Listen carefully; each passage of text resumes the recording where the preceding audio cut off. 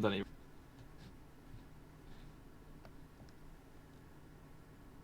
Any Can good? I can increase my volume on disc. Yes. Yeah. Turn Boar specifically up, and yeah, I have, but then he goes all static. Like if I have him two. I can turn myself up, but I know I'm louder now. How about now, chat? Say something. Should be louder now on your end, but I don't know if the static's back. Nice. We done? Perfect. Oh, we did it. We Goldilocks it. Sweet. All right, nice. Okay. We're ready to go. Yes. Yay. You've had this issue a billion times, Lorinda? Oof.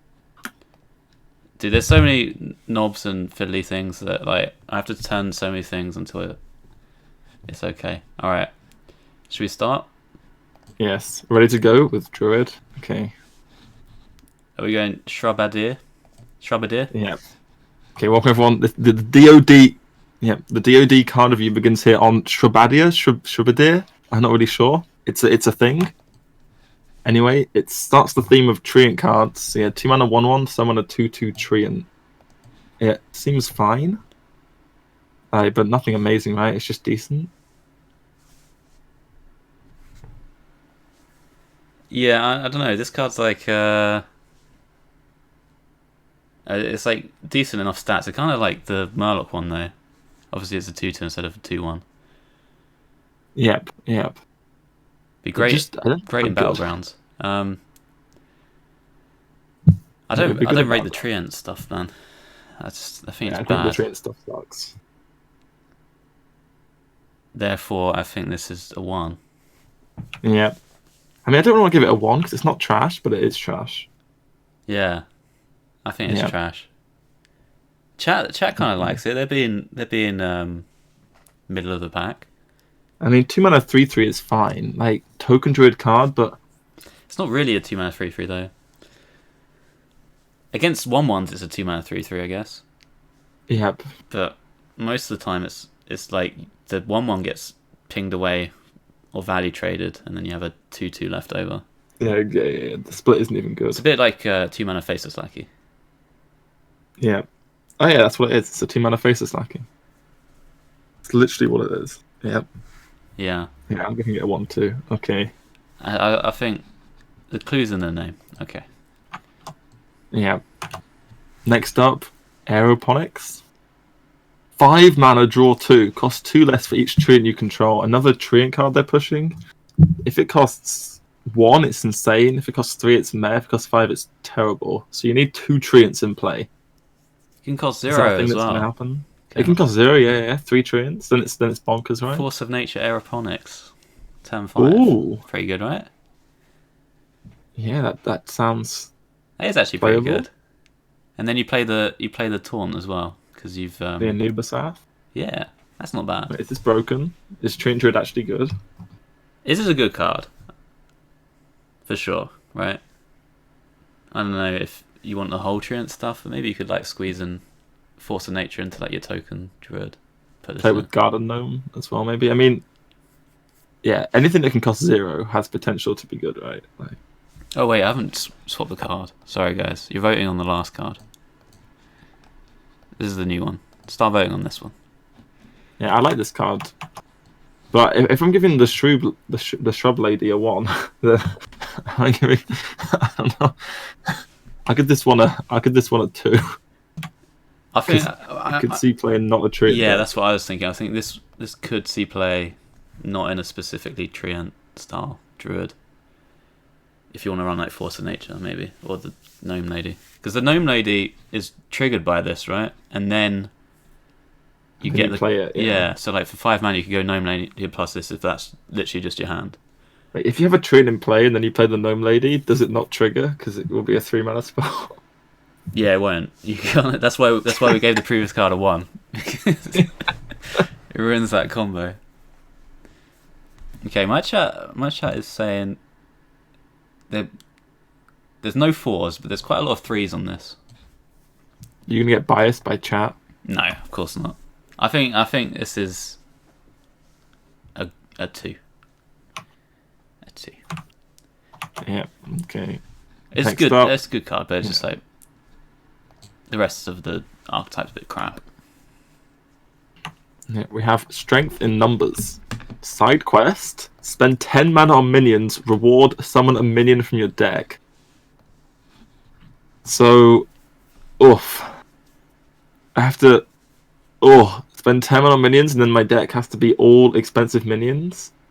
It's just, I think this is complete garbage, because if you have to have like cheap minions to do the quest early, and then if you have playing cheap minions, you don't even want to recruit one. Really, I like this card. Oh, and chat hates it as well. I think I'm really against the grain on this one. I feel like you could just play this in some sort of dragon deck, maybe. So you don't play that many early things. Like you want to just ramp and stuff. So you squeeze this one in, and then eventually you're going to get a free minion out of it. Like if it's in your opening hand, it's pretty good, isn't it? I agree. All the side quests are decent in your opening hand. The problem is when you draw into them on like turn 5, 6, they're just completely dead.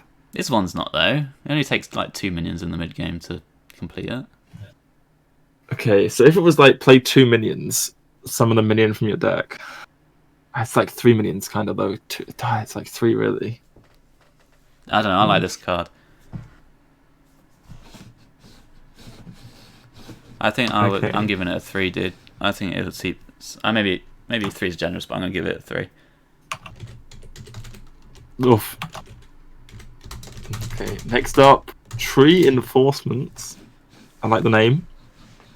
It's a choose 1 card. Give a minion plus 2 health and taunt, or summon a 2/2 Treant. So in Quest Druid, that's a 2/4 taunt Treant for 1 mana. Oh. Well, kind in of. regular Druid, it's just a tree. So the other one was the Faceless Lackey. This is the Taunt Lackey, right? Mm-hmm. Well, kinda, yeah. Is it good? Does it go in Quest Druid? Like, because they don't do anything on turn 2. You can play a 2/2 now. Do you want to play a 2/2? Yeah, because then you can hero power down any minion on the next one. It depends if it's aggro, right? Like, you don't want to be playing this card against like Warrior. No. How tight is a Quest Druid deck list though? It loses Kuhn now. Yeah. I think this is like if you compare it to Living Roots, the +2 health and taunt effect is way worse than the damage one. I think. Yep. It's very. You just don't have a yeah, you don't have a minion. It's like if you're behind, it's like really bad. But the damage effect always was quite good. I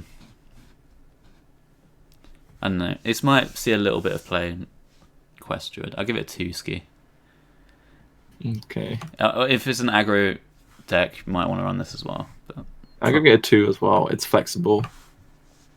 That's what makes it potentially decent. I mean, it's a 1 mana spell you can play with like Auctioneer Druid too, or you can play it on Pyromancer to buff Pyromancer's health, and then you can go off of that if that's the Druid deck, right? Pyromancer, Auctioneer Druid stuff. Oh yeah. Actually, I forgot to mention that. Yeah, it's quite good in that deck because giving Pyro plus health is really good. Yep. So that could be a thing. Yes. But that deck's never been good before, so I don't know. Probably not good, but like yeah that's a good application of the card. Yeah, Chat seems to agree with us on this one. Yeah. Not one good or meta breaking. Alright. Next up. Goru the Might Tree. I guess it's one word, Might Tree. Okay. Taunt Battlecry. For the rest of the game, your Treants have +1/+1. It's a 7 mana 5/10, so it's Ancient of War, basically, and it buffs your Treants the rest of the game. So you need to bring a lot of Treants, really. And then this card, I mean, it's good with lots of Treants, but how are you going to be playing Good Treants? fact. Yeah. It's an expensive card as well. 7 mana. Yep. It's kind of like the that Warlock legendary for the lackeys a little bit. Oh yeah. The 5 mana 4/4. Yeah. Obviously, you can spam a bit more Treants than you can lackeys, which is a benefit. Yep. I just feel like the Treant deck overall was not so good. Yeah, I agree. I think the card's just bad. It costs 7, like, and it's not like an immediate effect. Yeah. I guess it is an immediate effect if you have Treants. Yes. There's another payoff card, the 5-mana guy, which is a huge payoff if you have Treants, and that card sucks. Yeah, the 5-mana turn your Treants into 4/4s, exactly. It's quite similar to that in the sense of Treant buffs, yeah. Like, how many more Treants are you playing after turn 7? 5 twice for 1 card. Yeah. Is there a way to play like just this and the twin spell and like not have too many other Treant synergies? Probably not. Yeah. I don't think... I don't see it. Maybe... it's kind of good if you've sold a board, then you trade it, but never going to happen, right? Yeah, I don't see it. No. I don't see Treant Druid, so one's from I do like one the from name me. again. Goro It's the like Might Tree. mighty, but Might Tree, yeah. I like it, but it's kind of awkward to say. It is, yeah. But it's. I like they're doing a lot of tree puns. What's the number? 1 from me. Okay. Yeah. Next This up. is the one I'm going to open. Yeah, go for it. Oh, Imbigan. Yeah. 0 mana, give all minions in your deck +2/+2. They cost 1 more up to 10. Okay. Well, you were talking about this on my stream earlier when I was streaming a bit of Imbigan decks, and you had some thoughts on it. Do you think it's going to be good? I don't know, but I think the way I see this card, right? If you get it in your opening hand, it's not going to affect anything in your opening hand, right? Yep. So it only affects top decks, essentially. You can play it on like turn 1, and then it'll affect top decks. Then you want to have somewhat cheap things. But you can kind of rely on the cards you have in your opening hand to curve you out to like turn 4 or 5 maybe. And then you want to just be top decking good thing after good thing. So I feel like you want a lot of 3 to 5 cost minions, maybe. Yep. And they need to have like effects as well, because you fall behind as well. Because you have this card in your hand, like you need to have rush and stuff.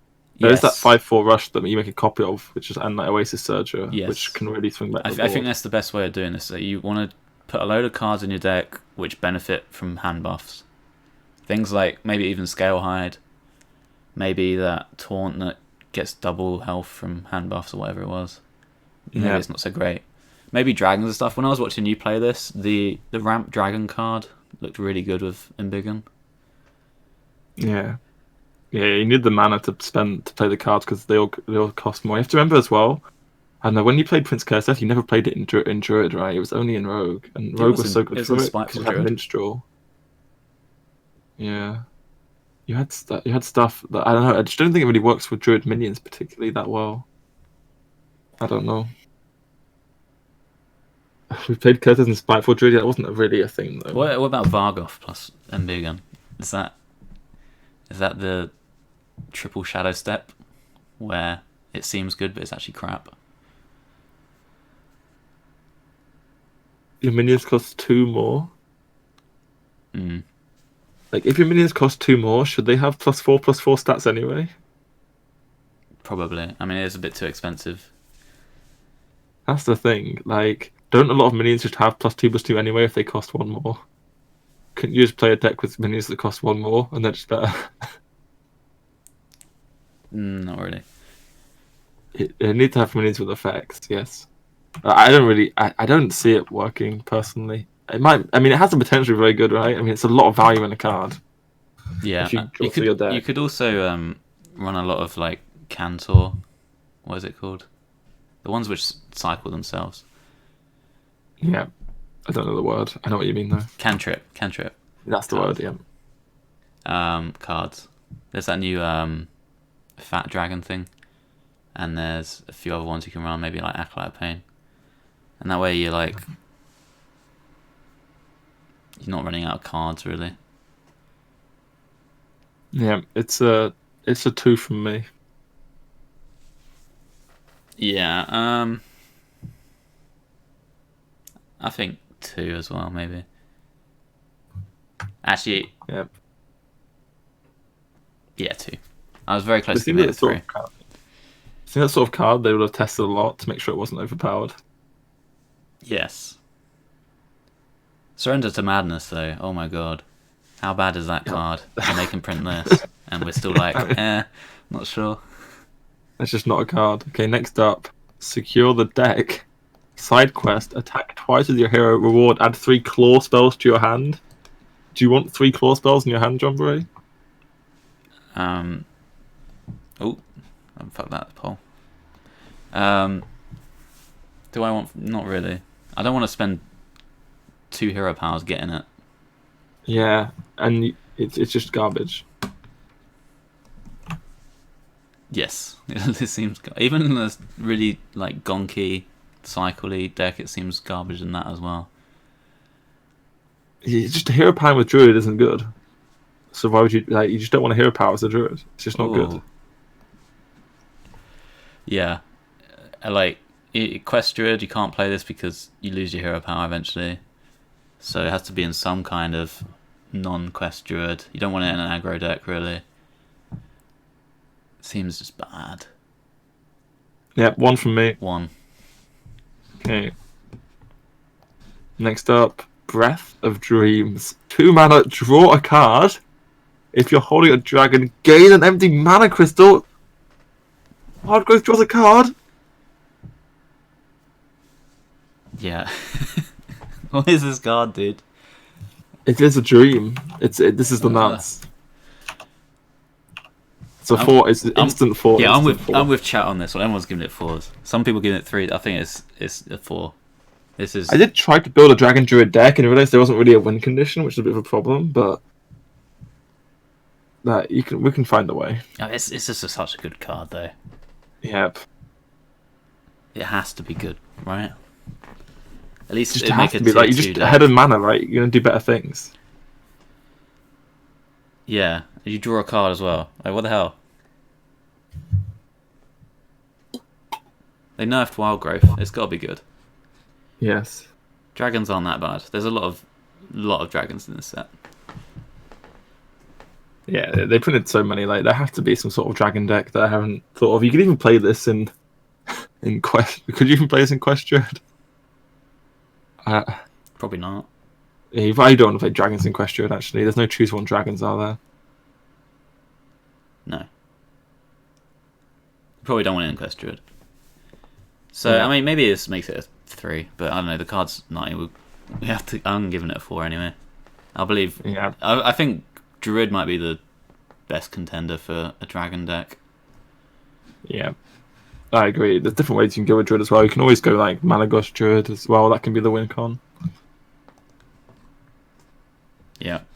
Alright, 4 from me. Yeah. Next up, another dragon. Emerald Explorer. 6 mana, 4/8 taunt. Battlecry, discover a dragon. So, it's a decent dragon card, right? Is it worth running though? 4/8 for 6 is okay. Taunt, like it's a good stat line with the Battlecry. It's decent for its mana, I think. Yeah. I mean, if you're running Dragon Druid, this has to go in it. It's just good. Yep. Defensive. When you've got a high value card, having it be defensive as well is really good. Especially when you've ramped as well. Yes. Seems a really solid card. I don't think it finds its way into like other Druid decks though. Probably just the Dragon It's not archetype. gonna be played in Won't be played in Quest Druid. So I mean, there's worlds where the previous card sees plays in some decks where this doesn't. Like if you want to try and go for like some sort of ramp package for another win con, maybe. Yeah. So I imagine I can give this like a 3. Yeah, I'm giving it a 3/2. Sweet. Yeah. Then there's the Druid legendary minion. Yesera Unleashed. Battlecry, shuffle 7 Dream Pools into your deck. When drawn, summon a random dragon. 9 mana, 4/12. 7 random dragons. That's a lot of dragons, dude. Too many, maybe. It's a very slow card, right? But Too many? no, it's not too many. It's also kind of nice, like against control, that like compared to King Pharaohs, it's a little bit staggered in terms of the threats, so you don't get completely screwed by a brawl. Yeah, they come one at a time. But the downside is they don't get to attack when they're summoned, right? Yeah, you don't know exactly when they're going to summon, right? Because you're going to draw cards, and they might summon, they might not summon. Like, compared to Nomi and King Phaeorus, it's slower. Like, even if you had no cards in deck and you played this, you still have to wait a turn for you to draw a card, and then they're still not going to be able to attack until the turn afterwards. So that's real slow. Yeah, but is it better than those cards? I mean, it's nicer that it gets discounted by the 4 mana 5/4. Oh yeah, can cost 7, right? Yeah. But it's way slower in like any tempo matchup, or even against control. It's really slow. Yeah, it's also not like Druid has amazing draw. If you're not playing Quest, Nourish for 6 is really expensive, and then 7 mana draw. Oh, yeah, you have 7 mana draw 5. Well, is that going to be the draw card in Dragon Druid then? I don't think so, because the dragons are really expensive. So like, Yeah, you play that card, that's an issue. you can play like one card at a time afterwards. So if you can't play card draw, is this even good? I don't know. I don't like it that much. The only thing that I think has potential for it to be good is the 4 mana 5/4. That makes it cost 7. It's just a really nutty high roll. Yeah, I mean, this could be the win con of a Dragon Druid deck, potentially. I mean, it's just so much value if you end up playing anything grindy. Yeah. Like, the benefit over like Nomi and Phaeorus is that it's a dragon. So it is like, even if it's weaker than them, like, you might have to run this just because it's a dragon. Yeah. I'll give it a 2, I think, because I was probably going to go in that deck, but I just don't think it's that great. I give it a 3. It might just be enough at top end, just to be enough. You can just play like anti-aggro almost, and then have that to be good enough against some control stuff. If you're playing Floop as well, maybe. Sure. I don't know. Sure. Okay, that's Druid. Druid done. Yeah, Treants and Dragons seems quite meh. Yeah, I mean they sprung all this Treant stuff right at the end, and everyone was disappointed. Yes. Yeah, it seems a bit meh. The dragon stuff seems it could be playable. Dragons are strong, yeah. Dragons are strong. The other stuff doesn't seem great, but maybe we'll be wrong. Quest Druid didn't get much support. Got nothing. Tree Reinforcements, yeah. Yeah, and even that might not even go in. So, yeah, Druid might not change much if this dragon stuff doesn't end up being good. Maybe there's some room for aggro decks, 'cause there's a few aggro cards put into the metagame, but probably not. Yeah. Is it Hunter next? Next up's Hunter, yeah.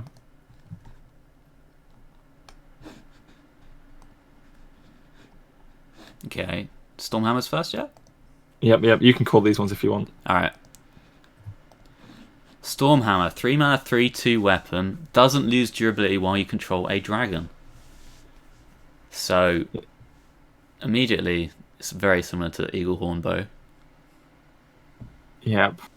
Although this is way easier to take advantage of the durability, I think. Yeah, like if you have a dragon on turn that sticks from turn 2, right? Like you play Fairy Dragon, you can just start swinging, and you can just keep on swinging face. I think it's definitely stronger than the Eaglehorn Bow. Yeah, for sure stronger. Like, Eaglehorn Bow, you have to be on 1 durability waiting for them to proc one of your secrets, which doesn't happen a lot of the time. Yeah, it seems like a great face card.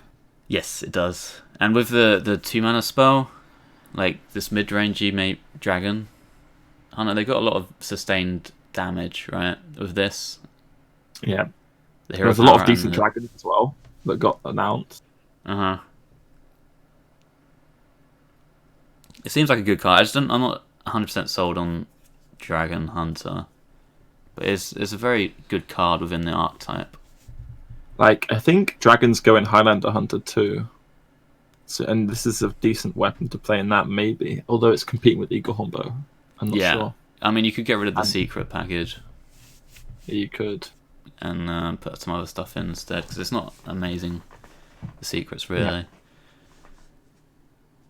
So I could see it in the Highlander decks as well. I think it's a good card. I'll give it a 3. Yeah, I think it's pretty strong too. I think it's one of the best cards in the Dragon Hunters archetype. I'm just not 100% sold on the archetype. Yeah.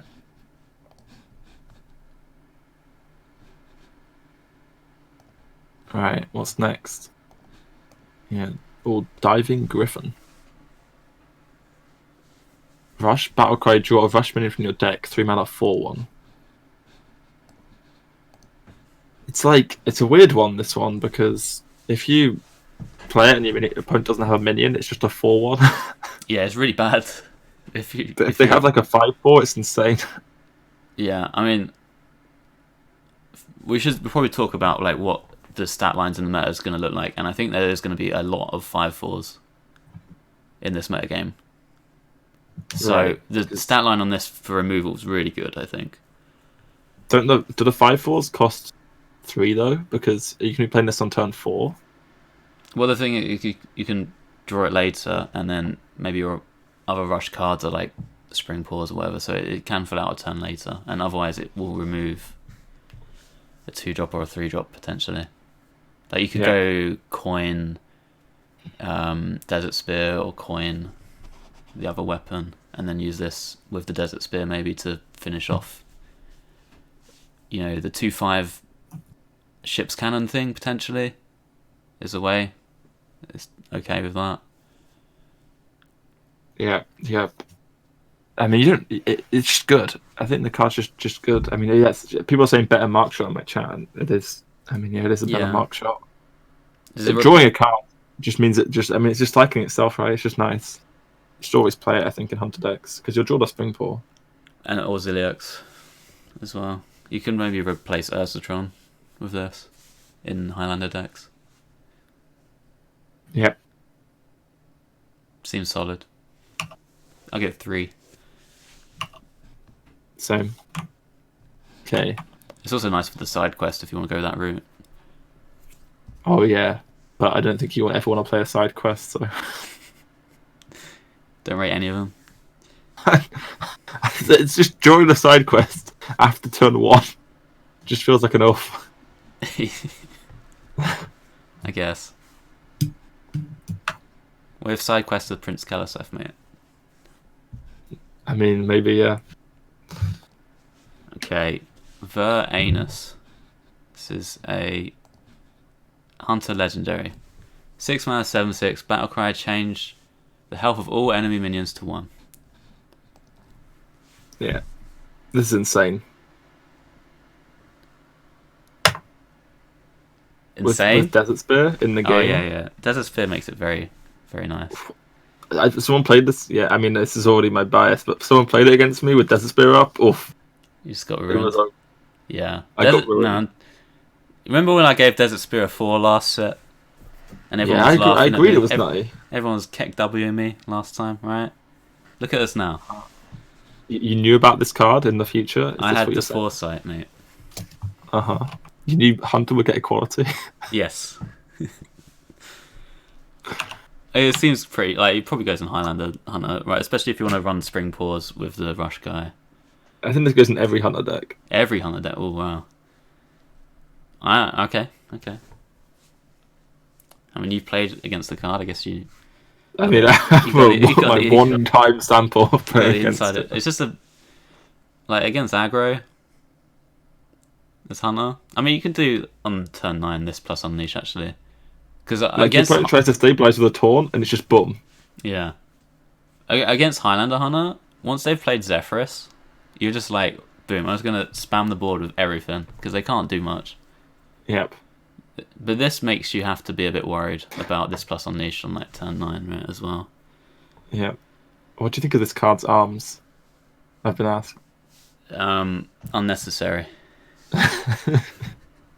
Seems like they don't do much. Yeah. Thank you for the sub, Archduke of Chaos. Welcome. Yeah, it just... What number did you give it?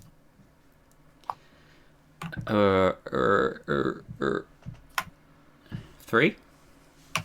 Okay. I mean, you've hyped me up with that one game where it ruined you. So. I mean, I think it's completely... It's the 7/6. The opponent's board just disappears. Oh my god. Yeah. Yeah. But what if you're behind though? You don't have a Desert You Spear. have Desert Spear. What if you Boof. don't have it? Because you're a Unlucky. Highlander or something, because you only got one of them. Yeah, that's just unlucky, I guess. Yeah. Better luck next time. You don't play it, I guess, then. Okay. Yeah. What's up next? Clear the way. Chat thought it was Fringe, by the way. Fringe? Fringe, yeah. Yeah, Two's good, the 'cause best from chat. Yeah. Well, I wouldn't want to agree with chat because then I'd probably be wrong, right? So True, yeah. I'm using Yeah. chat, and then once they've casted all their votes, I kind of like divert away just from do it. the opposite. Yeah. Clear the way. Side quest: summon 3 rush minions. Reward: summon a 4/4 Griffin with rush. 1 mana 4/4. PogChamp. And it's tempo all in one turn. So if your opponent's like a removal heavy deck, it's a bit harder for them to deal with it, right? Yep. Like if they're playing Eviscerates or whatever, then they're starved for mana. Can you name 3 rush minions in Hunter? Springport. Yep. Springport 2, the second half. The 4/1 rush. And I'll give you a bonus one, right? Oh. Desert Spear. There you go. Oh, does that work? Oh, I guess that Yeah. works. Yeah. I forgot about Desert Spear. You forgot about Desert Spear, even though that's all we've been talking about. I forgot it did this quest. That's what I meant. Right, okay, yeah. Well, I mean, Desert Spear itself activates the quest. Yes. I mean, I didn't think about that. But just because Desert Spear does the quest by itself, does that make the quest? Yeah. Does that make the quest good? I think this is good. This is one of the better side quests, I think. Yeah, it's actually quite nice because what you want to do with Hearthstone is like bank your mana for future turns. Yes. Sometimes, and this is like an actual way to bank your mana. Yes. That's what I like about them.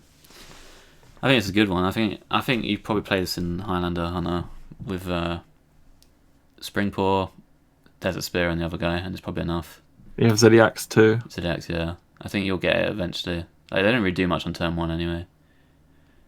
Just have this in opening hand. Seems nice. It's just nutty if you complete it. Yeah. Okay. I'm giving it a 3, mate. Yeah, I was going to give it a 1, but I'll give it a 2 now. Convinced you. Yeah. Chat is more in tune with what you said, but somebody gave it a 4. Madman. Oh, but they put a kappa next to it, so I don't count. Oh. Okay. Corrosive Breath. This is a 2 mana spell. Deal 3 damage to a minion. If you're holding a dragon, it also hits the enemy hero. What do you think? Bonkers. This, and then they have the weapon as well in the full dragon deck. It's just infinite damage. Yeah, they just so die. much damage. Like if you have to, if you're playing enough dragons, you have a dragon in hand. Like it's so good that it like just. I almost would play 2 mana deal 3 face. If I was playing this aggro. Yeah, deck, I mean they had quick shot, right? And then that went face a lot of the time. Exactly. This seems really Do you good. have enough dragons? Is basically the question because it's not great without a dragon. Yeah. I mean, it's not terrible. It's like a bit of removal. It can work. Like if you don't have the dragon in hand. Obviously, you do need to run dragons in the deck. There's the 3 mana guy, which is decent enough, I think. There's the legendary. I think you can probably fit enough in to make this good. It seems like a really good card. I mean, Cobra Shot was 5 mana. And it wasn't actually the worst card in the world, to be honest. So, because this is just good. It's so much reach. Yeah, it all adds up. I'm giving it a 3. Yeah, I go 3. I think it's a really strong card, but it's just like the conditions a bit restrictive. Yeah. Chat thinks it's a 3 as well. Good job, chat. Okay. Primordial Explorer. 3 mana, 2/3 poisonous. Battlecry, discover a dragon. It's a dragon as well. Yeah, so Emperor Cobra discovers a card now. Yeah. I mean, it seems decent, right? Do you know what I like about this? You know that there's that card that we're going to talk about way down the line, the 5/4, which summons a copy of itself on one of your tokens or whatever. It can't value trade this. Yeah, I mean, this is like Stonehold Defender. Yeah. This seems good to me. Like, as well, someone was played this against me in Highlander Hunter, and then they just discovered the 9 mana Highlander card. Oh, God. And they played that on consecutive turns against me. That's pretty gross, yeah. It's a lot of value, this card, isn't it? And it's like, it's never going to do that badly on board, right? Yeah, I mean, exactly, because it's got poisonous. Like, it just trades the minion. Unless it dies to, like, backstab plus dagger or something, like, that's exactly 3, which is a little annoying. But then that's, like, the same thing with Ursatron, kind of. I mean, Ursatron, you'll get a bit better of a reward from it, but you still get something back if it does get killed. And there's, like, there's some 4-cost dragons you can discover as well, right? Yeah. You get Twilight Drake, you can get the 5/4 with can't be targeted or whatever it is. There's a few ones you can just play on curve. Yeah, it's a 3 from me. It's just good. Activates the dragon cards. It's really important. Yeah, like, yeah. I'll give it 3. Because it discovers 2. Okay. Damn, Hunter's getting some good ratings here. Not sure you want Twilight Drake in Dragonheart. Yeah, but it'd be just a nice thing to discover from this. To get a Twilight Drake. Just for your next turn.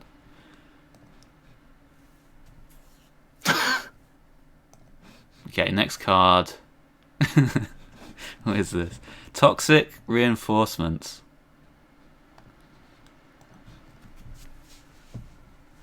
Side quest, use your hero power 3 times. Reward, summon 3 1/1 Leponones. So it's like you play the quest, you hero power 3 times, that's 6 damage. 3 Leponones, that's 6 more damage. You're almost there. You are actually. You get your random Khadgar somehow, and then bam, Khadgar, yeah. And then you play Necromaniac, yeah. Oh yeah, double it up, cash in. I mean, you do hero power loss, huh? Is there a smart counter you could run this in, like around and play this around like turn 5? The problem is you draw it, and it's like you only have 2. If you have 2 turns left in the game, you can't play it right. Yes, true. That is true. And like even with 3 turns left, they don't die like the turn they come out, right? They it's don't. Like 4 turns for them to die. Yeah, that's a good point. I mean, this card, it's got to be trash, right? Yeah, the 1/1s get a 1 from me. I don't think like smart decks aren't that good anymore because like the tempo decks can just counter leaf you too easy. Yeah.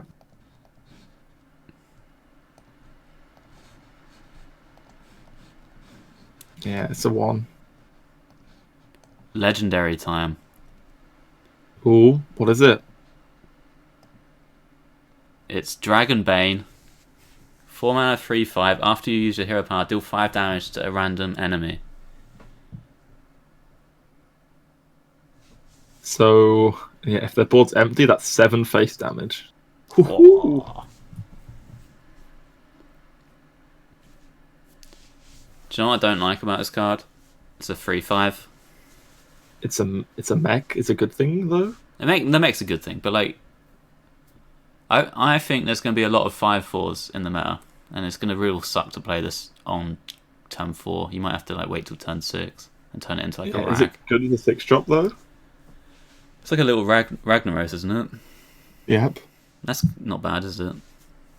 That's what I'm thinking about. Yeah, it's a little rag. This seems good to me. I think it's really a 4 because there's so many rush minis around as well.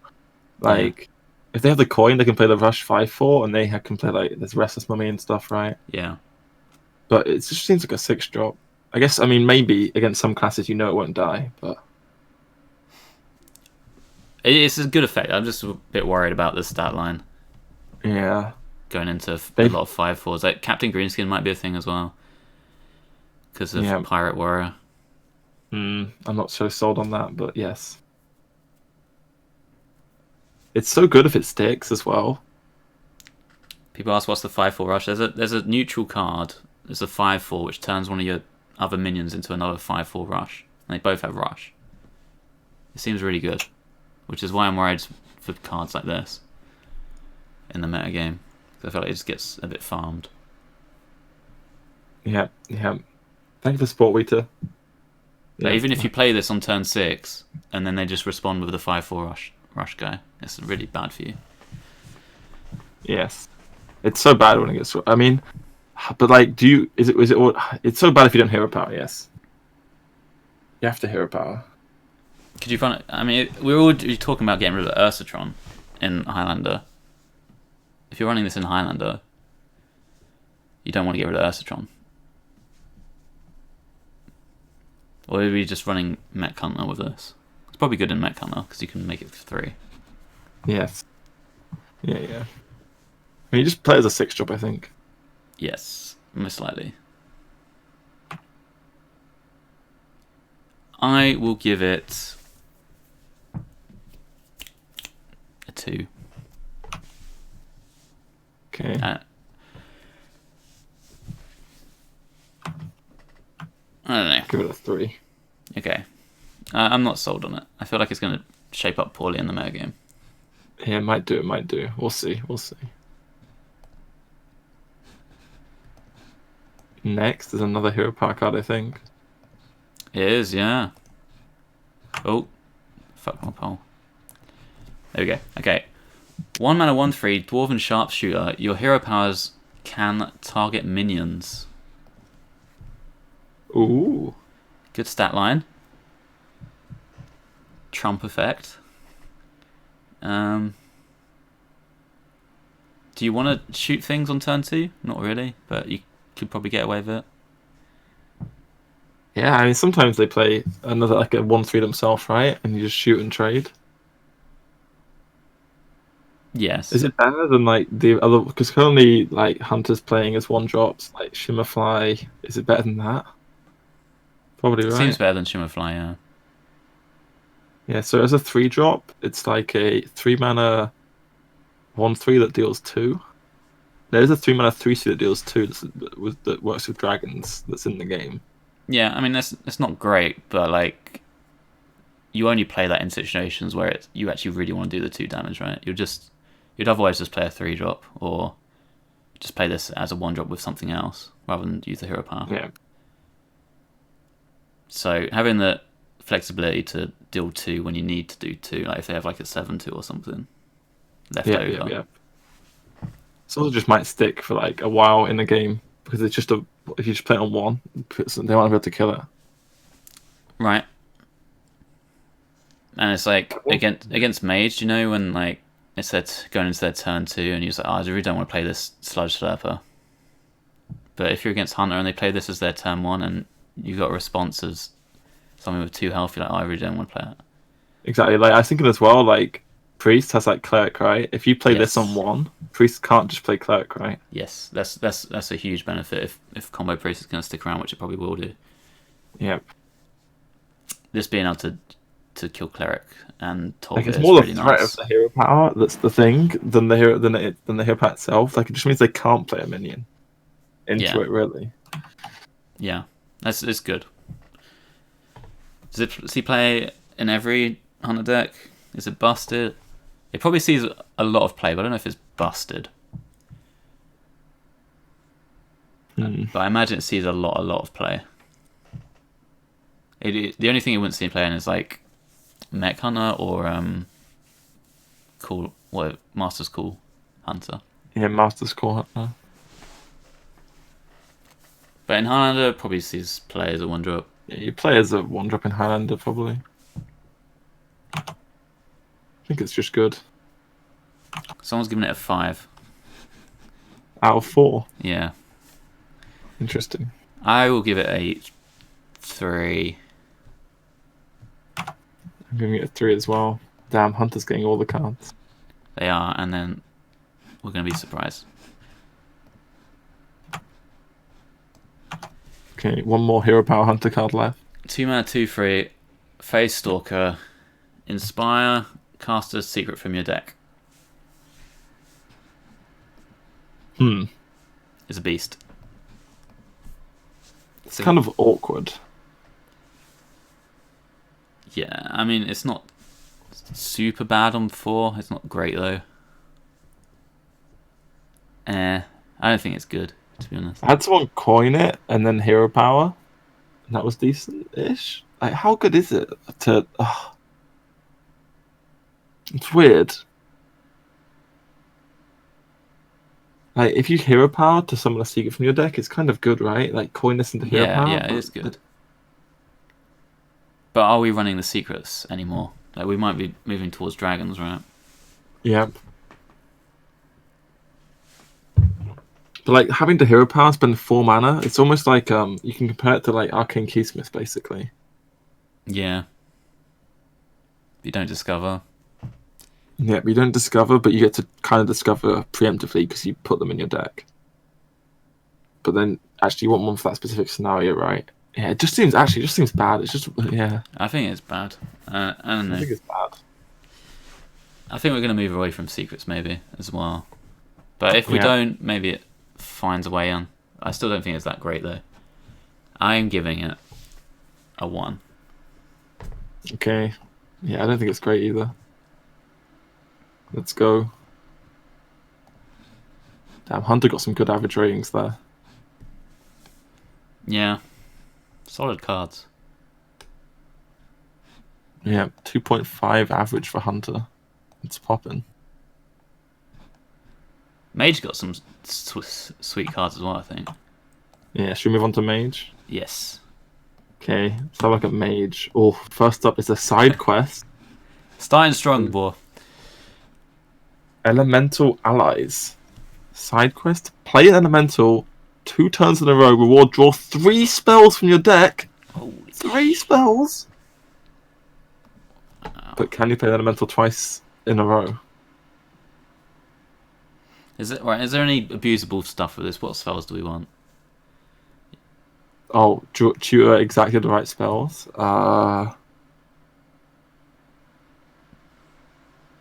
Evocation. It might be one that you can abuse. Evocation, Conjurer's Calling. You can draw the 1 mana, deal 4 because you've just played an elemental, so it'll be active. Yeah, That's Arcane still a Breath. card. Wait, not Arcane. Wait, no, that's not the one. What is it? Oh, another spell you mean. It costs 4 mana, yeah.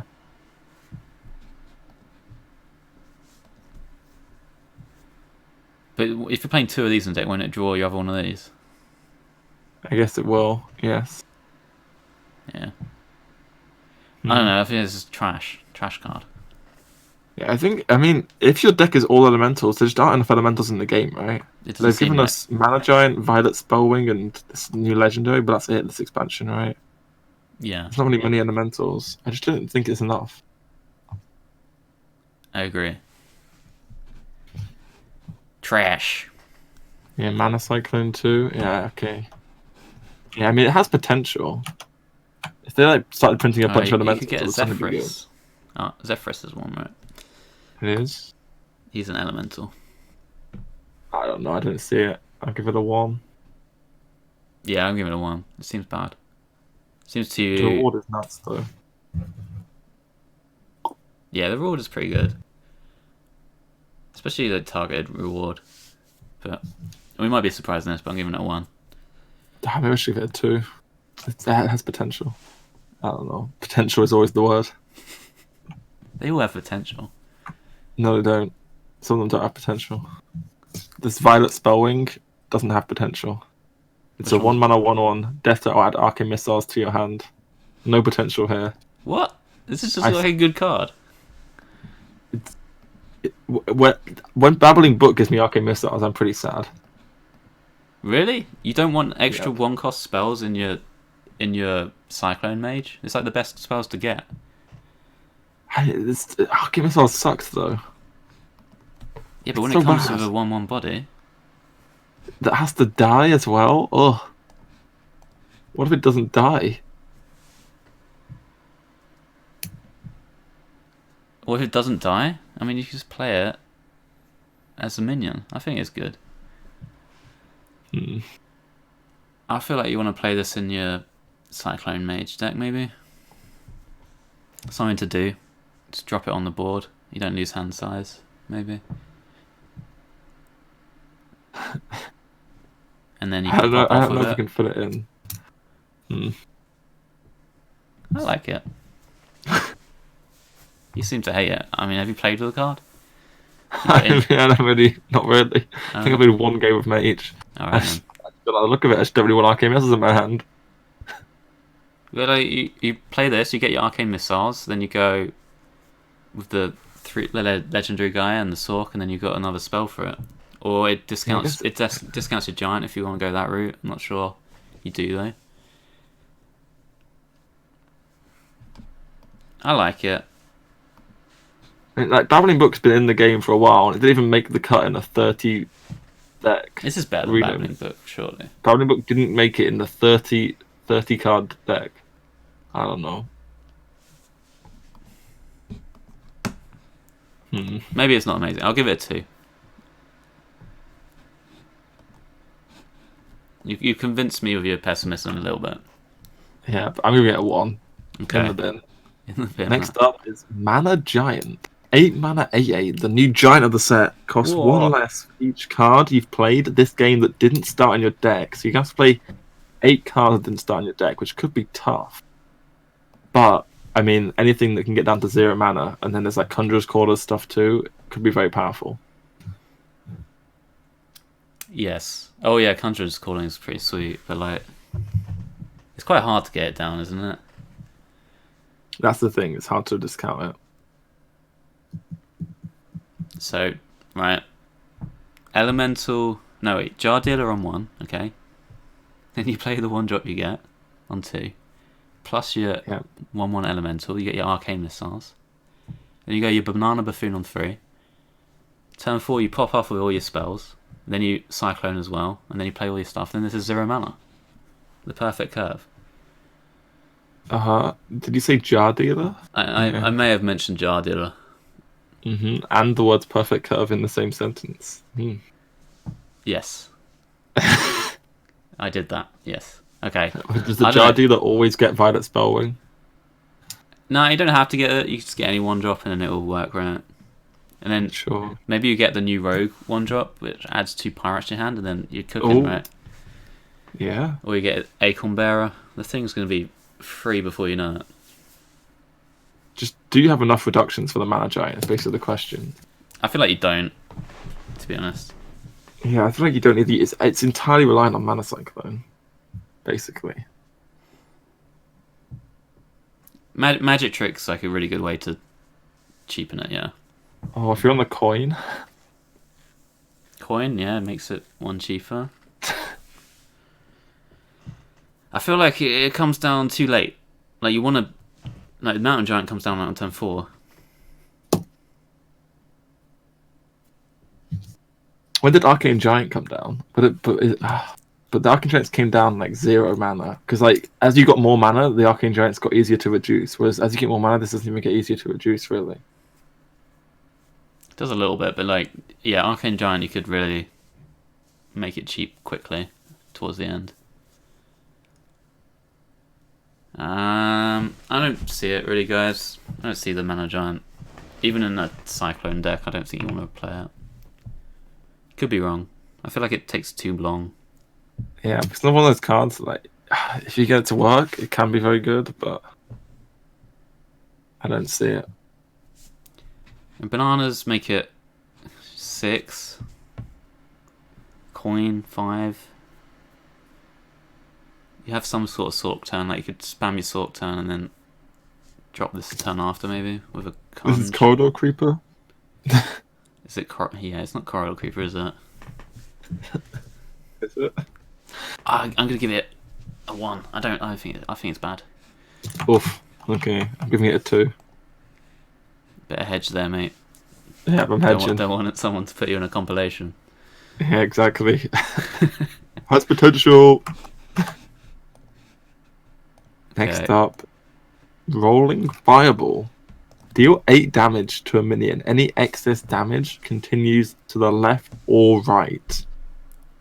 So this can clear an individual big minion, and it can clear a wide board. Does the flexibility make it playable, or does it not deal enough damage?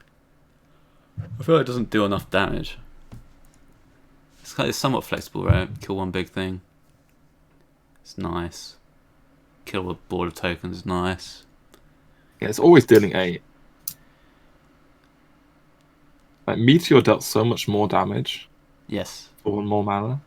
Is this better than Explosive Shot? By how much? It's better than Explosive Shot. It is better. For sure. It is better, but by how much? Because Like, that card's they never seen quite a play. lot better. Yeah, it depends on if they're playing. It depends. It's like it just depends on. As with all these AOE clear effects, it depends on the meta, right? Right. If people are playing tokens, I mean, you could play this, but then you also have Blast Wave, which is just a mage card. I don't But think this is, this like, makes the flexible. cut, to be honest. I don't think it's very good either. You can't play it on curve. Okay. I just don't think it makes the cut. And you can position around it, maybe. Put your biggest thing in the middle. Yep, and then it's random if it goes left or right. Yeah, I don't know. I think it's bad. I'll give it a 1. So I don't think it so even 1 makes the for cut me. in Reno. Yep. Are they firefighters on the image, by the way? Or are they just people? It looks like people just been firefighter, but I can hardly see. Whatever. I think they're people. I don't think they had firefighters as in World of Warcraft. In this place, it just looks like they were wearing firefighter uniforms, but I don't know. It's hard to see. I think they just have like gold Anyway. armor on or something, or just clothes. Next up is Inkmaster. Dragoncaster. It's a 6 mana 4/4 battlecry. If you're holding a dragon, your next spell this turn costs 0. Whoa. Whoa! The card that got nerfed to 7 mana now costs less than 7 mana, maybe. True. Or Galaxy, yeah. Flame Strike with this too. Does this go in straight into your dragon decks? Straight in the Reno Mage?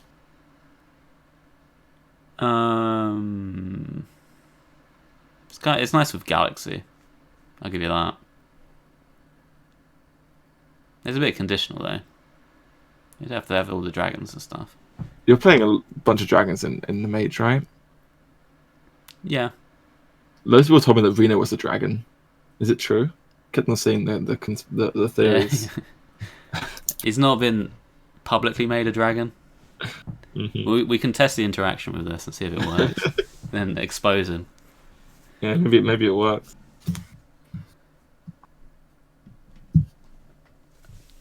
I don't know. I'm not sure that you need this card. It's really good with Galaxy because you want to do Galaxy. Yep. You can play it with Yogg's box. I want to play the side quest in Reno Mage though. It doesn't work with it.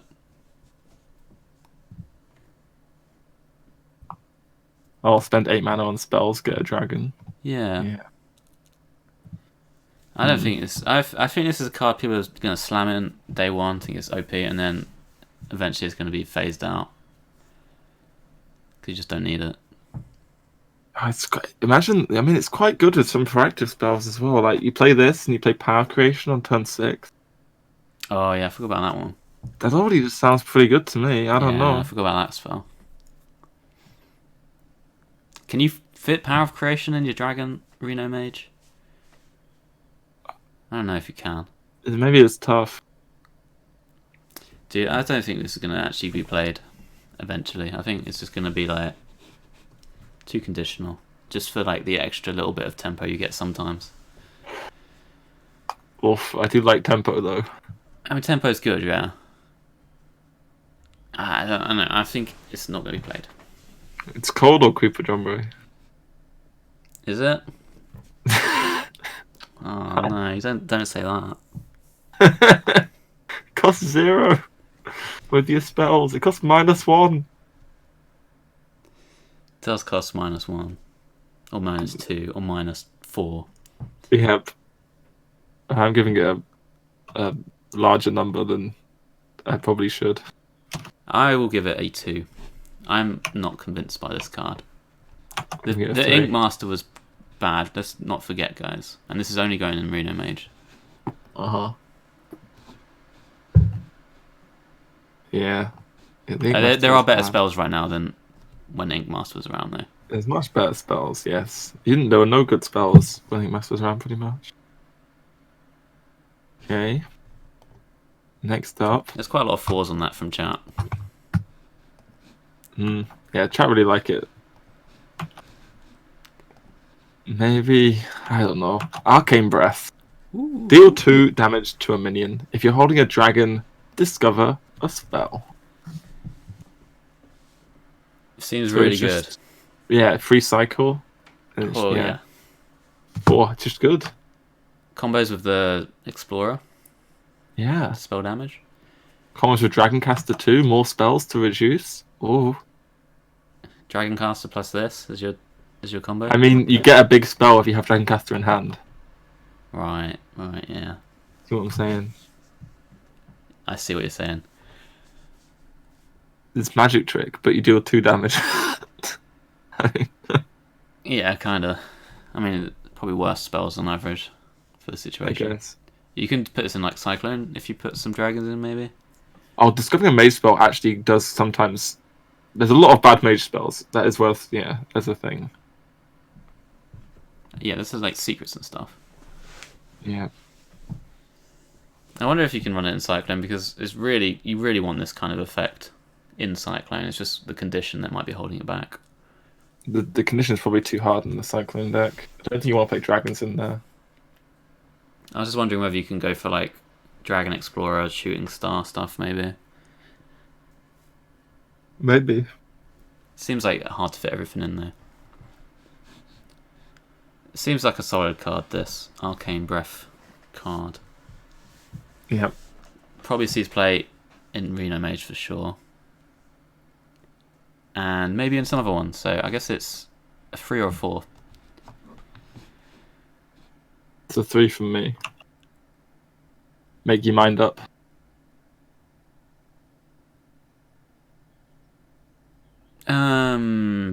Three?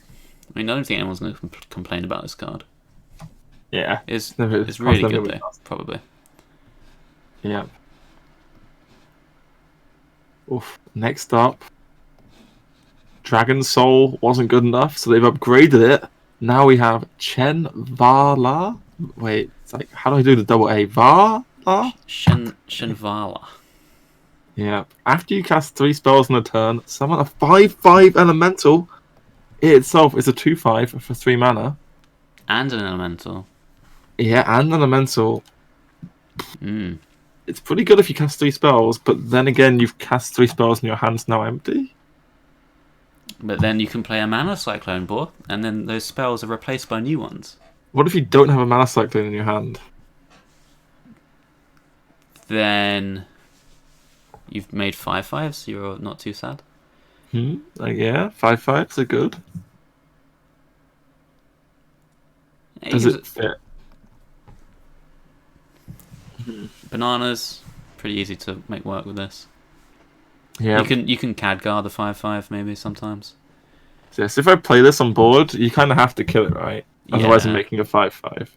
Yeah, and like you can't just develop into it because you get Ray of Frosted and then cry. Yes. Seems like Ray of Frost. There's a lot of twin spell stuff. Yeah, there's a lot of spells that like create a spell in Mage. change pole. I think the card's quite strong.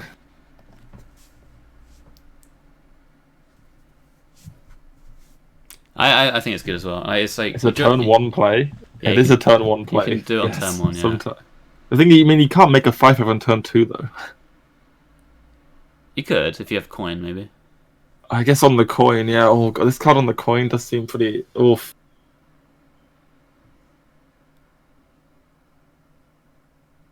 It's pretty easy to just even go like this coin, double Ray or something. I mean, I like Turn 4. I like it. It's good in the Cyclone Mage. Was he playing like the Reno Mage? I don't think so. No, right? I don't think in Reno. I think Cyclone So it's is the only. specifically home the for it. Cyclone. I don't think the card's busted. I think it's strong.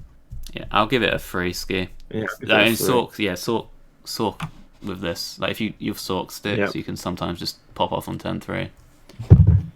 Big high roll potential. Yeah. Like You can make a even board of just 5/5s, like you were saying, even just dropping it, it's a threat that they have to kill, so they might have to abandon their curve plays for like removal, which is something you don't really want to be doing a lot of the time. So this got that benefit as well. It is a pretty crappy stat line after turn 3. Like 2/5 really sucks to bigger minions, but yeah. Chat is completely split on this one. It's pretty much 25% on each category, to be honest. Oh, we'll see. Most controversial card so far. I'm giving it a 3. Yeah. 3s all around. Nice. Okay. Next up, Malygos. Aspect of Magic. Battlecry. If you're holding a dragon, discover an upgraded mage spell. So this gives you better versions of current mage spells. So Arcane Intellect draws 4, for instance. Fireball deals 8, I think. Flame Strike does 8. 8. Wait, I think Fireball might do more than 8. I'm not sure. Anyway, they're all upgraded. You can see them somewhere. Does Fireball do 10 or 8? Chat. Does Maybe anyone it's know? 10.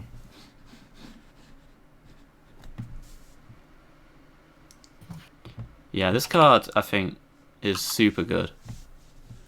The Polymorph one seems nutty as well, and the Frost Nova for tempo, and the 0 mana Frostbolt. Like you're gonna very often get a tempo option, right? If you don't want to just go greedy with it. I have the spells. Yeah, Malygos Frostbolt, 0 mana. The Fireball deals 8. Yep. It's Yeah, got a huge Nova. butt as well. It's so flexible. 5 mana for 8 health. Obviously the attack's a bit bad, but like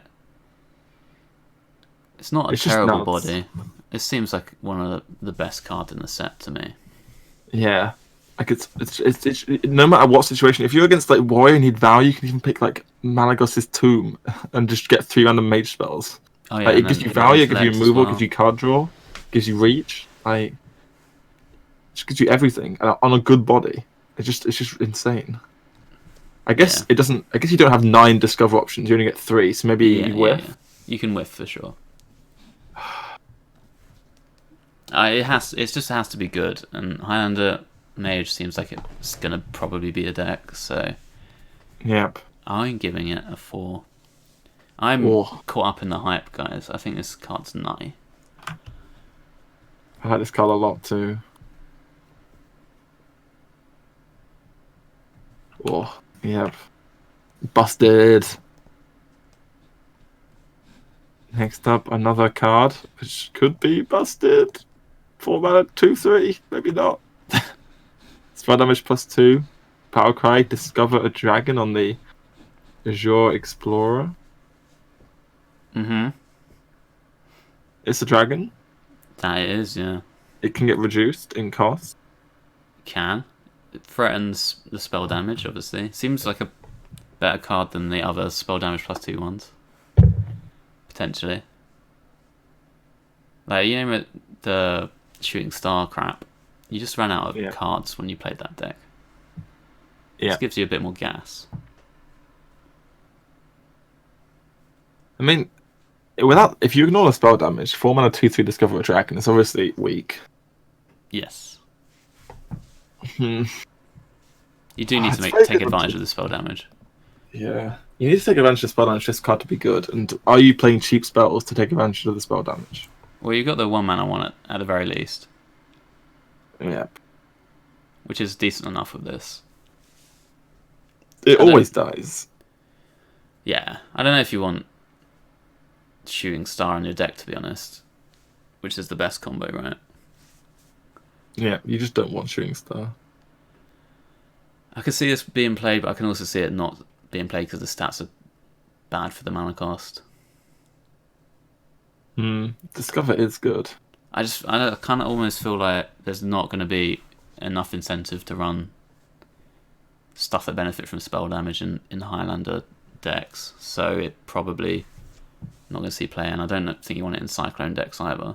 So where's it go? Yeah. I think it's okay. It's like I'll give it a 2. Might be a 1, but I'll give it a 2.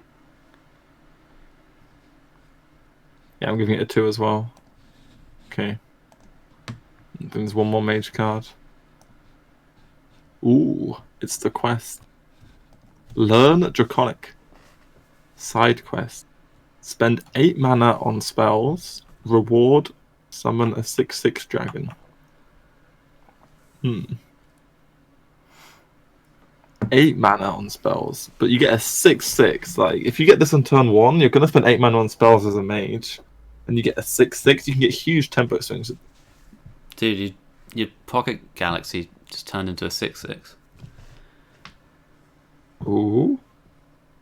Play us a turn before Pocket Galaxy. You're talking about a 6 mana 4/4 discounting. This is 1 mana, right? Makes I sense. mean, the 6 mana 4/4 costs -4, but yeah. Yeah, actually true. This I don't know what I was costs going with 1, that, so- but this one seems good to me.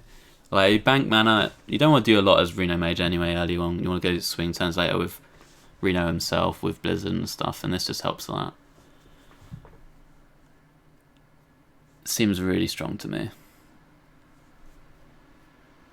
It's not even that hard to like activate later on either. Like if you top deck it. Yep. I think it's just good. But I mean, if you'll be playing a lot of, I don't know. It's just, like if you draw this in the late game, it's going to take you 2 turns to activate. Yeah. I mean, it sucks there, but like it's just such a high roll to have early on that I think Yes. makes up for it. Yep. Like, you know how annoying Blizzard is, right? Imagine it comes with a 6/6. It's like, oh my god, lost Just the swings game. the board. Yeah, it swings. It's so hard. Yeah, I do like swinging the board. And we are going to be playing expensive spells if we're playing the dragon. But it doesn't work with the 6 mana 4/4 dragon. Yeah, well, I'm not sold on that, but I'm more sold on this card. I'm giving this at least a 3. I might even push it to a 4 just to spice up the review a little bit. No. Okay, it's a 4 from you. There you Alright, go. we've done it. It's a 2 from me. See? 8 mana's a lot. I mean, it's not too hard to play. I mean, you might be a case where 8 mana is just a bit too high because you can't really do it with one spell. Like, if you play this early and then you curve out with minions, then it's still not going to be active when you Blizzard. It might be a problem. Yep. Okay, that's Mage. What did Mage get? Mage Change it got to an a 3. average- Change it to 3. Okay. Stop the presses. Mage got an average of 2.35. Whoa. Some decent stuff, also some bad stuff. I think Mage did alright this expansion. Yep. A lot of Highlander pushed cards as well, though. They seem to have gained quite a bit.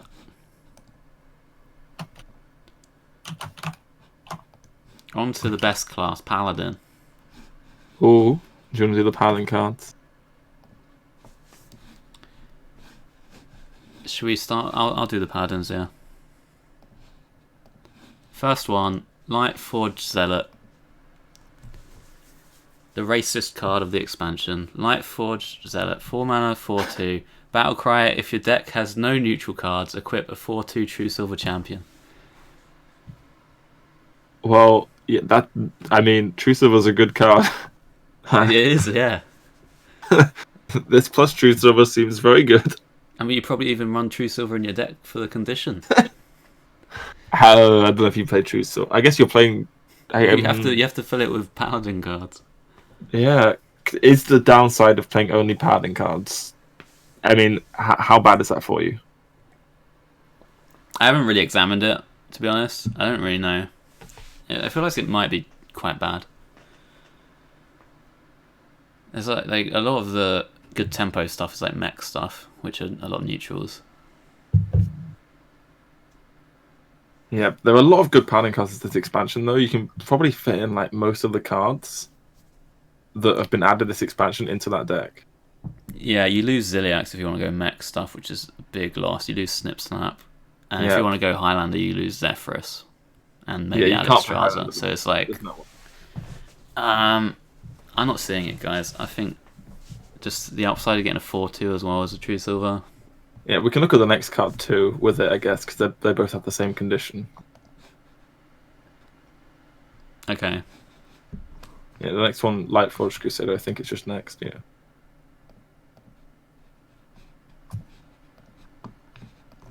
Yeah, I mean, 7 mana, 7/7, Battlecry. If your deck has no neutral cards, add 5 random Paladin cards to your hand. A lot of value of this. Yeah, it's very good too. Like that one, kind of. This one seems much better than the True Silver one. Like 5 cards is so many resources. Yeah, yeah. So if you're running this, you kind of want to play quite a low curve to dump your hand before you play it, right? Yep. Which might be possible. There's secrets and stuff. Maybe you don't want to run them. I'm not sure. Oh, the secrets suck. Yeah, that's an issue. Yeah, secrets up. Playing Secret Keeper. Probably not. Mechs without the big mech payoffs. I don't know about that. I just don't see it. Yeah, I don't think this Paladin deck works. But which means these cards are bad. Yeah, these cards. I just don't think the payoff's that great either. Of these 2 cards. Yep. It's like it's not like compared to the Highlander payoffs. It just seems worse.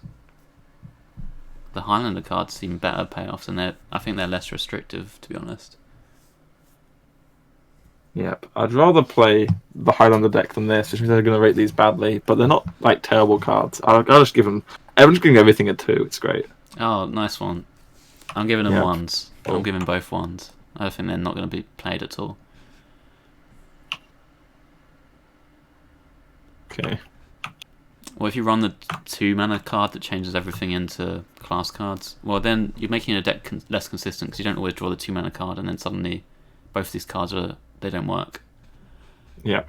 It's like Highlander decks. You don't really want to run 2-ofs, even if you've got a good 2-off option. Exactly. Okay, next card. Skyclaw. 3 mana 1/2. Your other mechs have +1 attack. Battlecry, summon 2/1/1 microcopters. Raid leader for Max. Yeah, but it comes with Minions. Couple of 1/1s. Pretty nice. And they're 2/1s if the 1/2 doesn't die. But it does die quite easy. It's a 1/2. It gets value traded, gets backstabbed, whatever. It's hard to protect this unless you're magnetizing onto it. Yeah, it can get buffed if you get the quest, which 5 minions give your minions +1/+1. It does work very well with that.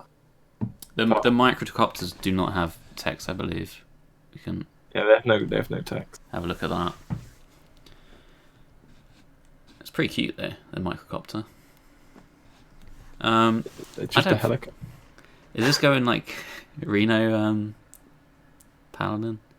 That one's quite a lot of mechs, and they do like to have mechs. One of the best things you can do with that deck is like curve out and then magnetize. This certainly will help that. Yep. Crystology draws it. Oh, that's true as well, yeah. Crystology drawing it's pretty nice.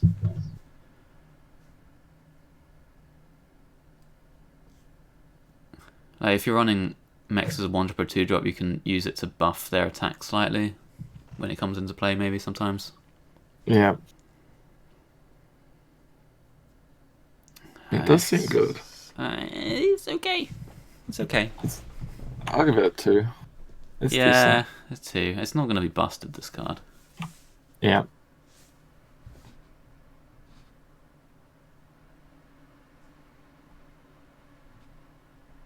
Meh. Yeah. Okay, Righteous Cause.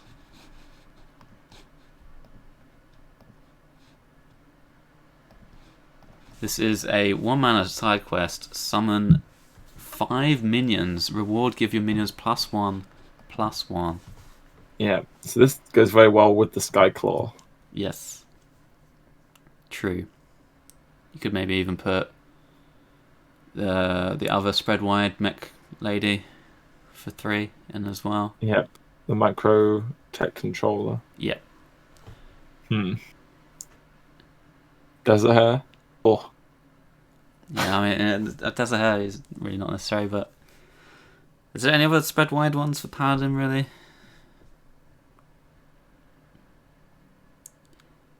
Noble Sacrifice. Someone tries to value trade you and just get them when you're on 4 out of 5. You get a 3-2 Noble Sacrifice.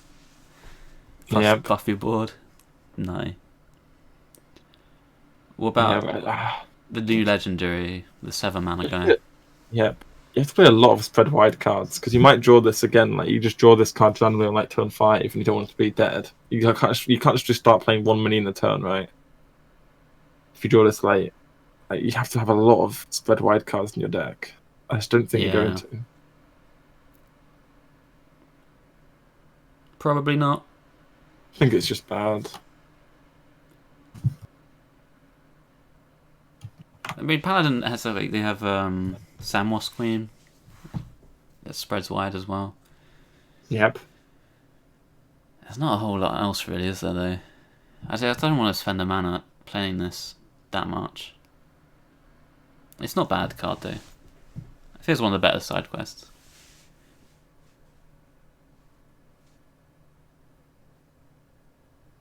It's like Power of the Wild, but you just do it before you play your wide tokens, which seems easier to me. Power of the Wild afterwards, it's harder to get the buff in. Power of the Wild is bad. It was only played in ridiculous Druid decks where you cheated mana so much that you could put it in, right? True, yeah. I don't hate this card. I'll give it a 2. Okay. I mean, you play this into Schumer, it's not bad, to be honest. Get a 2-8 and board a 2-2s, 7. Yeah. I think the card's decent. I just don't think it works in Paladin. You just don't spread wide enough, and you don't have the big payoff in Paladin for spreading wide. If it was like Shaman or Druid, where you have Raw or Bloodlust, right? Yeah, true. Payoff doesn't exist. I don't like it. I give it 2. I'm going to play around with this card. I'm not sure it's going to be good, but I'm going to enjoy playing around with it. Okay, next card. Bronze Explorer, the cute card of the set. 3 mana 2/3 Lifesteal Dragon. Battlecry, discover a dragon. So, with this card, it potentially allows you to get a bit greedy with your dragon deck with like hand buffs and stuff, because it's going to allow you to recover the life you lost by being really slow. This, along with the 5 mana dragon, you might be able to like take advantage of the slow cards like the legendary or the 3/5 dragon hand buff guy or the other hand buff guy. There's some potential there. It's quite good to stick buffs on this as well.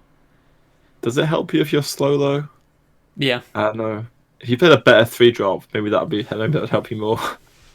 I don't think so. I've played a lot with hand buff cards, and like Lifesteal is one of the best things you can hand buff by quite a way. Yeah, I guess if you're getting Amber Watcher off that, it's really nice, because Amber Watcher's like great if you've fallen behind a bit. Yeah, and you'll be running that in your deck anyway, I think. Mm-hmm. It's a redundancy. It works nice with some of the buffs, like that 1 mana Sand Breath one. It's not bad on this. Yeah, I think it's okay. I mean, it's nothing amazing. It's like another Stonehill Defender-esque card. Yeah, the downside of it is just the stats bad. So like in terms of tempo, it's bad. Yeah, the Hunter got a poisonous version of this. They did. You could run this maybe in Hand Paladin. Little deck. It's not been the best deck ever, but this kind of effect would be good in that because it keeps your hand size big and it's defensive. Yeah, I'm giving it a 2. Yeah, 2 seems reasonable. It's Poison's better than the Lifesteal? It depends. I think Poison's better, but yeah. It does depend.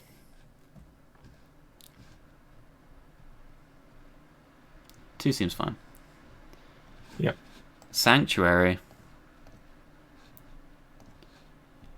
2-mana side quest. Take no damage for a turn. Reward summon a 3/6 minion with Taunt. Well, probably the most interesting card of the set. Perhaps, in terms of its condition.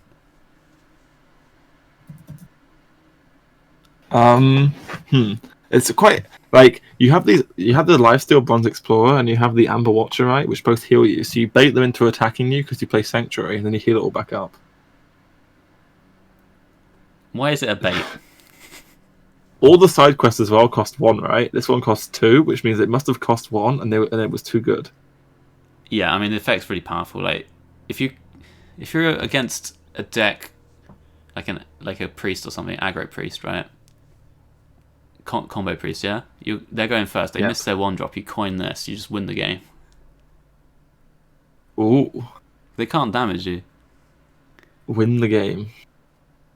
I mean, it's a lot of the time you won't take damage. Yes. In the early turns. Anytime they miss their 1-drop, it's really good. If you draw this on like turn 5 and stuff up, it's very, if you're behind, right, they're always going to deal the damage. If you're ahead, then they kind of have to clear your minion. They can't deal damage to you. It takes 2 turns to attack. You could also run it on a deck with a lot of taunts, which means is it good on curve? It's good if they don't have a 1-drop if you play it on curve, because. But if they have a 1-drop, it's unplayable. It's like bad, yeah. So it's unplayable. So it's like really.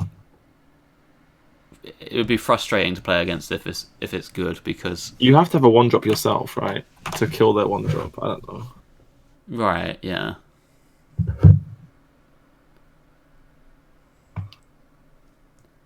It's a cool card. I mean, it just feels like a very swingy card, though. Like, if it goes off, you just kind of lose. Yeah, it's like Rat Trap.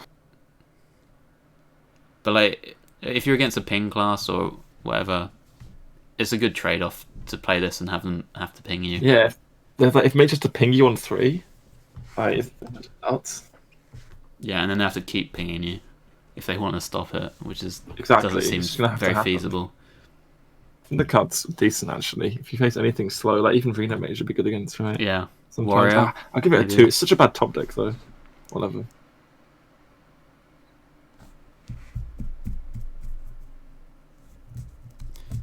Yeah, it's kind of bad when you're behind. I don't know. I'm giving it a 3. I think it's cool. Does it count your turns? No. It will have to be like the entire turn coming back to you. Yeah, David, if it counted your turn, it would just be a 2-mana 3/6. Yeah, that'd be very good. Yeah.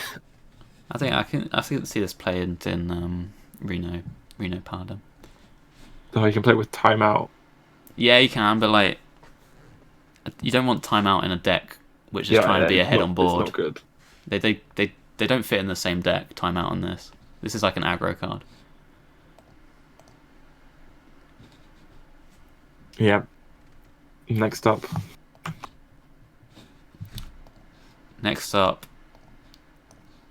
Antique Hillbot. Battle Cry, restore 8 health. Dragon. 4/6.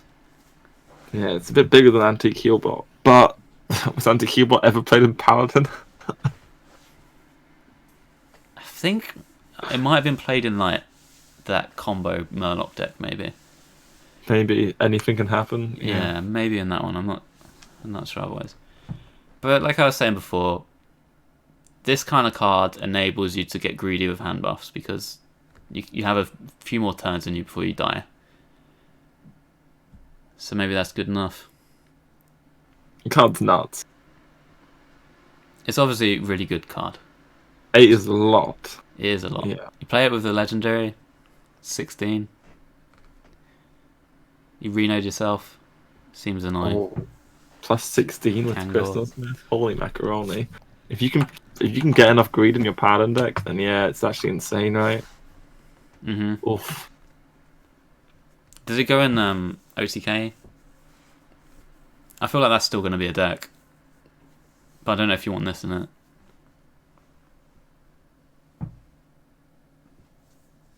You might just want it. You might do. It seems It's a lot of health. It is quite expensive, though, to get out of your hand.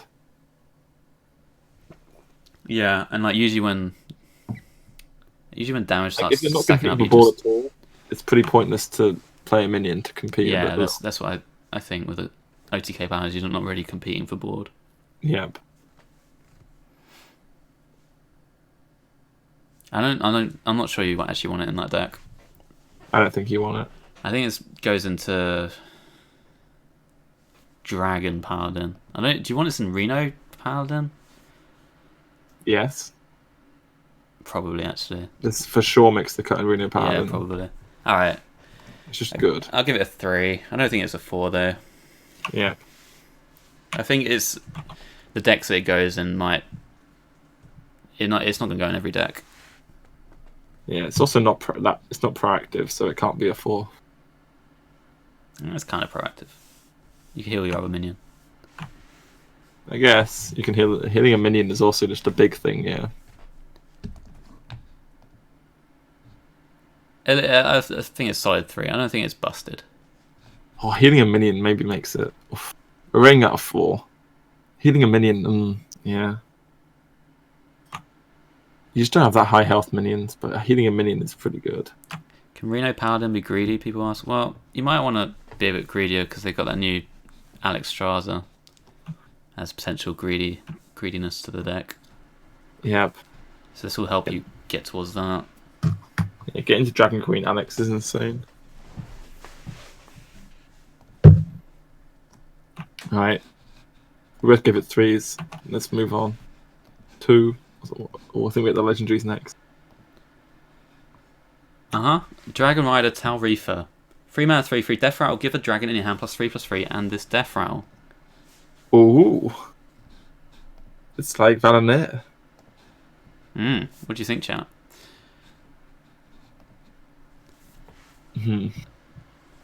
I think it's nuts. Oh, really? Nuts. I mean, there was a card that did in Hunter, do you remember? The hand buff card? Nope. Back in the mean streets of Gadgesan, that Hunter had a 3 mana 3/3 death rattle. Give any minion in your hand +2/+2. Yep. And that card saw no play. And they had that Kodo thing which shot things. Do you remember that one? Yes. Obviously, +3/+3 is a bit better, and it's repetitive, so this card's surely better than that one, but if we're going for a baseline of how good a card was, that one saw no play at all.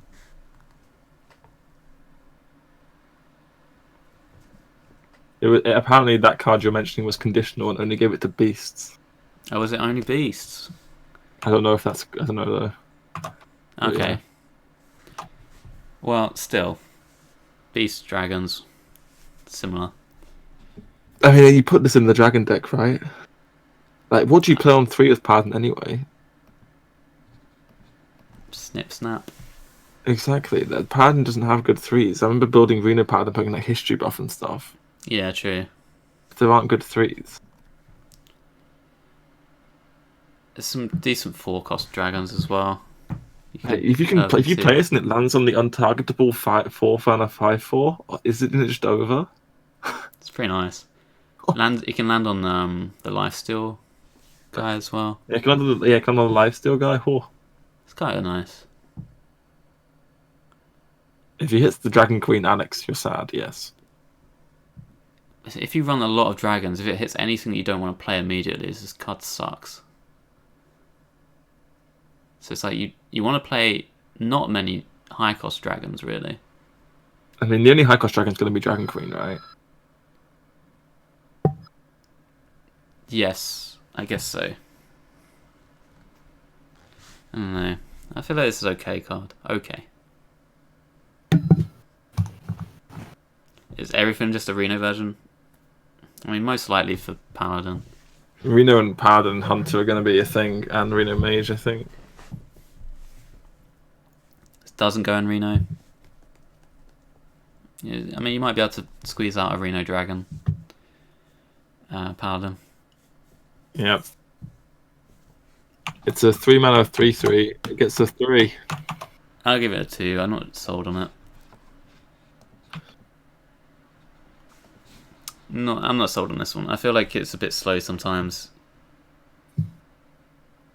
then the stats are bad for turn 3. And like it can just hit something that you're not going to play, or the thing he hits doesn't have taunt or anything. Yeah, you might just fall behind and stay behind. Yeah. But if you put it on lifesteal, it's I don't know. Yeah, I'm not sure. We'll see. Okay, next one. Nozdormu the Timeless.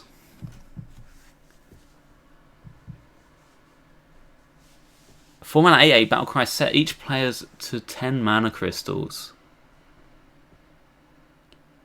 Interesting card. Ways to cheat it out, potentially. There's Call to Adventure, I believe it's called, which is a 3-mana spell which draws the lowest cost minion in your deck. So if this is the lowest cost minion, you can always get it pretty much. Yeah, it just give your opponent 10 mana first.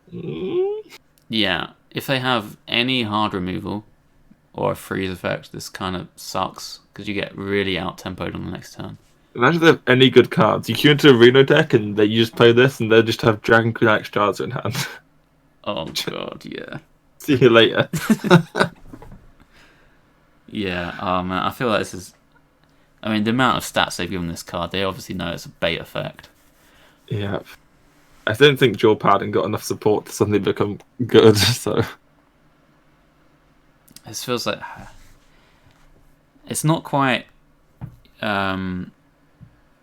Aviana, or whatever it's called, the Druid one. Because the Druid one, the 3/7, right? Which gave them like a really good tempo turn next time, but you never got it back. This time you actually get it back. Yeah, if you get the tempo back yourself, if they don't have a good play, then and you're always going to have a good play, right? You should have a decent play, yeah. I mean, you're not going to play it if you don't have a good play. I mean, the thing with Paladin, they have tempo resets as well. With like, you could play it in your deck and then only play it if you have the tempo reset in hand. Yes. Like a quality shrink ray, both cards can reset, but you can't really pyro if you want to Call to Adventure this. Yes. You can't have pyro in your deck. It's a bit of a downside. Maybe you don't want Call to Adventure. Yeah.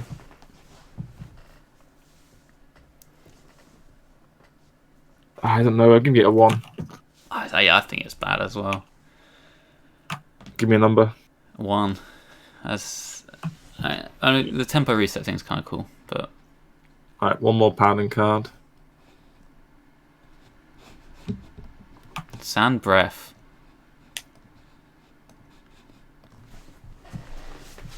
What do we feel? I mean, it's not a bad buff. +1, it's a really good buff. Plus Divine Shield. The buff's nuts, right? Yeah. Seems pretty good. I think the buff is really good.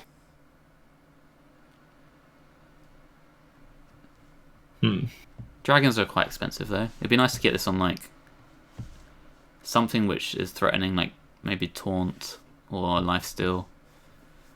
Rush. That sort of thing would be good. There's not really Rush dragons, are there? There's one, but it already has Divine Shield. You even have to put it on a minion that can even attack. Like, it's still just a good buff, even if the minion can't attack, I think. Yeah, actually, it's true. It's a solid buff. I think it makes the cut in the Reno deck. Just put it in. Yeah. Like even if you don't have the dragon, sometimes it's not the worst thing, right? Yeah, just +1/+2 without Divine Shield is fine. I mean, it's not fine, it's bad, but you would never play it without Divine Shield. Yeah, you wouldn't put it in your deck without dragons, but like it's not the worst thing if you don't meet the condition sometimes. Yep. This might be good counter-tech against the new 4-mana 8/8 with Rush. I think a better counter-tech against that would be to not play dragons. That might be the best counter-tech. Yep. I like this card. I like it as well. I mean, it depends if dragons are good, really.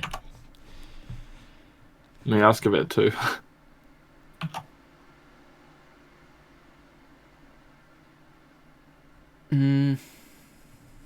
I mean, the fact that this is in your deck, right, makes people more inclined to clear your minions. Trade? Yes.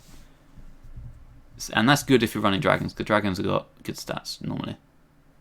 Because they're worried, like, you play a minion and they're like, oh, I don't want them to sand breath me, so I've got to trade. So then you actually save a lot of face damage, because people don't go face as much, because you can punish them. Which is nice for a card, right? Yes. Like, I remember in Arena when there was the 3-mana spell with this Divine Shield effect and plus attack, and there was like kings and stuff, and everyone was like, if you're against a paladin, you have to trade into every single minion, and that gave you so much time as the paladin. Could be like a situation like that. Makes this card stronger. I'm rambling on a bit, but I think it's the fact the cards in the deck makes your dragons as a whole stronger. Okay, so 3. Ooh, okay. I like the card. The card is good. I don't know. Everyone's saying I'm giving too many 2s. Maybe I am. You are giving a lot of 2s, Boar, to be honest. I don't know. I can give it a 3 as well. I do like the card a lot. Okay. We'll just move on to Priest. Priest, as always, probably sucks. But we'll... What do you think of the... Oh, is this our first Galakrond? Yeah, this is our first Galakrond class. Okay. Well, Whispers of Evil. Damn, imagine this card in Rogue. It'd be so nice. 0 mana, add a lackey to your hand for Priest, yeah. Random lackey in your hand? Like, what do you want to play this in? Is it not just good? Wouldn't you play a 1-drop, which was a random lackey? Like a Shifter's Xerath that changed into any lackey? Isn't this what this card is? Plus a little bit of benefit of like pyros and stuff? But it's not Shifter Xerath that changes lackey. That would be better, but yes. Yeah, it's not quite that, but like... Isn't that not a good card as a random lackey in your deck? The downside is that Psychopomp gets worse, really. If you're Yeah, you can't play this in like combo Priest. You're gonna play this in what's the Priest that you play in? That's what I would say. Galakrond. You just play in Galakrond Priest. Nomis, maybe. Deck. Nomi Priest is a 0-mana spell. Yeah, definitely goes in Nomi Priest if that's a deck. I mean, the card's not a bad card. I think it's fine. Oh, it would just be so much better in another class. That's the thing. Yes. Ixar said it was for Nomi Priest. Yeah, I mean that's the obvious. I'm just thinking whether you want it in combo. You probably don't. It's not terrible.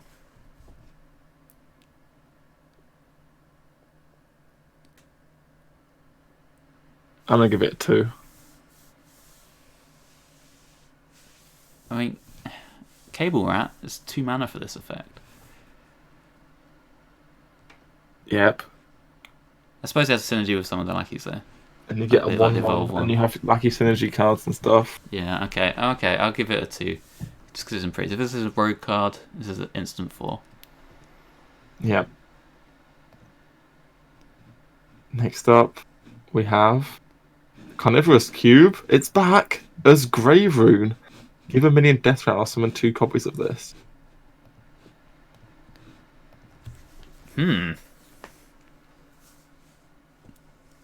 This is very strong. Potentially. Ancestral Spirit ×2. Yes. You can, like with Cube, you can value trade the Cube, and Cube was really good on like in specific classes on specific class cards. This isn't. Well, Cube, you could copy the Cube as well. Yeah. I suppose you could copy this, actually, with a Faceless, if you want to get real greedy. I think it actually. Does it ever actually? I mean, the best case scenario is you play on a minion then trade, right? That's the dream. Yeah. Like just that thing about like if you had like an egg, you'd cube the egg and you'd get the 5/5 or the 4/4, whatever the egg card is you have, right? And but the 4/6. Yeah, but like here, like the thing doesn't die. Like Death Rattle doesn't die. When you cubed the Death Rattle on a Death Rattle procced, which was the big thing about it, right? The Death Rattle doesn't actually proc. Yeah, true. I actually think this one might suck. I think it sucks. I'm gonna get. I don't. I'm trying to. I haven't thought too much about this card before, but I'm trying to think what you want to put it on. What do you want to put it on? Exactly. Blade Master? I guess like if you play it and you don't trade, like you just become so weak to any science effect. Yeah. The cube, a lot of the power is from the body, and the fact you could, Yes. like you said, eat other death rattles. You get just a lot of value. I don't know. I don't like it too much either. New Dragon or Kartu. It's so much mana to. Your Kartu just dies when you play it. Yeah, it's trash. Your thing has to be down before. There's no real way in Priest to have like in Warlock with the cube, you could cheat stuff into play from your hand with the weapon, and they couldn't interact with that. And oh my god, it's making me mad just thinking about it. But this has nothing like that. There's no 0 mana card to combo with. Yeah. It sucks. Okay, I'm giving it 1. Give me a number. You've convinced me, Boar. It's a 1. Sweet. What'd you put it on? Yeah. Next up is Disciple of Galakrond. Battlecry, invoke Galakrond. 1 mana 1/2. Adds a random priest card to your hand. Priest minion. It's just decent, right? These cards are just decent. Invoking the Galakrond is obviously good. So this card's just good. It's a fine. This is what they've made like the standard 1-drop be in the game. 1 mana 1/2. Add a random card to your hand. Yeah, there's a lot of them now, huh? That's like the baseline 1-drop basically now if it's going to be playable. Seems it's good effect. Is Priest Galakrond good? I think it might be bad though. I think it's good in control priest. It kills the opponent's minions and generates value. Sure. Is that better than Res Priest with like res effects? Res priest might be better. Because you don't want this in Res Priest.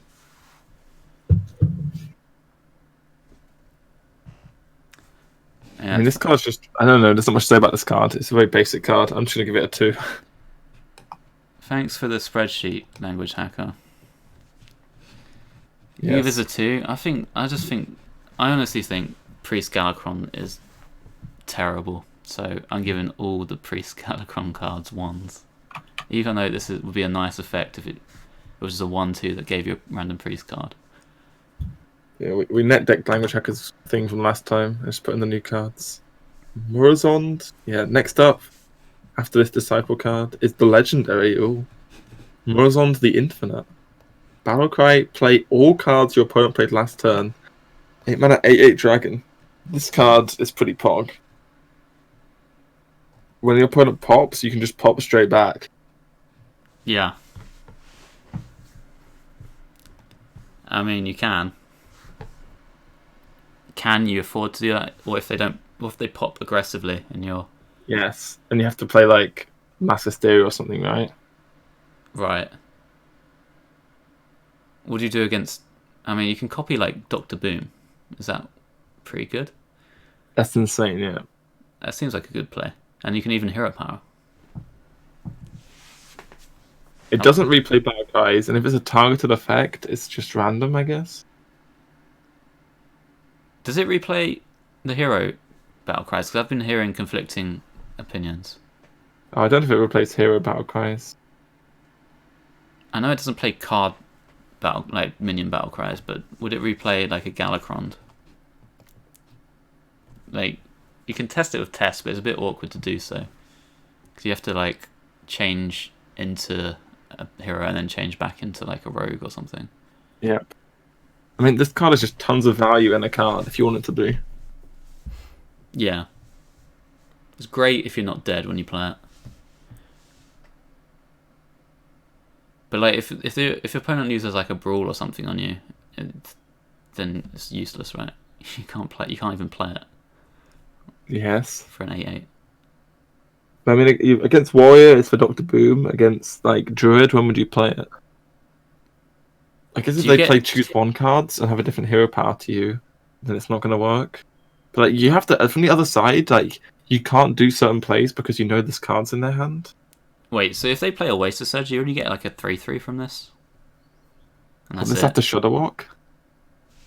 Yeah, you only get a 3/3 from a Waster Surge, right? After Shudderwalk, you only get the 6/6 Shudderwalk. You don't get the... You only Battle got the Cry. 6/6 should work. Yes, doesn't work. And do you know it copies the 5/6 taunts from the Galakrond for Shaman though. You do get the effect, even though you yourself haven't invoked. I think. Or maybe you do have to invoke to do it. I think the card's just good. I'm gonna give it a 3. I do like it copies Dr. Boom. Yep, it's just very flexible in all the matchups. Copying Dr. Boom is insane. Yeah, It gives the priest game against the other classes. It's even fine to res this if you want to play it in res priest. Like, yeah. Yeah, it's a 3. Right, what are you giving it?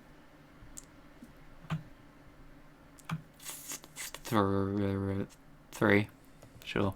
Okay. I'm not sure on this card, but I'll give it 3. Next up is Dustbreaker's Worst Brother. 5 mana, 4/5 death threat. If you're holding a dragon, deal 3 to all enemy minions. Yeah, we're rating 1 to 4 Hunter Ace, yes. Okay, so a few problems with this card. One, you have to have the dragon condition. 2, it's got a really big butt, and it's a death rattle. So, like, if you're against a class where the AoE would be good, like against tokens or whatever, you might not be able to even kill this off against them. Yes. So it will take several turns for you to get the effect. Upside is that it doesn't hurt your own board, so you can play this just proactively where you couldn't do that with like Dustbreaker or Chill More, really. Yep. You have to play this sort of into the turn that they want to spread wide. So they can't spread wide anymore. It's just not good into a board that's already been spread wide. It's kind of weird. I mean, you could like penance your own guy, maybe. Or something. It just sucks. Like, penciling your own guy is just bad. There's other board players just in priest. Like, Right. But is this good proactively this, though? Like, if you're fighting for board still, it's just a good thing to drop down. Yeah. Like, you've played a 4-drop, you've valid traded one of their guys maybe, and they're trying to spread wide, you just drop this, and then you'll get them after a couple turns. And there's not much they can do. Like, they could trade everything into the Chrono Breaker, but that seems like a win for you. Yeah. Because they don't really want to, like, develop into this. Yeah. I mean, the card's okay. Like, it's not like a terrible card. It's just not great either. I think it's just okay. Chat thinks it's unplayable. Oh, no, but some people, it's changing now. Some people are convinced by our talk. I don't think it's good, though. Give me a number. 1. Okay. Right, next up. Mind Flayer. It's pronounced Karj. Oh, it's actually set. Okay. That's the flavor text. Yeah, good one. Mind Flayer Karj. Kaharj? Mind Flayer KAHRJ. Choose Battlecry, choose enemy minion, death rattle summon a new copy of it. 3 mana 3/3. This card's just insane, right? I saw you tweeting about it, I think. Yeah, I did. I mean, like, in any tempo matchup, it's really, really good. The way it suffers is against like control decks, where they're perfectly happy to just play removal or rush guys that are only on the field until they die on the same turn, and then it's just a 3 mana 3/3 most of the time. It's not the worst thing in the world to like hit on like Eternium Rover or something though. It's good on anything, any minion. Pretty much. In a tempo matchup, it's nice. It's even fine if you summon a 1/1. I'm fine about that. It's okay. I mean, it's like a better Harvest Golem, right? This card's a 4. It's very good, yeah. It seems like a card just goes into combo priest. It goes into every priest deck you ever play. That's the cards in it. What does a new copy mean? I guess maybe not res priest. Yeah, it'll just res the minion with its basic stats. So if you were to copy an injured Blade Master, it'd come back as a 4/7. Yep. You could also, like in combo priest, right? You play this on turn 3, and then you play Amit on turn 4 and kill it off. Then you got a 7 health guy. Pretty good tempo. Yep. Okay. Give me a 4. It's one that's Yeah. nutty card. 2 4s. So much stats. It's just only bad-ish against like Control Warrior, maybe. No, it's still good. Okay. Next up, Breath of the Infinite. Deal 2 damage to all minions. If you're holding a dragon, only damage enemies. 3 mana, deal 2 to all minions.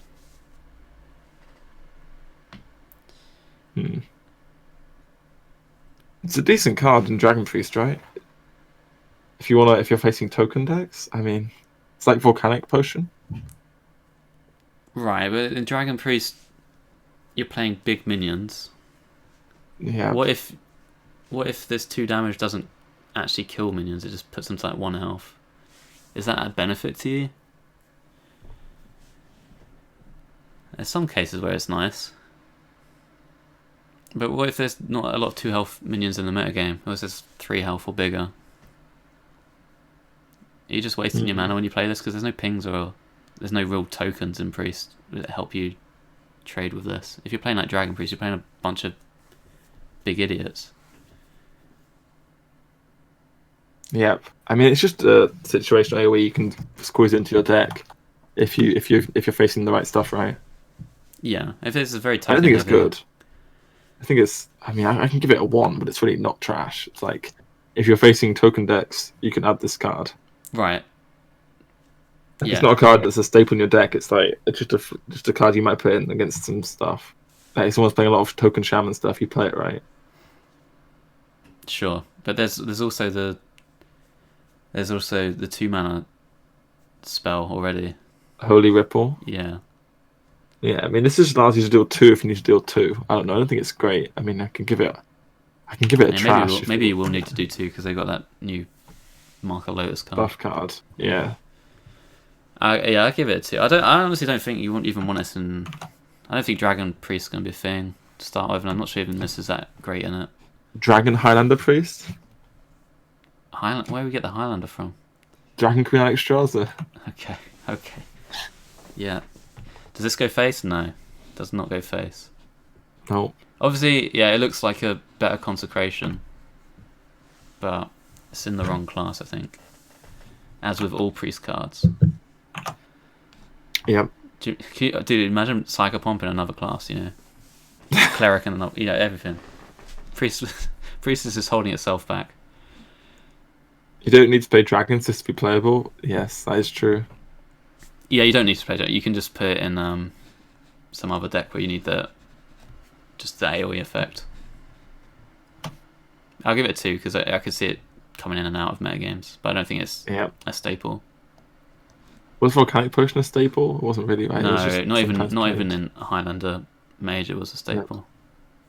Envoy of Lazul is up next. We saw this one revealed on the Battleground stream. Battlecry, look at 3 cards. Guess which one is in your opponent's hand to get a copy of it. Now, yeah, I kind of cheated and played this card, and I actually guessed wrong. I saw you guessed wrong, and the guy had a Subdue in your hand, and then you went for your Gronks off your Galakrond, and then you made an 8/8. Yeah. With the knowledge that they had a Subdue in hand. It was fantastic. I mean, yeah, that was awkward. I played it, and I thought, and there was a card which had already played that game, right? And I picked that option, and it just wasn't there. It's like, I think you don't actually get the card a bunch with this.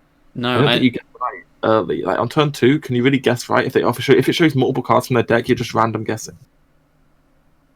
Yeah, kind of. I mean, you can narrow it down sometimes. Like, if it's turn 2, they've missed their 1-drop, and there's a 1-drop as the options. It's probably not that card. I'm giving it a trash. Yeah, I don't know what you want this in, so I'm also giving it a trash. It's a cool card though. Yeah. The effect though is like it's hard to get right a lot of the time. So there's a big failure rate in it. Yes. It's skill testing, but I just think the power level is not good enough. Skill testing, Pepe laugh. Oh, it is a little bit. Yes. Okay. Next up, another Galakrond card. It's Fate Weaver. Battlecry, if you've invoked twice, reduce the cost of cards in your hand by 1. Oh. Oof. Oof.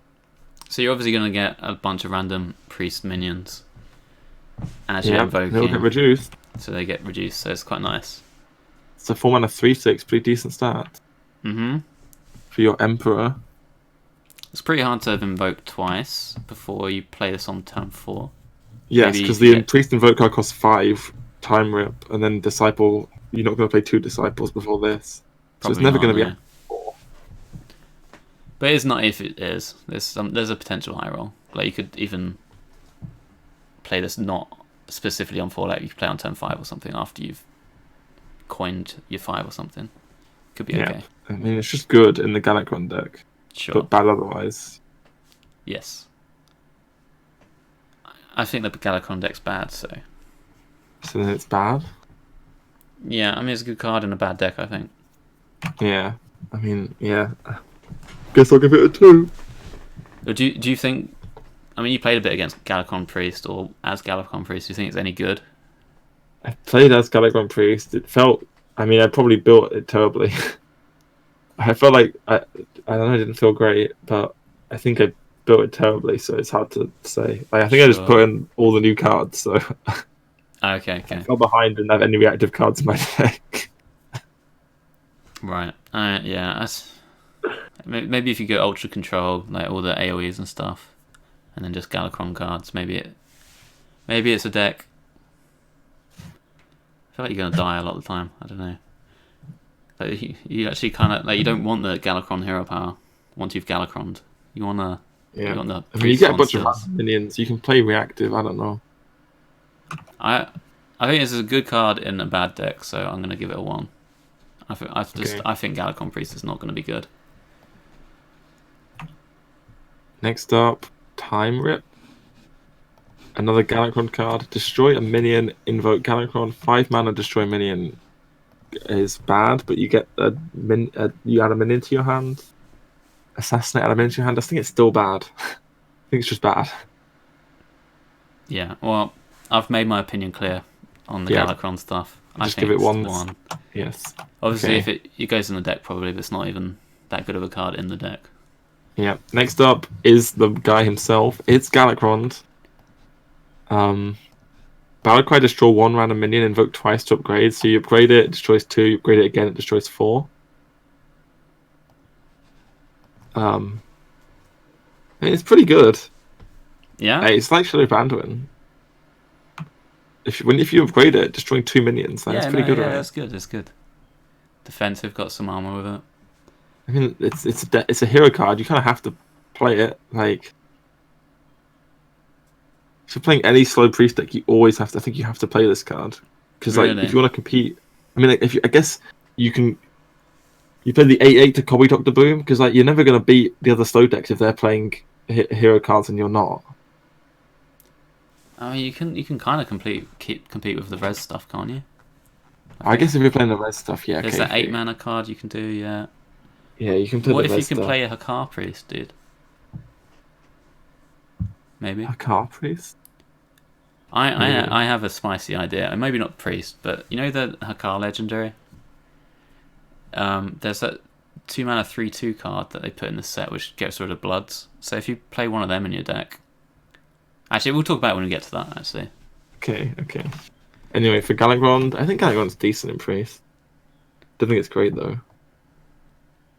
Well, yeah, I mean, I think all the Galakrond stuff's bad. Yeah, you can get a 1. Could you play this without all the invoke things? Probably not, so... Yeah. Sure. 1. Okay, that's priest. Right, I'm gonna grab a drink quickly. I'll be AFK like a minute. Okay, well, I can talk for And then we can move chat on to for a Rogue. bit. Okay, cool. Be right back. Oh, and Boar's chat can still hear me, right? I can't see you. What did you think about my ratings on Priest chat? Was I too harsh on Galakrond? I just don't believe it. 2 mana 3/2 and pure palette. Yeah, I don't think that's gonna be a thing. Because if you don't draw the 3/2, then your pure cards are rubbish. How bad is 2 mana get a random priest minion in a long game? It's bad tempo, but it's obviously good value. You will eke out decks. The problem is you can't heal anymore. If you ever fall behind in tempo, you might just end up losing because it's very slow effect. What's the average rating for so far? You could check it out on the thing. Let me have a look. It hasn't really said. Oh, average is 2.19 for Boar control and 2.13 for me. Damn, I'm more pessimistic than Boar? What's happened? Is there just a bunch of on-curve minions this set? Is this what happened?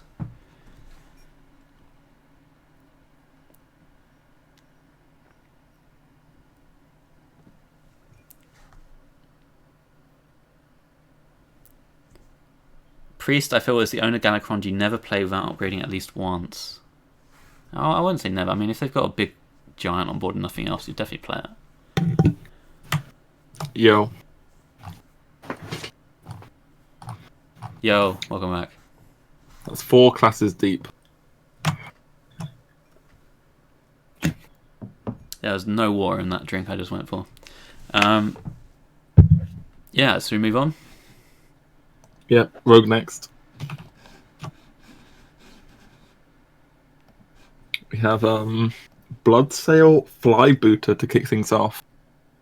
Balakrai, add 2 1/1 pirates to your hand. 1 mana 1/1.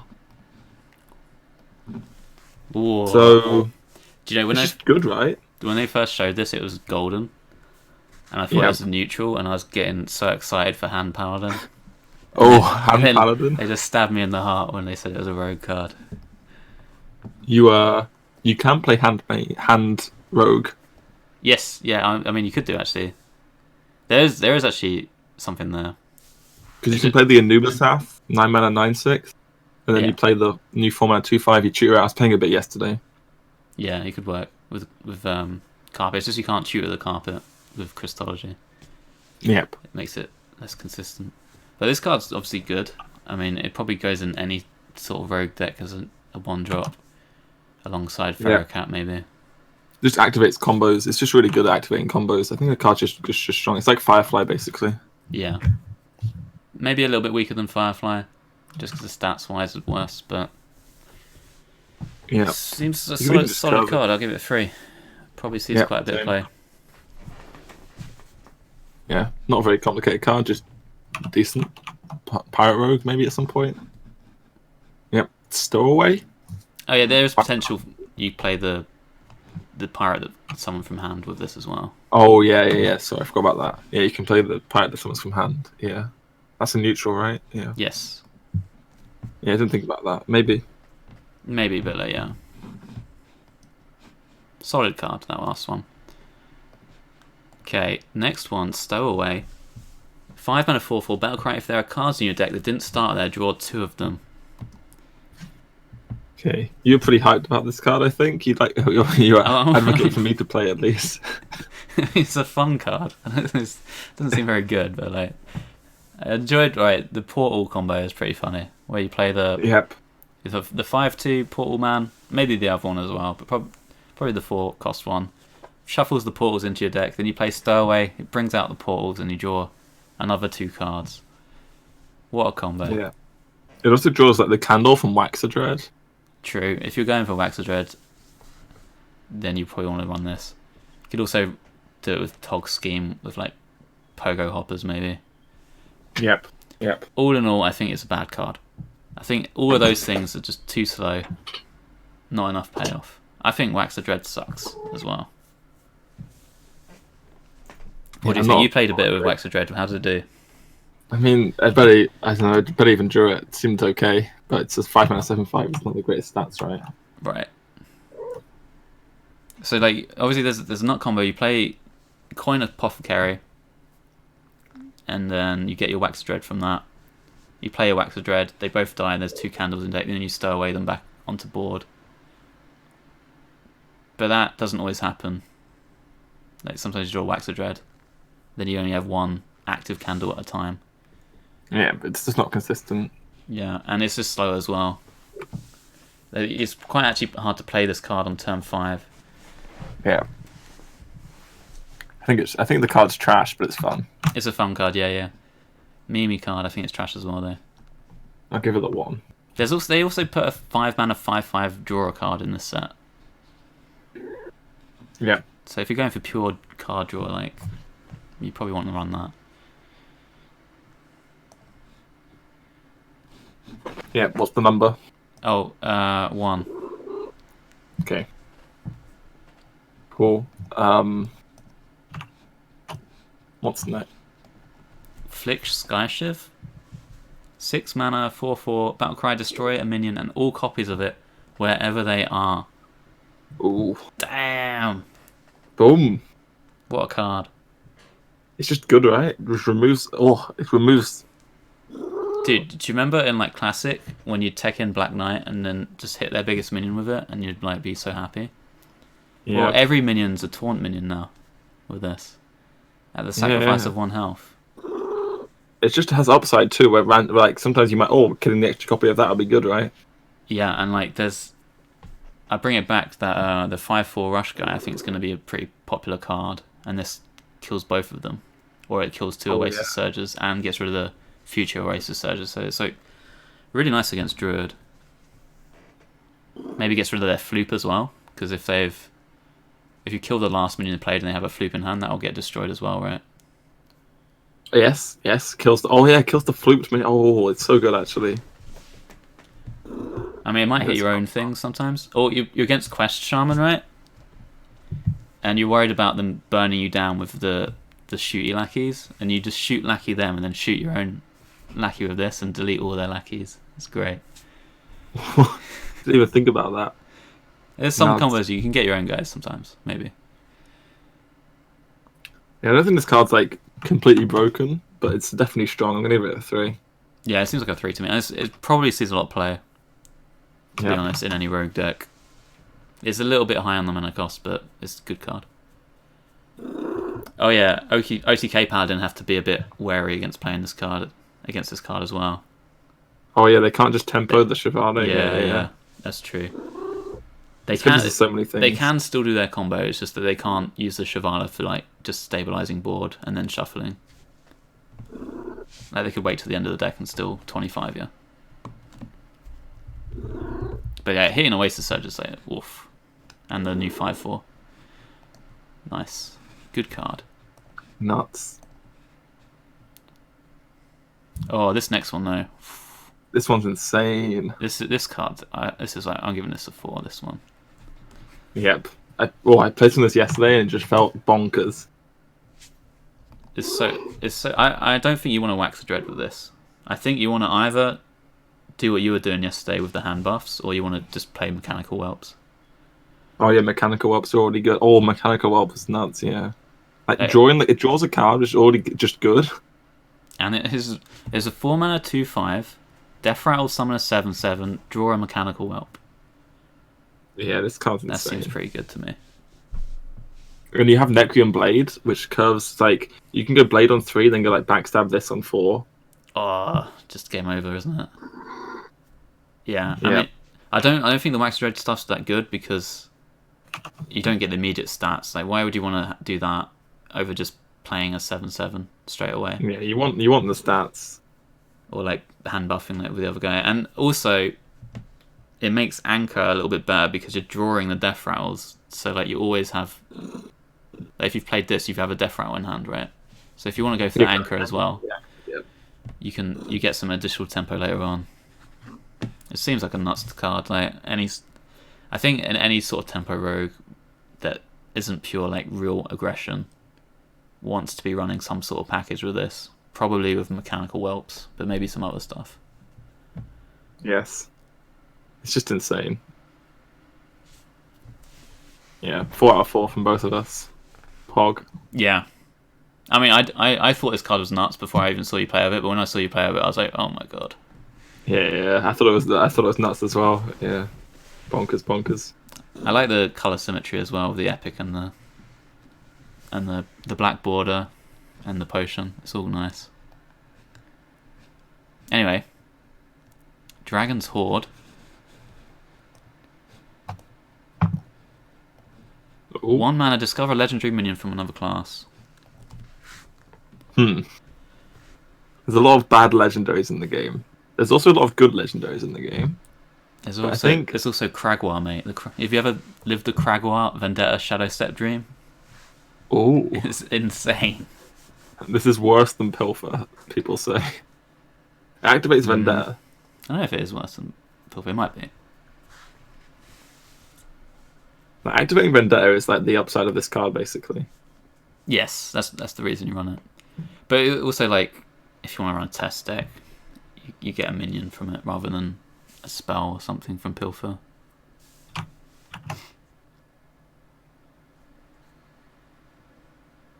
And legendary, you spend your mana on this on turn 1 to get legendary that you're not going to play for like 8 turns or something. Yeah, I don't think this is good. I'm gonna give it a 1. Yeah, I don't think you even run it in Vendetta decks, to be honest. I also give it a 1. Okay. Chat agrees pretty much. Someone gave it a 4. Is there any cappers on that? No, Probably. just straight up 4. Maybe they're like legendaries. I mean, yeah, who doesn't? Okay, next card, Candle Breath. Draw 3 cards, costs 3 less while you're holding a dragon. 3 mana, draw 3? You can even prep this to make it cost 1. Yep.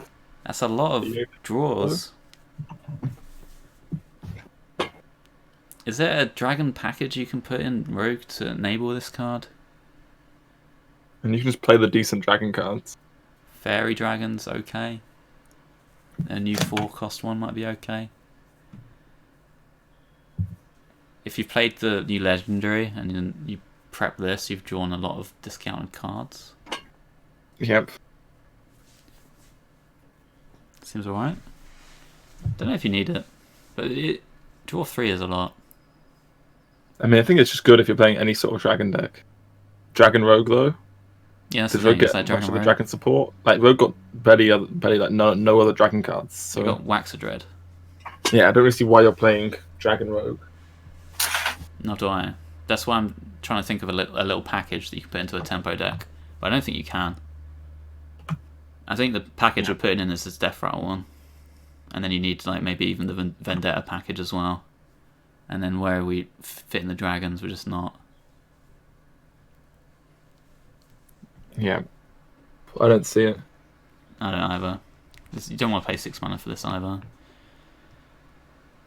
I think it's bad. 1 or 2. 1. Oof. I'm going to be hard on this opinion. I'm ready to be wrong, but I'm giving it a 1. Okay. I give it a 2. Classic. Classic. Okay. Oh, wait a minute. I've talked so much about Waxadread. Now we can actually talk about him. Ooh. 5 Who mana, is? 7/5. Not bad stats, to be fair. Death Rattle. Shuffle a candle into your deck that resummons Waxadread when drawn.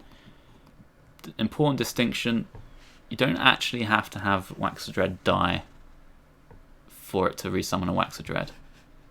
If you get the Death Rattle off. It just says, cast when drawn, summon Waxadread. It doesn't resummon it. It doesn't go dormant either. You can get a board full of Waxadread. Yeah.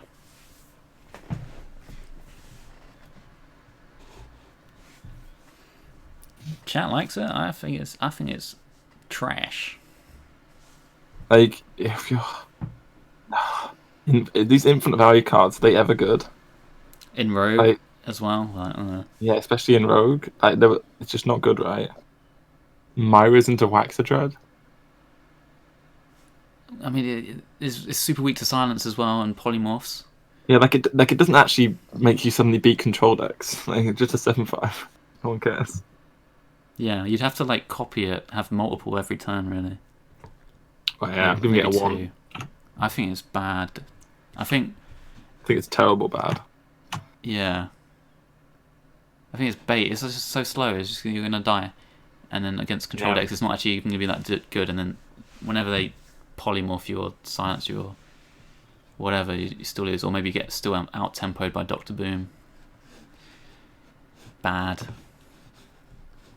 I think. Sorry, chat. Yeah, it's a 1. It's a 1. Okay. Alright, next one. Rogue Galakrond. Oh yeah, Rogue got Galakrond as well. Umbral Skulker. 4 mana 3/3 Battlecry. If you've invoked twice, add 3 coins to your hand. Pog. Tomb Pillager. Times 3. But you have to have invoked twice, and Rogue's invoke cards suck. Yep, and you never Really invoke suck. twice by turn 4. There's the 1 mana one, which you can't even play if you're going first, because it's like a Blessing of Might. And then there's the 3 mana one, which is deal 3 to an undamaged minion, which is pretty bad. Yeah, we can talk about all these cards at once, I guess, right? Yeah. And then the effect of it, if you can't get the effect of it, it's so bad. 4 mana 3/3.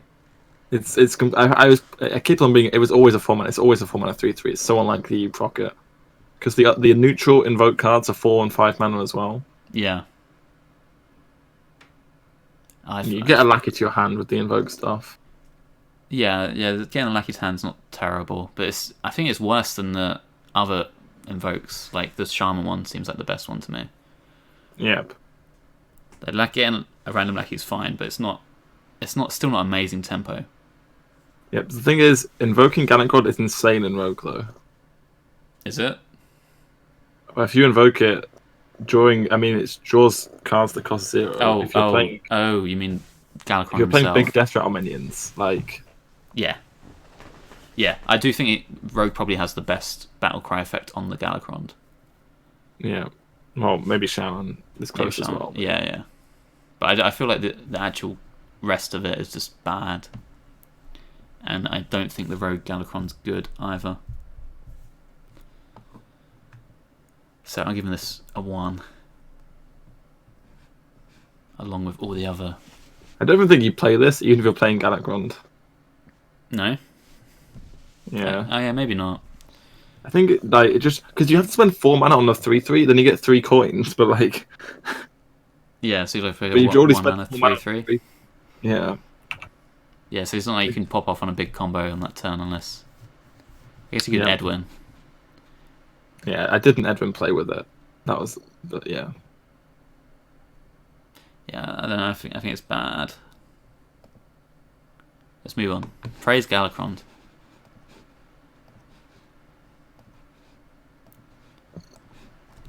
One mana, give a minion +1 attack, invoke Galakrond. I think this would be better almost if it just didn't have the +1 attack condition. It was just said invoke Galakrond. Yeah. Yes, it would be.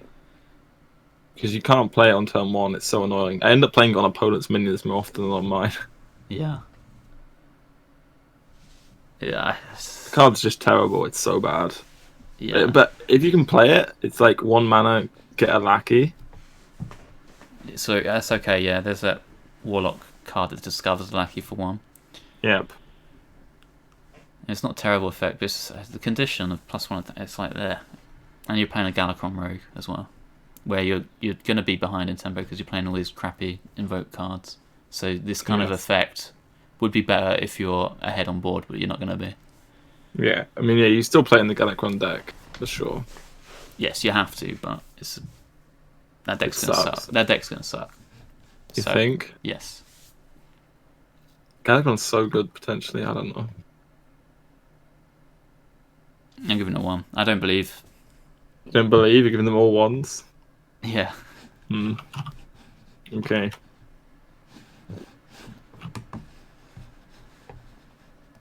Oof. I'm a bit of a believer in the Rogue Galakrond. I don't think it's that terrible. Oh, really? I'm giving them all 2s. 4, mate. Have an opinion. 2 with a 2. I really don't think they're bad. Like, it's fine. Okay. I don't believe in them. Casper thinks I'm underrating them. I think the Galakrond, I don't know. It draws 2 0-cost cards, John Ray. Isn't that nuts? Yeah, it's pretty good. Well, Invoking isn't even that bad. You get a lackey. Isn't it good? Isn't the hero power good too? 2 mana, get a random lackey? It's alright. Yeah, it's better than the Rogue one.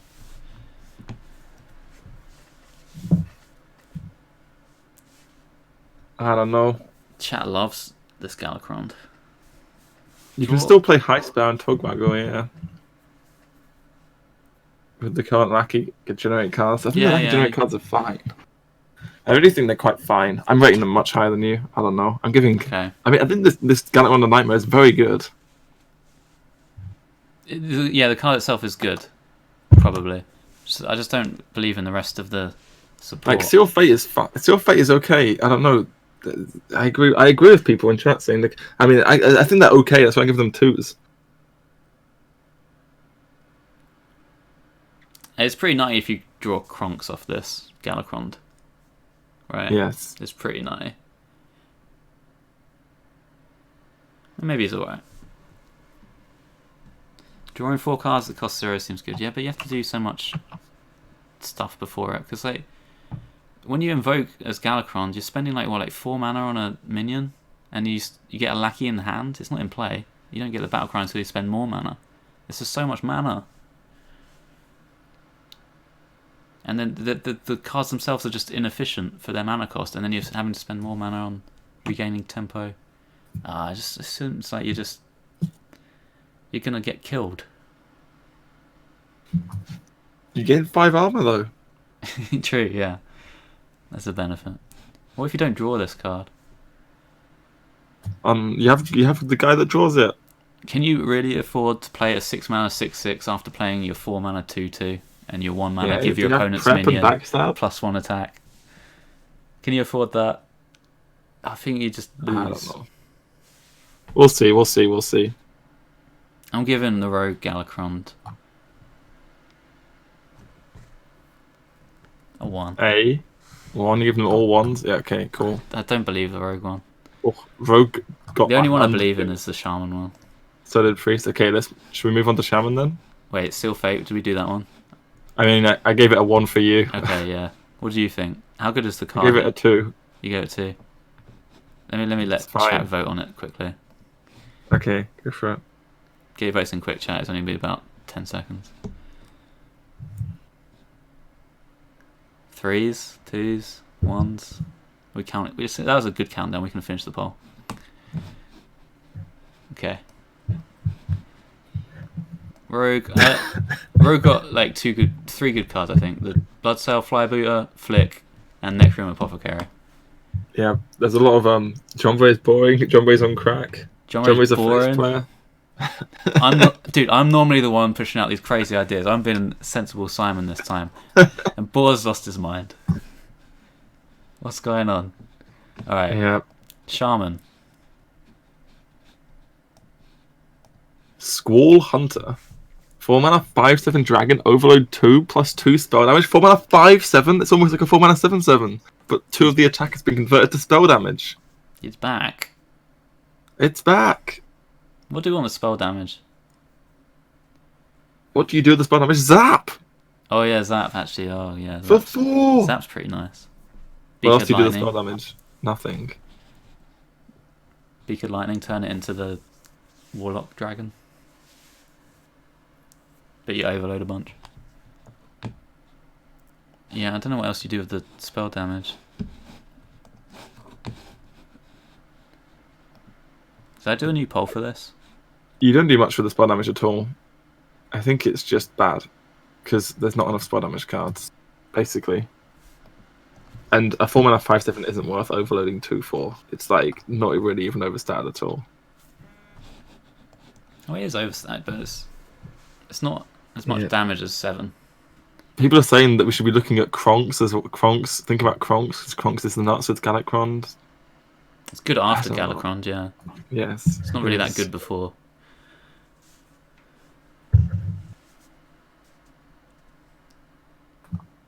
I don't think Squall Hunter's good. I think it's bad. I think I give this card up. I don't know where I want to any play. I don't know where I want to put this card. In the bin. I've put it there. It's a 1. I feel like there's going to be 2 archetypes for Shaman, which is quest and token. Yep. And this goes in neither. Yep. 4 mana 7/7 was insane. 4 mana 7/7 was unplayable. The 4 mana 7/7 on expansion. Yeah, it actually wasn't that good of a card. It was terrible. The overload screwed you so hard. Yep.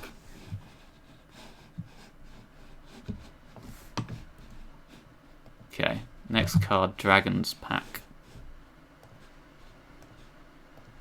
Yep. Summon 2/2/3 Spirit Wolves with Taunt, which is Fell Spirit. If you invoke twice, give them +3/+3, so you get what? 5/6 taunts if you invoke twice. Straight in the Galakrond deck. Cool. This is a pretty good reward. Like all the other rewards seem bad. This one seems really good. This is insane. 2/5/6 taunts is bonkers for 5. Yeah, it is. Oh, that's not even a that few bad. coins. It's not even that bad a card if you haven't invoked twice. Like compared to the 4-mana 3/3. They also got a card which invokes twice in one card as well. Yes. So you get with way more consistency. Yep, exactly. And their invoke effect is stronger than anyone else's because it's the 2/1 rush. Yep. So you don't it's actually just lose good. that much tempo. Yes. Or any at all, even. Yeah, this seems good. Is Quest Shaman going to be a Galakrond deck at all? Or is it not? It probably will be. Actually, it's too slow. Will question be Galakrond? Galakrond's a battle cry. Corrupt Elementus is a battle cry. You lose the double battle cry hero power, right? Unless you lose the hero power. Yes. Oh yeah. You never play Quest. Yes. No. You can not lose it if you play Galakrond to 4. Galakrond as your last battle cry. Then you'll get the Quest one as your final battle cry. Like if you're on, what is it, 4 out of 5, whatever it is. Yeah, you never play Quest and Galakrond together. You can retain the other one though. I mean, yes, but no. Okay. I don't know. It seems like a good card though. I'll give it a 3. I believe slightly in the Shaman Galakrond.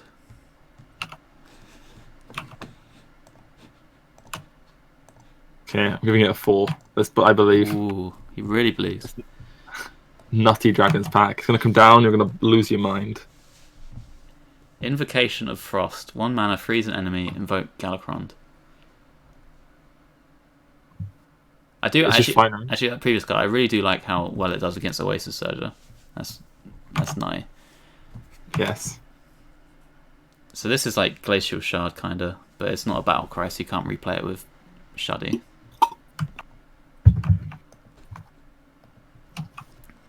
But the Shard has Rush. And it ramps you towards your thingy. It's just good. You just play it. Yeah. Seems fair enough of a card. Like a 1 mana 2/1 with Rush. It's not terrible, but you it also play it and you freezes can tutor it into your hand as well. What, with the frog? With the frog, yeah. Do you want to do that? Yeah. I'm not sure you do. The frog's not that I want to good. play frog in my shaman deck. The frog's not that good. We generate 2/1s. Solar Burlock, Pog. Yeah, but the frog was only good when you had Evolve because it turned into a 4-drop. Yeah. And you got the stupid Evolve combos. Without the Evolve, the frog itself is kind of bad. Sure. Maybe we're not playing the frog, but it's possible. I think this card's decent. I'll give it a 2.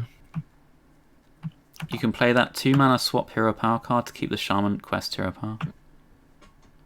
Oh yeah. I don't know, it's kind of weird, these invocation cards. I don't even know how to rate them. Do I rate them like 3s or 2s? I don't even know.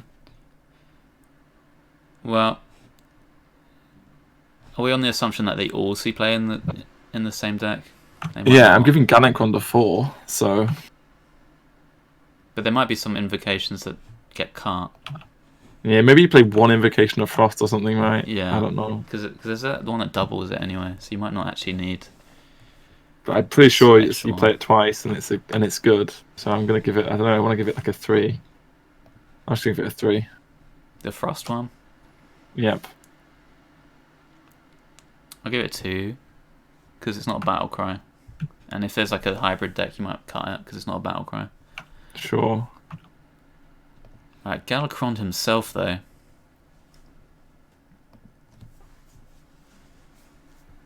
Seven mana, battle cry, summon 2/2/2s, Storm Rush. I'll make that. Summon 2/2/2 Storm with Rush. Invoke twice upgrade. So it goes to a 4/4 and then an 8/8. Damn, Yep. not a single person in chat has rated this lower than a 4. It's nuts. When you get the 8/8, it just ends the game. If you draw both the 5 drops that invoke it twice, you have 2 8/8s. Bosh bosh. Yeah, and that 5 You- drop's you not can- even bad. Like, you get some 2/2 ones. It's like a bomb lobber, which you can. Yeah, but you have target. Shudderwock as well in this deck to like copy to do it again. Oh. I mean, yeah, this.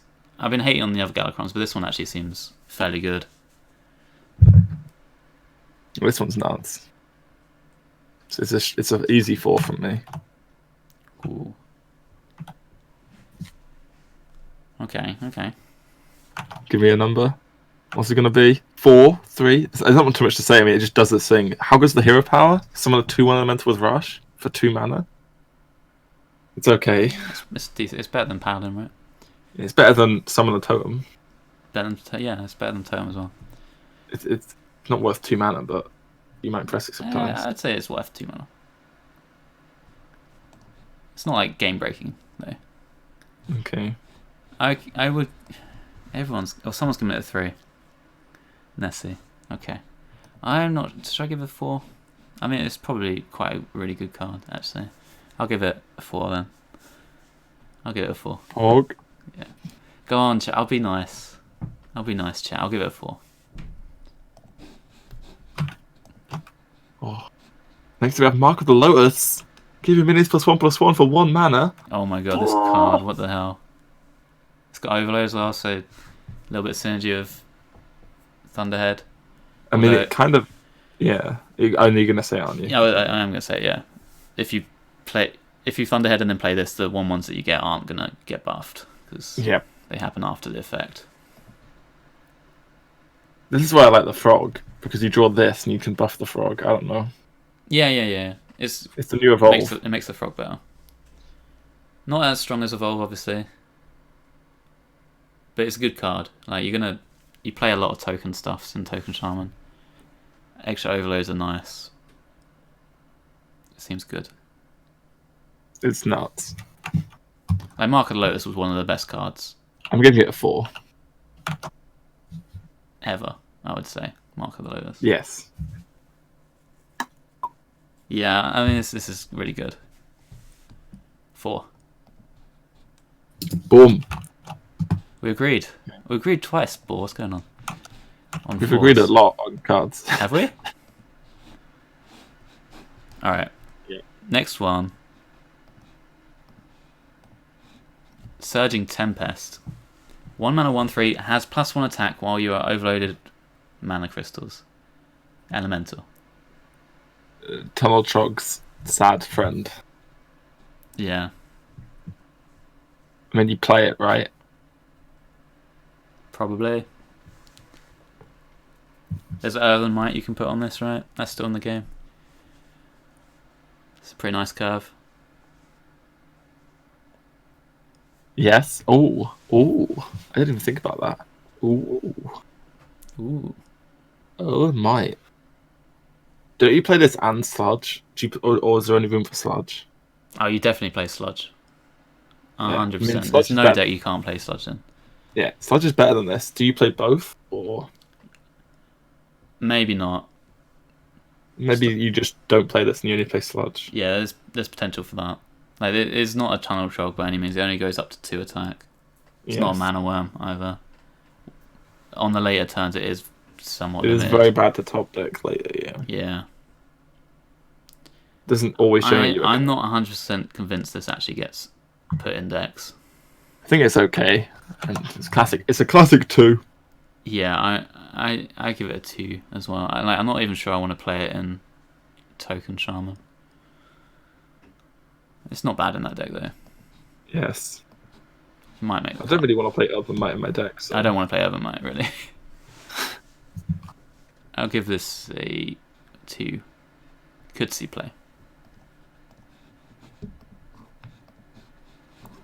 Next up, Corrupt Elementalist War. 5 mana, Battlecry, invoke Galakrond twice. Ooh. So Galakrond invocation is summon a 2/1, so you get 3/3 plus 2/2/1s, and the 2/1s have rush. And you've upgraded Galakrond. And you upgrade Galakrond, yeah. And you could maybe like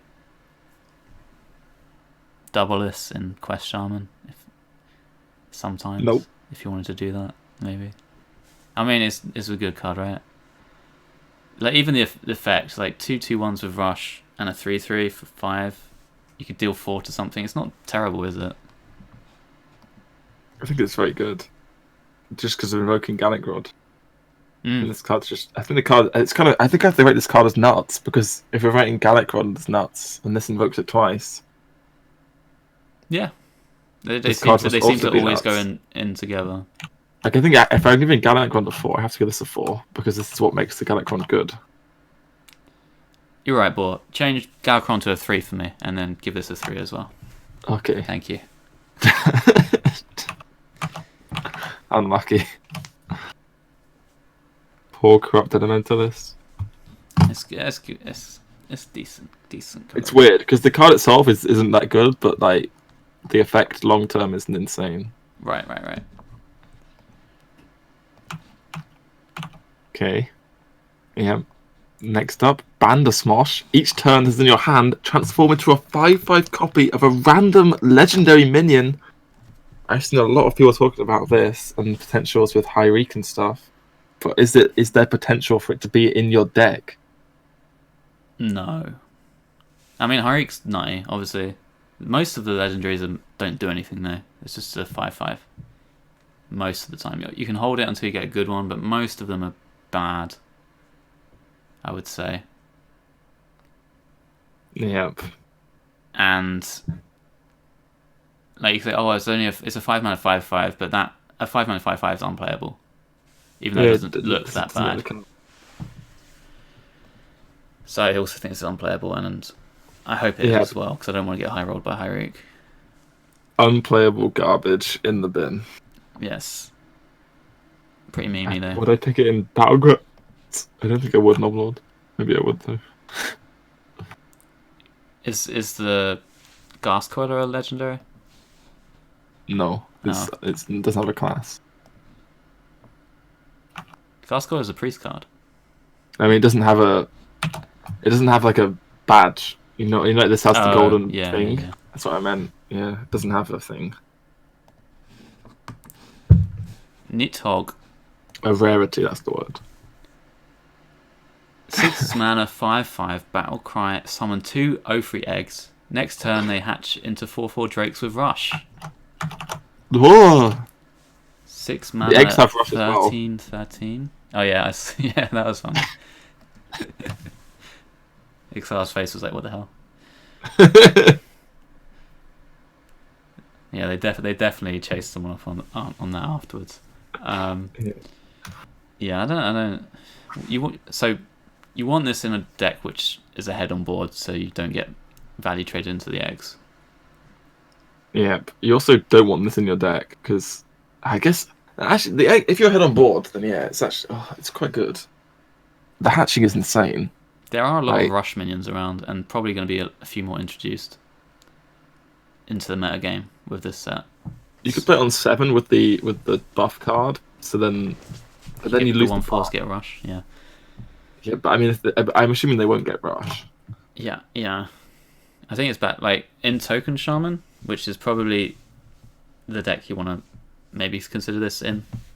It's really hard to play expensive cards because of your overload cards. Like you want to be doing like Thunderhead plus things on like turns 5 or 6. So it's not good, right? So it's just really hard to play this. Like it's not Death Rattle. People asking. No, it's not Death Rattle. So like if they kill the eggs, you just get nothing.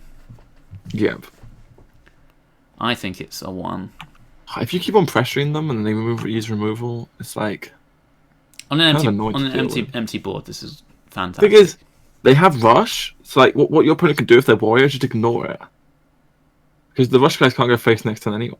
True. Ignore it and then and then they clear the turn after, right? And then you can't develop, right? If you think about how it goes, right? Yeah. Yeah. I think it's bad. I'm giving it a 1. Yes, same. Okay. If the eggs had Death Rattle, yeah, sure. If they had Death Rattle, it's a different story. Especially if they hatched immediately. Giga broken. Okay. Oh, it's the Cumulo Maximus. If you have any overload mana crystals, deal 5. 5 mana, 5/5. Bosh. Upstairs it goes. Boof. So, Summary of War Mage is the most obvious comparison to this, I'd say, maybe. Yep. And that card turned out to be not very good. But I think it was a little bit more restrictive than this one, and obviously worse stats. Having to run big spells in your deck or things to tutor big spells is a lot more legwork than there's aren't really big spell decks. Yeah. Already running like the overload stuff, which turns out to be good anyway. Yes, it's because you didn't deal 4 to minions, and 4 to face is bad in a deck with big spells because you're not playing aggro. But Right. this is quite. It's probably enough damage to one-shot a lot of mid-range minions. Yeah, I don't even know if you play this. This could even go in a different sort of deck, right? If you're playing, you remember the aggro shaman deck, which had Doomhammer, Rockbiter, Oh, you want to run it in that? Bolt, and the Frog. If you remember the old, that was like before we started playing Token. Like, this is just more reach for that deck. Sure, you could put it in that. I'm not convinced on that deck, but Yeah, I'm not it'd be a sure, nice but like fit. that's where I'm thinking it would go. Do you think it goes in the Token deck? Well, before the expansion, I was running Former Champs, and I think this is a better card than Former Champ. But Yeah. there's some other cards in this I might want to run like that. The 5/4 double rush guy. Oh, if you're overloaded by 1 going to Shadow Octurne, you can just have the lottery with this. Oh yeah. Random 5 just flying around. Oh, yeah. Do you think it's in Quest Shaman as a thing? It seems a bit expensive to me. Oh, but it's so much reach. It's a lot of reach, but like you need the You might just condition play it as in well. Quest Shaman.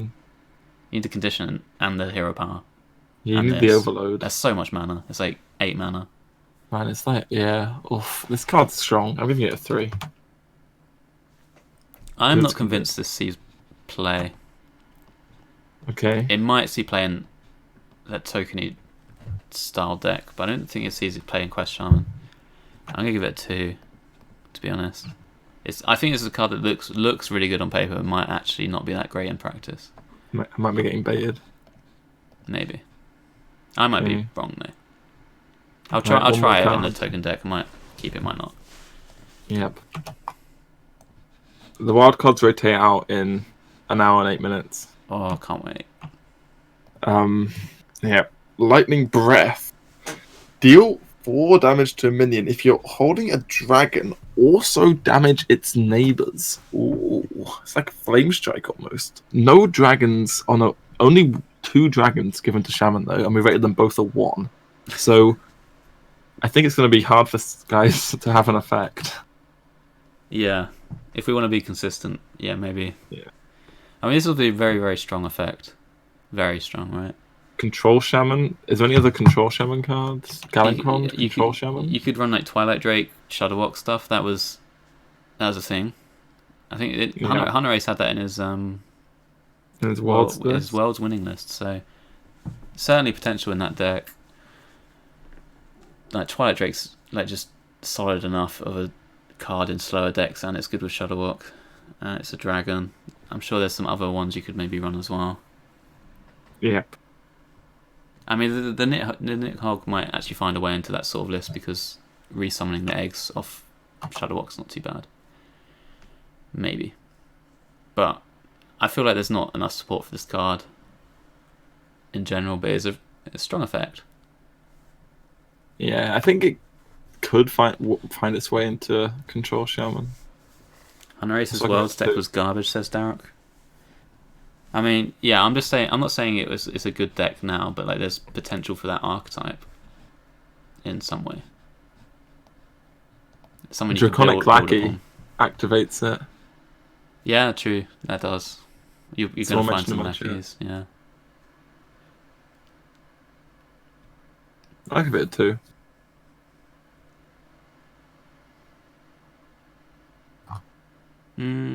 Okay. Okay. Yeah. Sure. I'd give a Damn. generous 2. Shaman did pretty well here. Oh, a lot of people gave this a 4 in my chat. That was the most popular Really? response. I mean, you read the text, you always assume you have a dragon in hand, right? And then it's still not even a 4 then. Yeah, how often do they have like 3 4 health guys? minions, Yeah, it's more like exactly. they have 2 at most.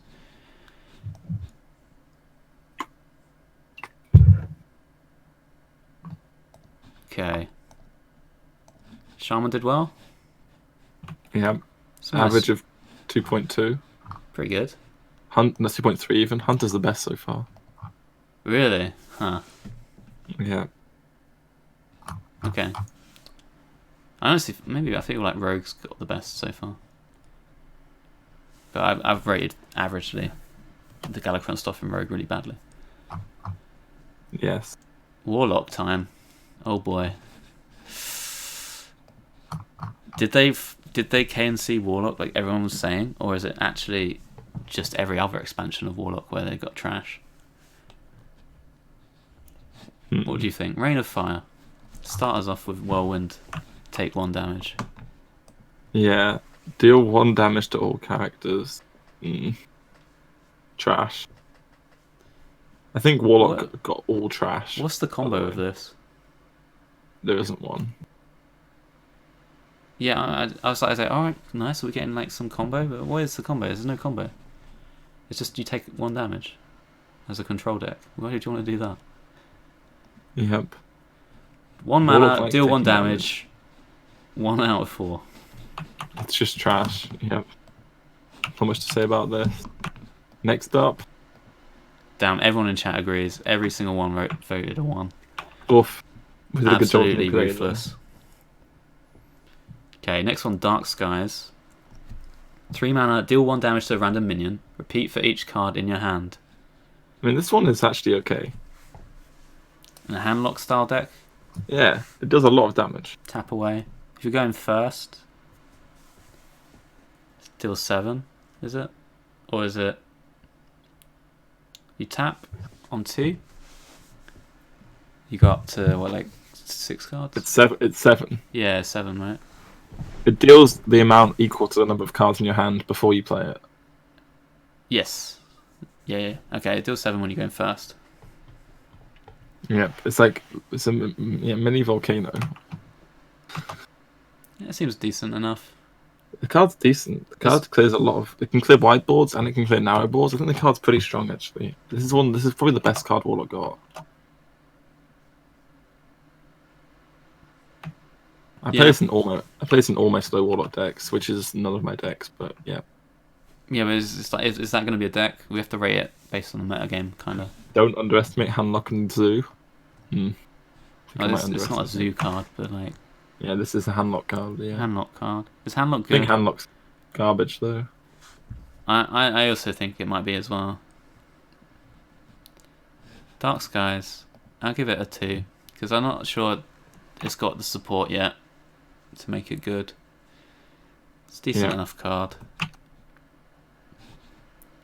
But like, I can't just give a card a high rating and say it's a good card and then just the rest of the archetype just falls flat. Sucks. Yeah, sure. I'll give it a 2 as well.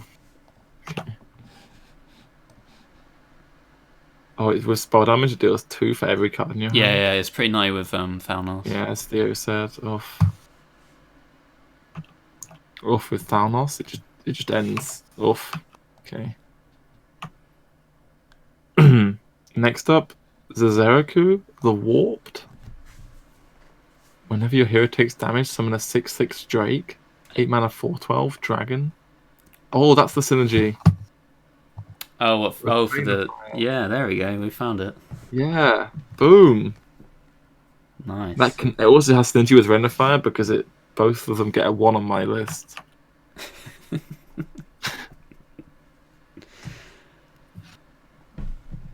Well, if you drop this on board, they can't... If they go face, they're like going to die on the next turn, aren't they? Yeah, I guess. If you're not dead and you play this, and they don't have hard removal, GG, They just right? can't go face.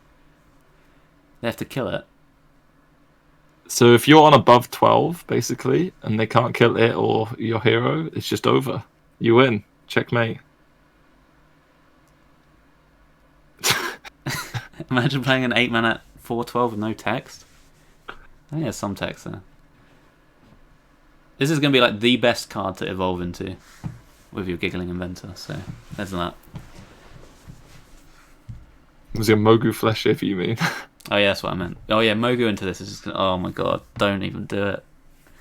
This is a stupid high roll. Oh, yeah.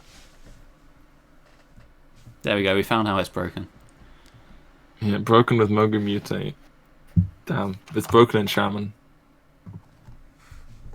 This card actually, I mean, the way you put it, it is kind of nice. If you're not dead, they can't do anything. It has to be killed. Yes. That's Giga Taunt.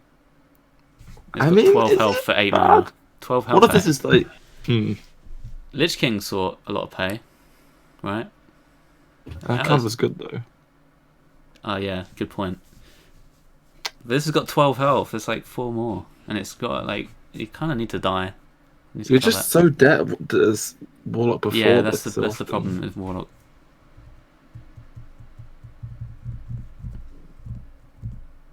Can you just survive and try and play this? But then they just remove it. You play in Zoo. Zoo, I mean, it's expensive. You play mid-range Zoo Warlock and have this at 8. Maybe. You do need to be like ahead, really, most of the time. Then you play your Flame Imp Bomb. So it's like 8 mana Vulture. Yeah. I don't think this is too bad of a card. I'm just a bit worried that you can't actually play it. 8 mana's not that much though, is it? Like it's not it's not completely terrible like the previous Warlock legendaries normally are. Yeah. It's much better than the normal ones, but it's just not good enough. Give me a number. Darkest Hour Warlocks potential. I'll give this a 2. I think it's not the worst. Yep. I quite like the card. I'm just a bit worried about the rest of Warlock. They've done quite a good job of printing not the worst cards this expansion. True. It's really annoying. Everything's sort of like. However, the next one though. Good. Oh, 7 mana 4/4. Draw 4 cards. Increase your maximum hand size to 12. What the hell? That's game breaking. What can you do with 12 cards? Nothing. 1 mana Mountain Giant. Oh! Sprint on a stick. Card draw in Warlock. Do you know why I think this is not so good? They don't have the tempo tools, Warlock. Like yes. In Rogue, when you sprinted, you'd usually pay 4 for it, or you'd draw a prep at least with it, and then you could like prep eviscerate something, prep sap something, so it's not so bad. Or you could like burst them down with like your burst damage afterwards. Yeah. Leroy's Are you drawing reach or removal? No. But with Warlock, what do you draw? You just draw expensive stuff. There's no tempo. Yeah, you have tap. Like, why do I want card draw? I don't get it. I think you can't play this. And like Ancient of Lore, right? If Ancient of Lore was around now for 2, it probably wouldn't see any play anyway. But back then they had Wild Growth for 2 and they had Innovate for 2. And it was less power creep metagame. So it's like, that's why Ancient of Lore was good then. And they also had Force and Ace of Savage Roar for a combo. So like drawing cards was good as well. Yeah, Mountain Giant Sativa. I mean, that play isn't even good. Like 10 mana, no taunts or anything. Yeah, and like you could do this on 8 if you had a big hand size to go this plus Mountain Giant on 1 turn. But it's just not consistent and a bit late in the game. I just feel like the card's bad. You're gonna die when you play it. It's a cool card, so I'll give it a 1. Sounds about right. I'm also giving it a 1. I just think it's too bad. You can play this into Twisting Nether, but then you need cheap stuff. There's no point in having a lot of cards in hand if you can't play them. Exactly. L. Next up is synergy with the previous card. I mean, the next one is the Abyssal Summoner. Summons a demon with taunt and stats equal to your hand size. What? This one's powerful. It is, yeah. I mean, if you have a full hand, is it 9/9? 9/9, yeah. Taunt. That's pretty big actually. 6 mana. You get a 2/2 as well. It's like Astromancer kind of card. Yeah, and Astromancer I think surprised everyone with how playable it was. Yep. So maybe this will as well.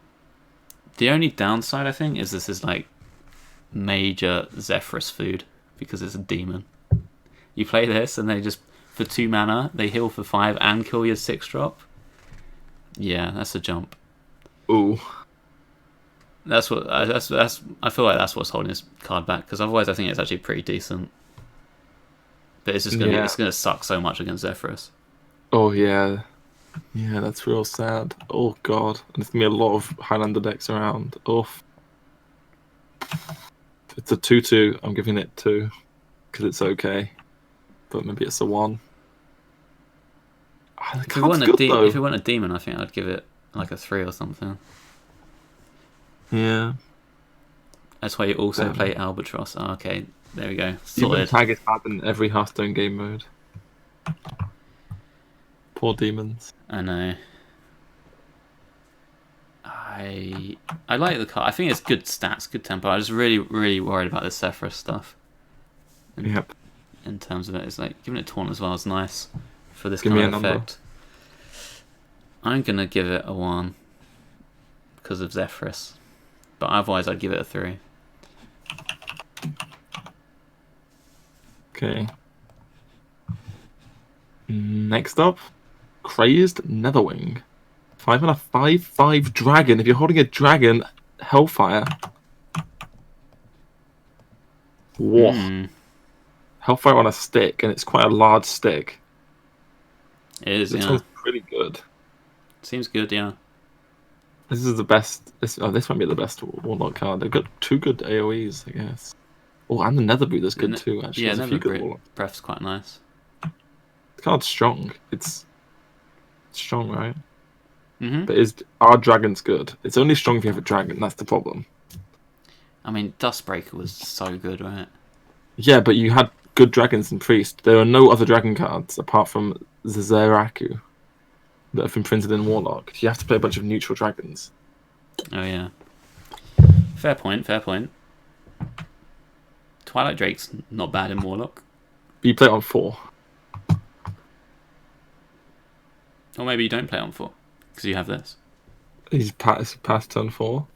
Or play someone else. You have a handful of cards because you've been tapping. Okay.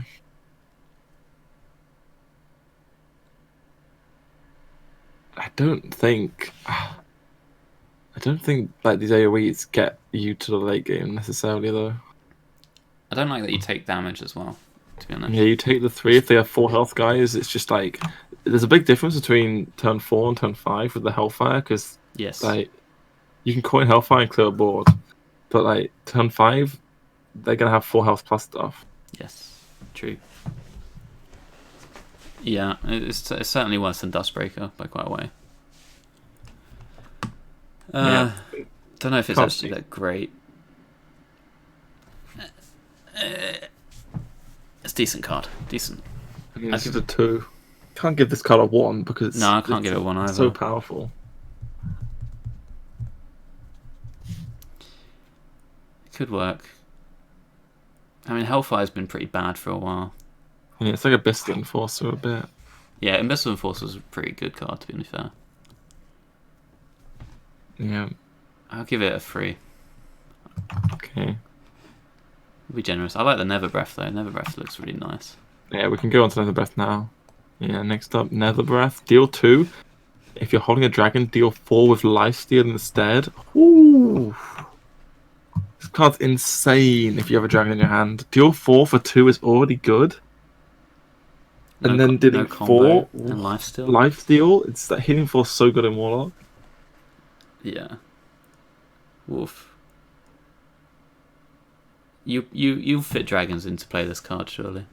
Yes. It's like better than Spellstone sometimes. Yeah, it's just better than Spellstone. Always. Yeah, but you do have to make your deck weaker than. I guess. Because you have the dragons and stuff. Yep. Seems really solid. Yeah. Sorry, say that again? It goes face. Yes. I like going face. Man, if Emperor was a card, you could do the Manny stuff. True. I mean, you do need to play dragons, right? Maybe play the legendary dragon. It's not a terrible card. You probably just play it, yeah. This card's solid. Wait, did you play this in Zoo? Probably not. This card is nuts. I don't know if you can run dragons in Z. Is it a 3 or a 4? I think it's a 3 because of the dragon condition, but maybe. I mean, if it's a deck, then the card's obviously like super nuts in the deck. Yes. So you're gonna look like an idiot giving this a 3. It's the best card in the deck. Yes. I don't think it goes to Zoo. I mean, yeah. Do you think it's gonna be a deck? If you do, No. give it a 4. If you don't, So I'm gonna get a 3 better because it's not a hedge, deck. if it's not a deck, this doesn't get played. So it's a 1. I'm giving it a 4, man. I'm gonna. You think it's gonna be a deck? Okay. Yeah, I think so. In some form, I might want to revisit my ratings on the other ones. I've decided. All right, Galakrond stuff now. Yeah, we can just look at all the Galakrond cards at once, I guess, right? Yeah, starting with the Veiled Worshipper. Power Cry, if you invoke twice, draw 3 cards, 4 mana, 5/4. I mean, drawing 3 is pretty good. Yeah, You have to invoke twice. The stats are fine as well. The stats are great, yeah. You have to play this in Zoo, though, right? This is a different deck to Handlock, I think. Yes, this is not a handlock deck. This is a. Like, I think we already changed that. All these cards are going to be in Zoo. Yeah. Yeah. So when you invoke Galakrond, you get 2/1/1 imps, and that happens before the effects happen on these cards. So this Fiendish Rites, invoke Galakrond, give means +1 attack, or summon 2 2/1s basically, plus give whatever you have +1 attack. Mm-hmm. And then we have the Dragon Blight Cultist, 3 mana 1/1, gain +1 attack for each other's friendly minion. It's at least a 3 mana 3/1 that summons 2 1/1s. Yeah. And then Galakrond itself, summon 1 random demon, invoke twice to upgrade, and then it summons 2 demons or summons 4 demons, right? So this is like a mid-range Zoo Warlock. Does it work? There's a lot of bad demons, to be honest. There's like 1/1s and 0/1s, 3/2s and stuff. It's not that crazy of a thing. I feel like you need to make, but the actual invoke cards themselves have to be good. Are they good enough? They're very okay, like average, Yeah, like not okay. great. I don't know. This 4 mana card's just nutty though. If you get it off, it's so good. Draw 3 5/4. If you can get that, oh, And you're going to consistently get your Galakrond then as well, because you've got 2 of these in the deck. yep. Did you play at all of the Warlock Galakrond? I played Handlock. I didn't play Zoo. Oh, yeah. I think it's got to be a Zoo deck. Yep. This is the other Galakrond that I thought could potentially be playable. This is the Shaman one. I feel like the other ones are bad. Like, none of these cards are terrible. I think I'm not sure. I don't think it's going to be crazy powerful, but it could be good. It could be all right. Yeah. I'm gonna put some faith in the Warlock Galakrond. Give it a 3 for everything. Tearpath's quite nice too. Let's go wide, go wide, go wide. Late game, I mean, summoning 2 1/1's not amazing though. It's okay, but you're gonna have a lot of cards because of this Veiled Worshipper. You just don't run out of gas. Yeah, this never runs out of gas. Run Plague of Flames potentially. Yeah, maybe. I feel like you're more of an aggro deck there. Yep. And the average demon doesn't look great. Yes, that's also true. I don't know. What were the numbers you giving me? I'm giving all the Galakronds for Warlock 3s. Okay. I think you play them all as well. I don't think there's any of them that you wouldn't play. We haven't seen all the cards yet, Admirable. He wants our top 3, but we're not doing it yet. We don't really need to go over each individual one, right? Galakrons. Yeah, we don't need to go over each one. I'm giving them 3s. Actually, I want to try it out. I don't know. It could be. It could be a Galakron Zoo. It's probably not good enough, but I have hope. Optimistic. Okay, I'm being decisive and belligerent, Admiral. No. There you go. Right. Next class. Warrior. Warrior How did time. Warlock do? We gave Warlock quite a high rating. I think we rated it too high. Well, as you go on through these set reviews, you want to be a bit more generous, I think. You know? You want some hope. Should we move on to Warrior? Yeah. Let's go. Ritual Chopper. Battlecry Invoke Galakrond. No, why are the invoke cards split up in this one? It's a mess. Blizzard, Yeah. what have you done? So if you don't know, the Warrior... Oh, that's not it. The Warrior Galakrond gives you +3 attack when whenever you invoke. So effectively, this Ritual Chopper that we're going for here is a 4/2 on its first attack and a 1/1 on The second attack. Yeah. But its first attack is really good. Yeah. It's like a heroic strike. But then you get an extra bit as well, and you invoke your thingy. So pretty good in the deck. Kind of aggro. I mean, you just play the Ritual Chopper, right?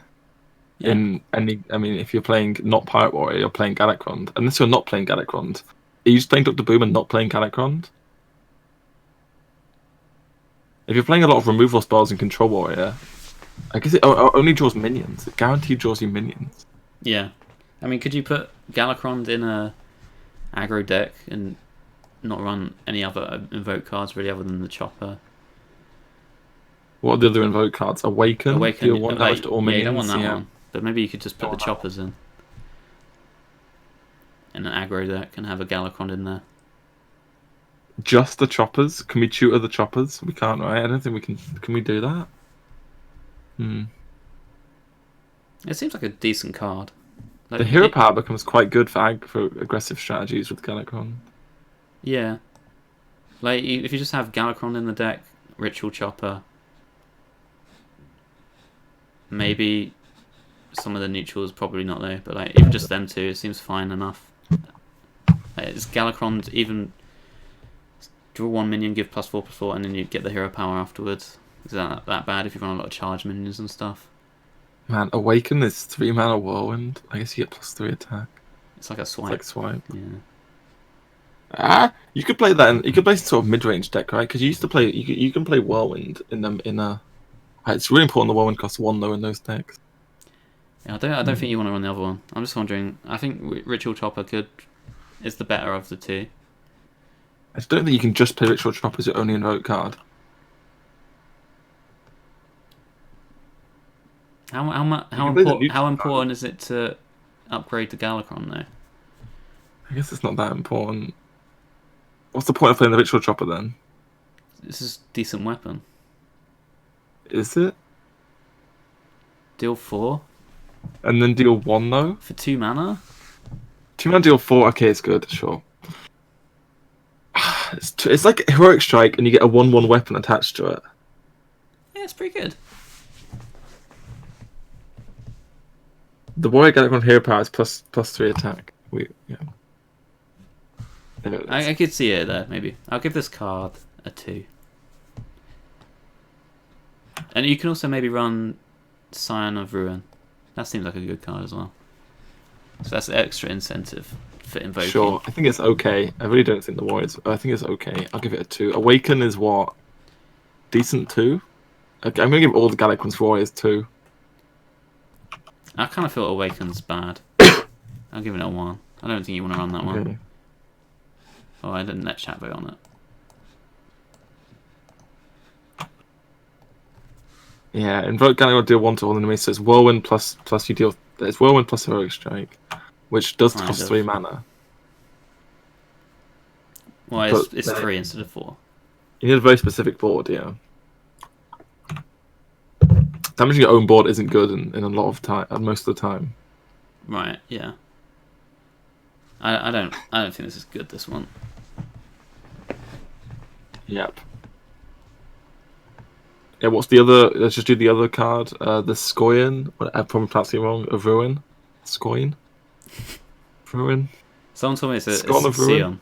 Sion. Sion. Sion. Oh, that makes way more sense. Yeah.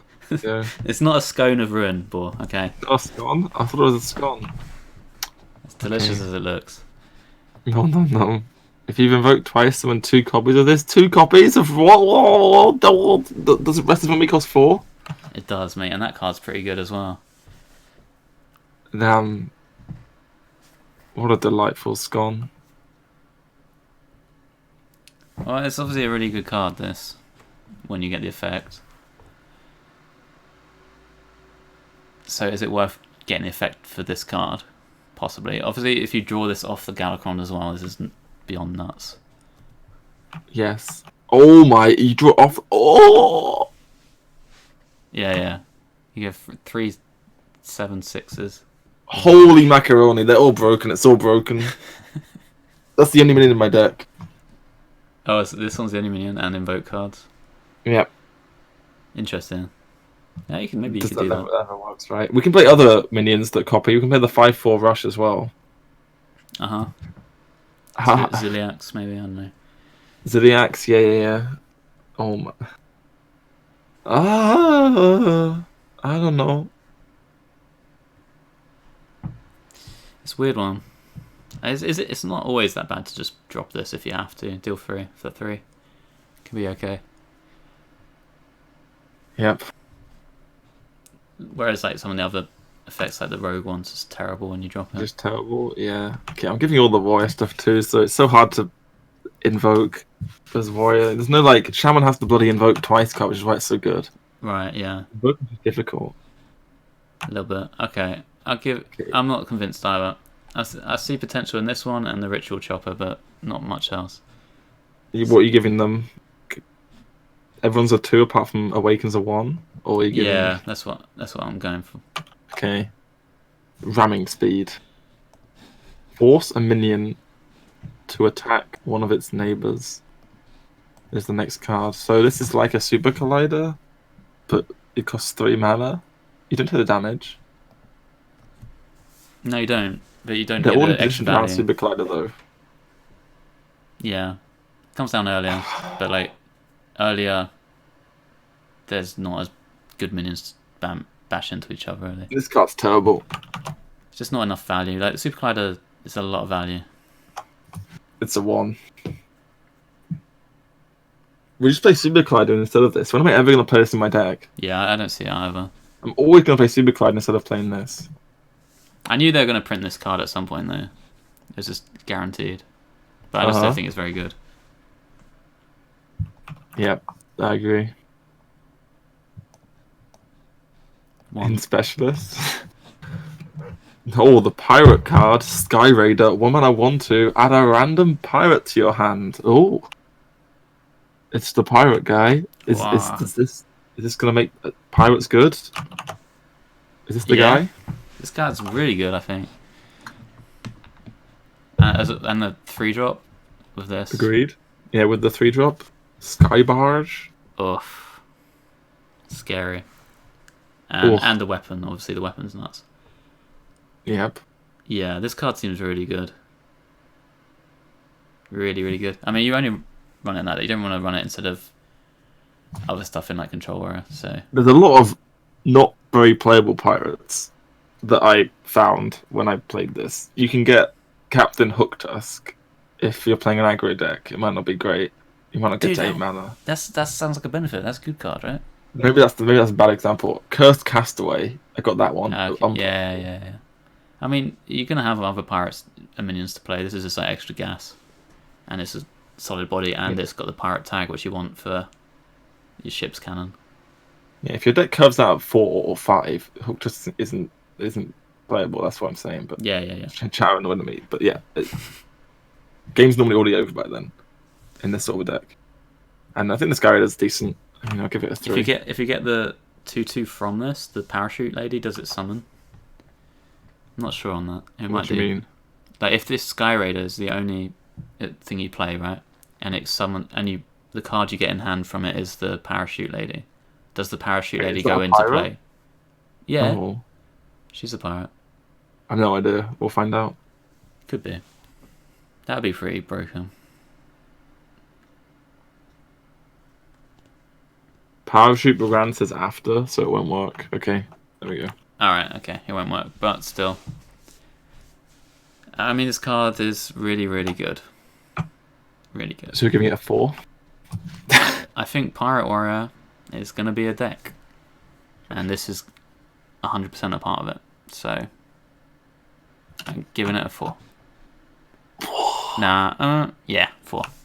There's no way you don't play this. Yeah, next up is Sky Barge. After you summon a pirate, deal 2 damage to a random enemy. The pirate attack. 3 mana 2/5, hard to get rid of. It seems pretty strong though. That's a lot of guns as well on that art. This card is nuts, in my opinion. I don't know. It is a 2/5. It seems very good. It's a 2/5 for 3, alright, with a ridiculous effect. Yep. It's like a Flame Waker. You play this, the Parachute Lady, the 1-drop on 4. There's so much tempo. It goes face as well, so do you just kill the opponent? Yeah. It's got 5 health as well, and they want to kill it. It's hard to. Yep. Oof. Man, this Pirate Warrior deck never beats Shaman. Do you not think? Oh, I think Lick Him just ends it. Yeah, maybe Lickham ends it. It's on the heads up. I don't know, it's hard to kill this though. Sky Barge. Is it not? Yep. It takes quite a few hits with a Lickham. I don't know. This card is just a 4 for me. It seems so good. Okay. I'm not that big of a fan of the Pirates. I'm gonna give them 3s. I really don't think the Pirates are gonna be like top tier. I think they'll be like tier 2, the Pirate deck. Lickham plus Sap kills this. Sure. Lickham plus Sap kills a lot of things actually. Kills everything. You'd be hard pressed to find stuff for 3 mana that survives that. Okay. Next up, Evil Quartermaster. I'm really confused about this card. 3 mana 2/3. Add a lucky to your hand. Gain 3 armor. Is it? What is this card? Where do I play it? Actually, can I change the Sky Barge to a 3? Because I think there's a world where you play a small pirate package with the weapon, but not the Sky Barge itself. Sure. Okay. Quartermaster. 3 mana 2/3. Battlecry. Add a lucky to your hand. Gain 3 armor. Seems a pretty good card to me. Playing like Control Warrior maybe. In Control Warrior for sure. I think so. Makes my list. Yeah, I guess we can Shield Slam with it. Sure. It's not making anything an aggro deck, is it? Is it? It's going in Pirate Warrior?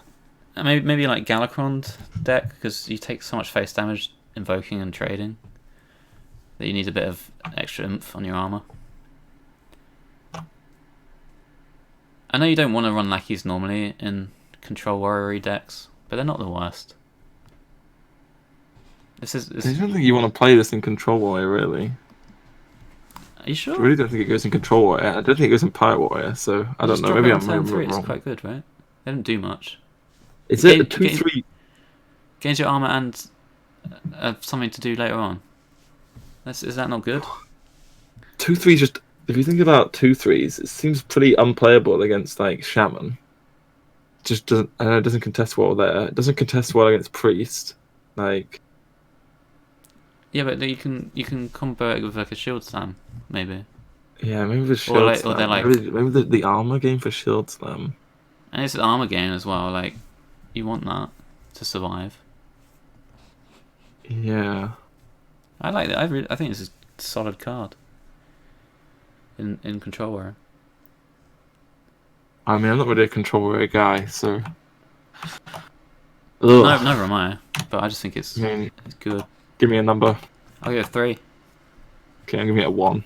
Ooh, damn. Okay. Yeah. I'm very optimistic on Warrior stuff, to be honest. I already did this Scion.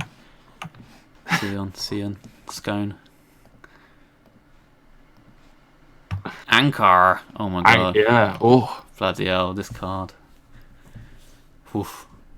3 mana. After your hero attacks, draw a pirate from your deck. This card seems Dread Corsair. very good. Ooh. Very, very, very good. This card's insane. Yes. It's a 4. Yeah. It's broken. Easy 4. Oh. Oh. Ankar Oh, you on never run out of 3. cards. Ankar on 3. GG. And the cards you draw have synergy with your weapon? Oh my god. But the problem is you have to play pirates, so... You do. I wonder if you can get away with running like a small package of a deck though. And like running some more of the... you know, aggro warriors running before, like enrage stuff and that sort of thing. Oh, the enraged cards still exist. Yeah, you want to play Bloodstorm Mercenary in a deck, all those stuff, and then just have a small package with the Ankar. So like when you draw Ankar as a high roll, you can... Yeah, you're going to play the 1/2 pirate over Eternium Rover. Yeah. Possibly. Maybe like Dread Corsair Greenskin or something. Yep. And that might just be good on its own in a small. Oh small yeah, the package. Galakrond weapon gives you a Dread Corsair on turn 2. No, it doesn't. Does it not? Or is it weapons attack? It's weapons attack, not your hero's attack. Oh, it doesn't work then. Unlucky. Oof. Okay. Molten Breath. Oh yeah, TJ was saying in chat the same thing as me about small package might be good with it. What's the next one? Molten Breath. Deal 5 if damage to a minion if you're holding a dragon, gain 5 armor. So for 4 mana, you can have Militia Commander, Restless Mummy, now Molten Breath. You're not going to play all of them. What are you going to play? Yeah, true. You have to run dragons. Which ones do you play? Like, I think you just play Restless Mummy over this. Do you not want to play both? This is a good card though. It is a good card. It's like Yes. Shield Slam. Imagine this Shield Slam. Yeah, it's very good if you're playing dragons. Yeah, you can run the new Deathwing as a dragon for sure in Control Warrior style decks. That seems solid. They have so many options, Warrior. That's the thing. You just don't know which one's gonna eke out above the other ones. Like they've replaced so many cards and still remain tier 1 decks throughout this year as Control Warrior. You know, they have so many options. It's just whether or not this good card is better than the other good cards.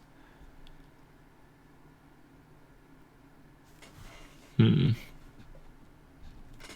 don't know. I don't think you're going to be playing dragons in Warrior. You only got Deathwing, right? I guess you play the Ruin guy. Well, they've have some other one. They have like that 5/5 that gains 5 armor. Yeah. In other sets. There's some potential there. Molten Breath though. I think you'd want to play Restless Mummy instead. I think it's just worse than Mummy, which he doesn't see play. I can give it a 2 because he might be playing a dragon deck, but I think it's just worse than Mummy, right? Yeah, the dragon stuff might not end up being that good, but it's a good card within the context of the deck, so I guess a 2. Give me a number. 2, 3, maybe 2. I'm actually going to give it a 1. Alright, I'll give it 2. So much worse than Mummy, you never play it. Okay. Deathwing, Mad Aspect. 8 mana, 12/12, attack all other minions. What about the Galakrond? Did we do that? Oh, the Galakrond? We can talk about Galakrond if you want. I give it a 2 already. I think what did I rate the other one? I think I gave it a 2. 2, yeah. You might see play in like an aggro deck, maybe. Without all the invokes, just a few. I don't know. I'm not sure you want to go pure invoke Galakrond. That's my opinion on it. Yeah. Possibly. I mean, maybe there's a tempo warrior where this is like a finisher with the invokes, but just the invoke. It's just so hard to invoke it in warrior because the awaken's just not good. Great with. It's like just the chopper. It's just hard to invoke it twice. True. That's my problem. All right, let's talk about Deathwing. Yeah. 8 mana, 12/12, Battlecry, attack all other minions. 8 mana, 12/12, rush, or Battlehead. It's good, right? Yeah. Is it? It's just better than Battlehead for a control deck. I mean, Twisting Nether's a card which never saw play. Yeah, but imagine if the opponent's got like sometimes a lives 5/12, or no, a 5/12. That's not a realistic minion, but they've got like a couple of minions, and your Twisting Nether summons some extra tempo for you. I'm thinking about an empty board here. Oh. Yeah, this is better than Twisting Nether. Just an 8-mana 12/12. They play one guy, you play this. You complete tempo swing. Okay, what are the power plays coming down on turn 7? Like, Tiamat? And it just trades? Like, you don't have to play it if it's not a good play. You can do other stuff as Warrior. Yeah, I guess. But there is going to be times where this is going to be nutty. They're going to play like Galakrond, so Shaman will have like 2 4/4s or 2 8/8s plus a guy maybe. It's going to trade multiple minions for one, right? That's the idea. Yeah. It reminds me like of Batterhead, but it can kill anything. Not good, but it can kill anything. Yeah. Batterhead, if it had higher attack and could trade into anything one shot it, would that not be a good card? It'd be insane. Yep. I mean, it's good off Mogu. Oh yeah, this is another one you want to evolve into. Dude, I think this card's really good. I think it goes in Control Warriors. I mean, it does everything. It's flexible. I don't know. I'm giving Deathwing a 4. 4? Yeah. Oh my lord. I believe I've rated Warriors so high. I must be getting crazy. I'll give it a 3 because it's going to see play and Warrior's going to be good. Yeah. Warrior got highly rated from us. It's the highest rated class. Oh my god, what happened? I messed up the ratings actually. I messed it up. I think I give things a bit too high ratings, to be honest. Yeah. Sky Raider 4. Sky Raider can be a 3, I guess. It's not like mega nutty. Ankar for sure is a 4 there. Yes. Alright, neutrals, we're almost done. Oh, there's a lot of neutrals though. Oof, there's a lot of neutrals. There is. Okay, there's going to be a bunch of filler here. I don't actually think I've seen a lot of the neutral cards somehow, because I don't recognise the first card. It's okay. It's trash, chat. We don't need to do this one, I guess. Right, trash. Evasive Chimera. I mean, there's better trash than normal. Do you remember Rogue has a card with stealth and poisonous, and it sees no play throughout the history of Hearthstone? Okay, it's trash. Next, Grizzled Wizard. Swap hero powers your opponent to until next turn. I mean, this could be a tech card. I'm giving it a 2. It's a tech card. Maybe. Tech against what? Something again. Actually, yeah. What's it tech against? You play it with Finley in Wild. Can I have that? It's only for one turn though. But you steal. What do you No, steal? you play in Quest Shaman, and then you complete the quest.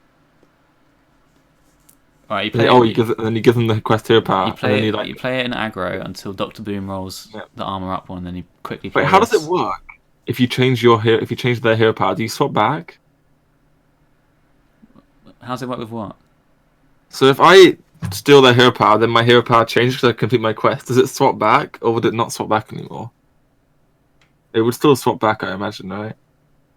So can I change my hero power to something terrible? What if I get a bad quest? What's the bad quest? The Mage quest. Complete the Mage quest. Play this.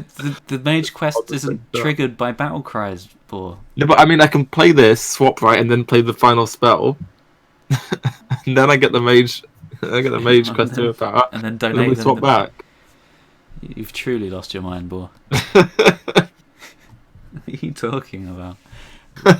It's not good, right? Give me a 1. Yes, 1. There's no way you play this in a deck. Hasty Flyfish. 2 mana 4/4. What? Sometimes, yeah. 2 mana 2/2. Death Arc of a dragon in your hand +2/+2. Does this fit in your Murloc dragon decks? Straight in, right? Nutty. It's pretty nice to land on the some of the Paladin ones, right? The life's still there. 4/5. Hand buff cards are notoriously powerful, so... They are, yeah. I mean, this one, 2/2 with the plus There's 2 so plus many 2. numbers in this card. It's not like bad stats wise, is it? It's got so many 2s on it, it's convinced me it's a 2. Yeah, I'll give it a 2. I think you could squeeze us into some kind of deck maybe. Yeah. As a 2-drop, it's not too bad. Next up, Firehawk. 3 mana 1/3, gain +1 attack for each card in your opponent's hand. What number of attack would it have to be good? Pretty big attack, right? What about in Aggro Mage, you evocation this out on turn 1? It's a 5/3. Again, if you're going first. Ooh. That sounds pretty degenerate. Turn 1 5/3. Wait. Is that just good enough? I mean, it's not going to happen very often, but you could do it, right? That's the only application I could see of this. It's like a better mana worm, right? Yeah. Scary mana worm. That is turn 1 5/3 is insane. Yeah.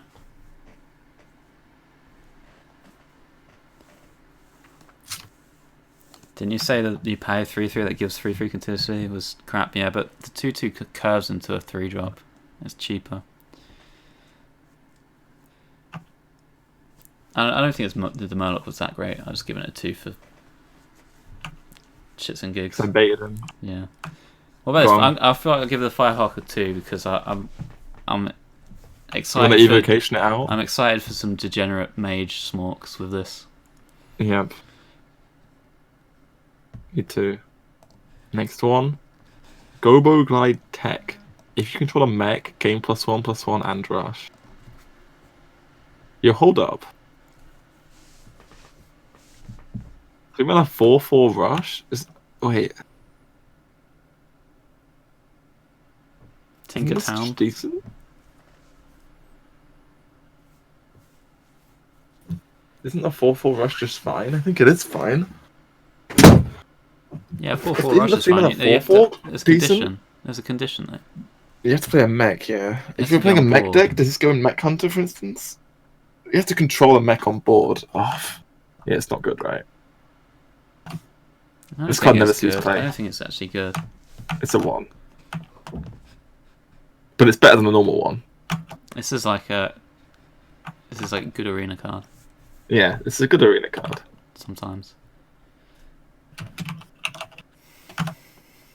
Maybe in like Reno Paladin, because they run a lot of mechs, you might want this. Just as one of your 3s, because we don't run a lot of 3s. Yep. Damn, all these cards have text. Next up, Living Dragon Breath. Your minions can't be frozen, yo. Damn. It's just unplayable, but it's got card text on it, so that's nice. It's a tech card for Mage. Nope, it's just not a playable But- card. I don't think the Mage is going to be so ubiquitous that you would actually want to play this. Yeah, it needs to be so specific. As if it's always what just if- Nova. What if the top 2 decks are like Galakrond, Shaman, and Reno Mage, and like they both run frozen effects? You still don't play this card. Probably not. Probably not. So I guess even for a tech card, it's probably a 1. Yep.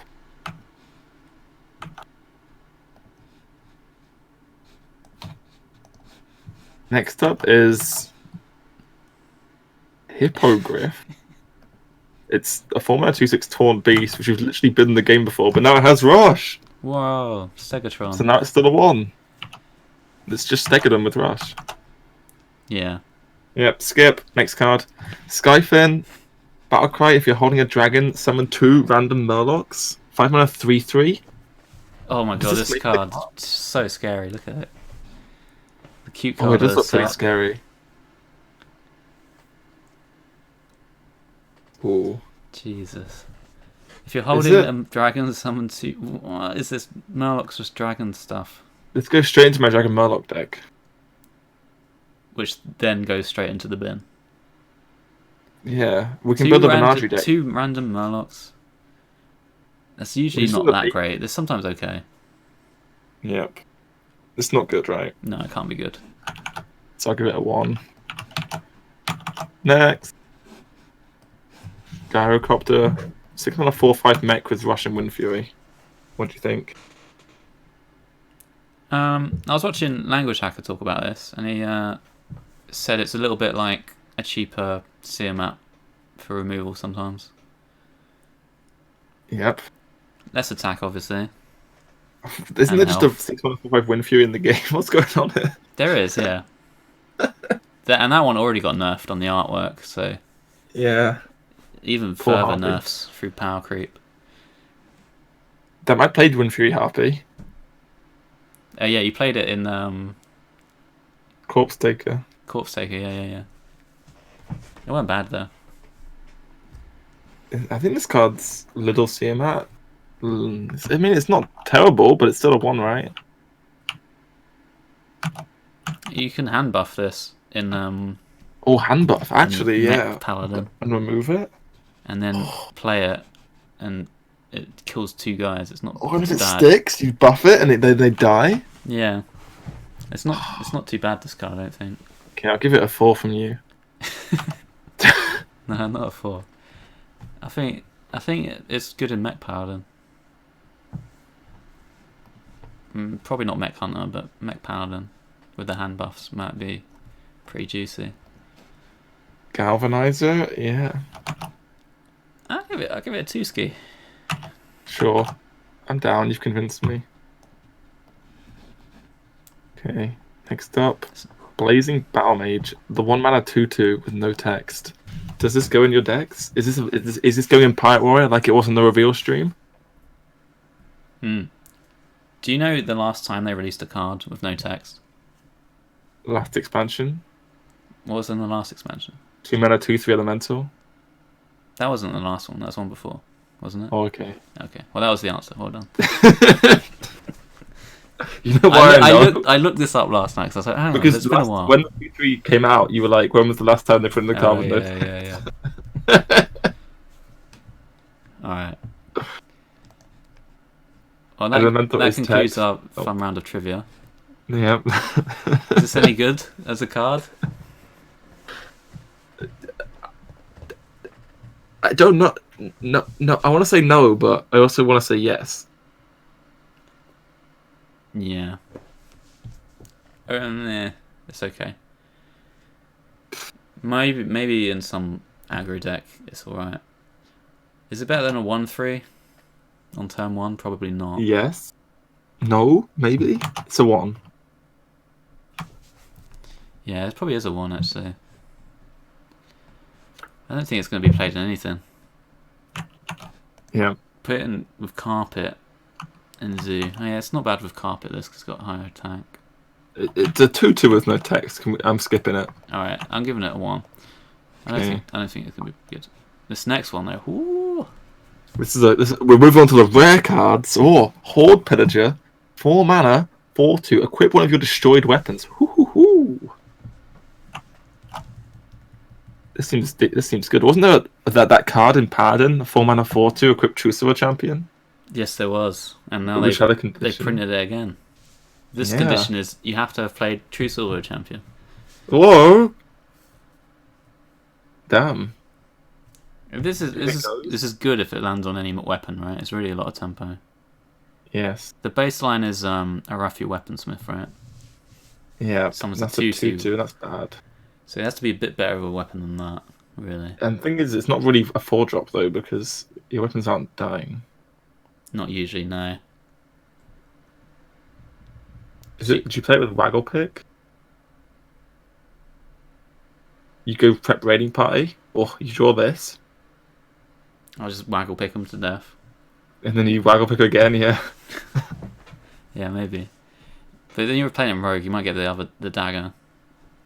Oh yeah, the dagger. No.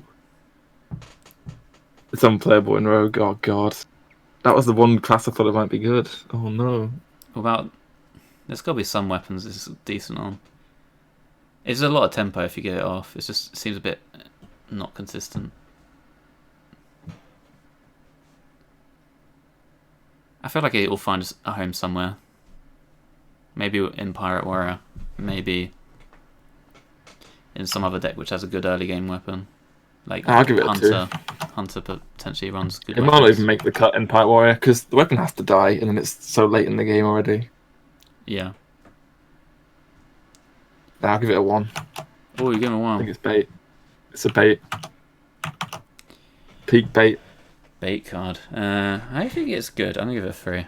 I wanna divert from your opinion a few times, Okay. and this is gonna be one of them. Now, next up. Now we're talking Parachute Brigand. I'm pronouncing it wrong. After you play a pirate, Brigand. summon this minion from your hand. Brigand. Yep. It sounded really wrong when I said it. Okay. So, into the pirate decks, 3/2/2. Seems good to me. Yeah, a bit better than Wisp, right? Yes. It's very nice that it comes down with the cannon as well. Yep. Balanced patches. It's more I'll like give this Wisp. one- It's more like Wisp than Patches, guys. Just because it's a I'm giving pirate. it a 3. It's Wisp, yeah, it's Wisp, not patches. Maybe it doesn't even. It's probably not that good actually. It's not really not that much. Like it's really not that powerful to get an extra 2/2. Are you serious? You'd play a 0 mana 2/2 in any deck, if you could. Any aggro deck. This has got to be really but it's not good. like it's not like boom, GG. You know when you soul fired and you got Silverware Golem and you're like, whoa. Yeah, true. I think this is really quite a very good Oh, card. It happy might ball? see play in Rogue as well. Okay, give me a number.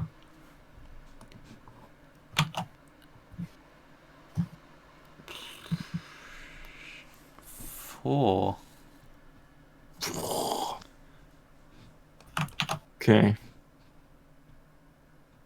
Very good. give it a 3. Give it a 4. Next up is the Troll Batrider. Battlecry deal 3 to a random enemy minion. 4 mana 3/3. Random enemy minion. It's not bad, this. It's a decent card, right? Kind of like flanking strike sometimes. Yeah, it's flanking strike. But it's random enemy, which is why it's bad, right? Or Bomb Lobber from the past. Bomb Lobber wasn't too bad. It wasn't the best card ever, though. Battlecry Shaman? Yeah, I think if it's going to see play, it'll be in Battlecry Shaman. Potentially. Hero Power plus Doesn't go this. face. I think it's okay, this card. Yeah, I give I it an think it's close okay. to the power level needed, but is it there? It's flanking strike that can't be targeted, that's the problem, right? Yeah. It kills Frog, Spirit of the Frog. Like, you can take it in against Yeah. Frog and Shark. But if they have a 1/1, then it's not playable, really. Well, you usually have someone on board, right? If they spend a turn playing Frog or Shark, maybe. Exactly. I think this card's okay. I'll give it a 2 because it can kill a lot of 3s. I think it's a definition of a 2. Could be good in Shaman. Okay. Oh, another good card. Wait, this is how did a neutral get here? Skill Rider up next. How do we? There was just one random epic in there. Yeah, there was. Okay. If you're holding a dragon, deal 2, 3 mana 3/3. Oh, this one's just good in the dragon decks, right? Yeah, really good. Really good. Yeah. You play SI7 Agent without the combo so much. Yeah. Like SI's been a good card for so long, and it's just SI. Yeah, it seems really nice.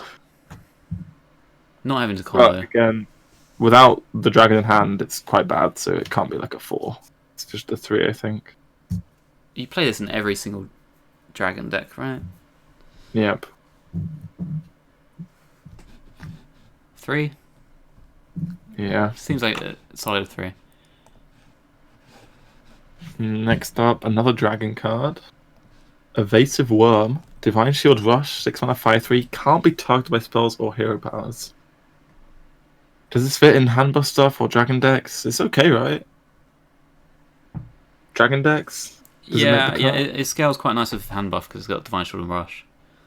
Yep. So maybe in Paladin. Otherwise, like, comparisons are Argent Commander but can't go face. Like, it gets CM reduced by maybe. 2 in a dragon deck. Yes, that is pretty good. If you could look at this card for 4 mana, it's very good. Yeah.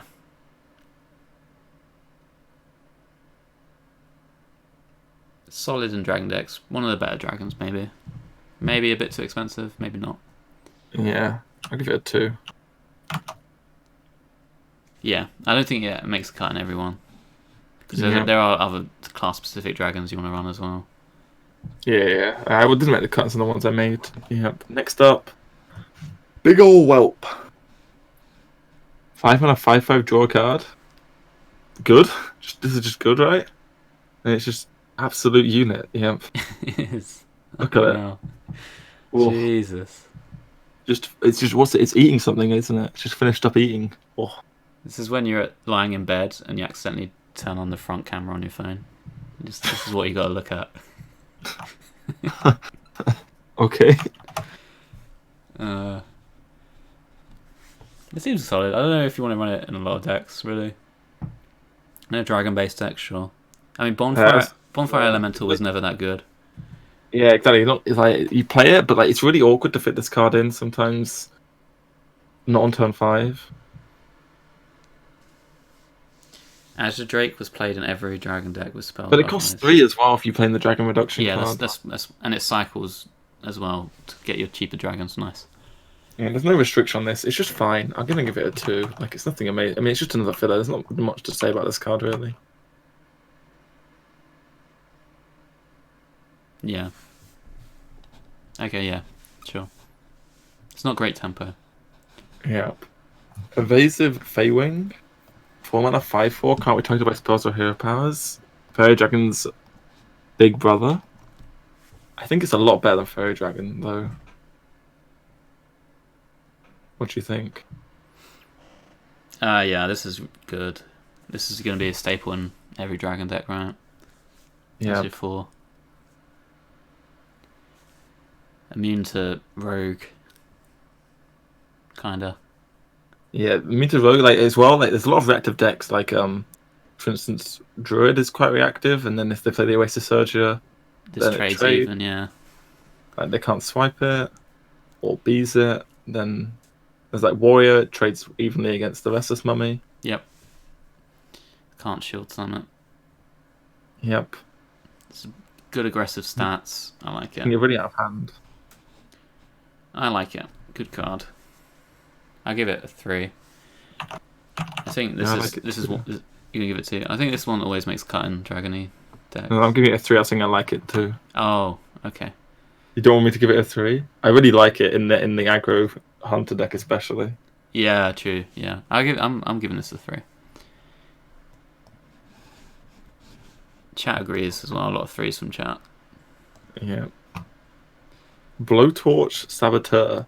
Battlecry your opponent's next hero power costs 3. Weird card. I don't think this is too bad. Like if they're in a meta game where like Quest Shaman's a really popular deck, this is actually pretty decent against them.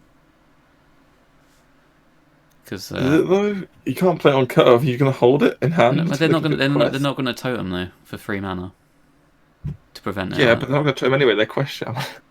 Yeah, but then once they complete the quest, it'll cost 3, right? Oh. So they can't like hero power sandstorm you as easy That's or how it anything. works. Okay. What if I'm playing in a meta game with Quest Druid?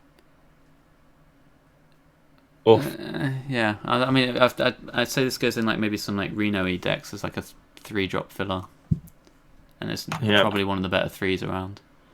It goes in my growing list of things that got rated 1. Okay, I'll give it a 2. I think it's not the worst 3-drop in the world. Yeah, sure. I mean, yeah, they put card text on it. It says something. Oh, it's this guy. Or like, where are we at? Accidentally closed. This guy. Oh, here we go. Yeah, if your opponent controls a dragon, gain +4/+4 and rush. Oh. Yeah, I don't know. Day 1 card, and then if there's dragons in the meta game, then you play this. If you're a scumbag day 1, you play this card. You've already played this in your dragon deck, right? Oh, These are for the guys who play Combo Priest on day one, right? They play this as well. yep. Yeah, You play this with Leroy. yeah, it works with Leroy, I guess. I feel like this is a card that probably will balance the metagame in such a way that it doesn't see play. It's like it might like limit how good dragon decks can be, but then eventually it just doesn't see play. Maybe. Hopefully. Yeah, we don't want this kind of card. Crabs. At least if you're a hunter and you've played the poisonous guy, this isn't so great. Yeah, it's not good against the poisonous one. It's just. Yeah, I mean, it's just obviously you play the 5/4, they play this. You're really sad. For instance, that's going to be a common thing. Yeah. I mean, the card's just a tech card, right? It's just a 2. It's like the definition of a 2, really. Yeah. Oof. Not happy to see it though. Don't like those sorts of cards. Oh, this next one. Oh my god. Oh, this next card. Oh, Faceless Corruptor. Oasis Surger. Pretty much. Rush, Battlecry, transform one of your minions into a copy of this. So if you have a 1/1, you just make 2 5/4s. It's insane, right? I mean, everyone's giving it 4. Every deck. This is just, it's ridiculously good, isn't it? Every deck. In it goes. It's the 4 of the set, right? This is the sleeper card. It's not even the sleeper because everyone knows it's good. Everyone knows. It's not the sleeper card of the set.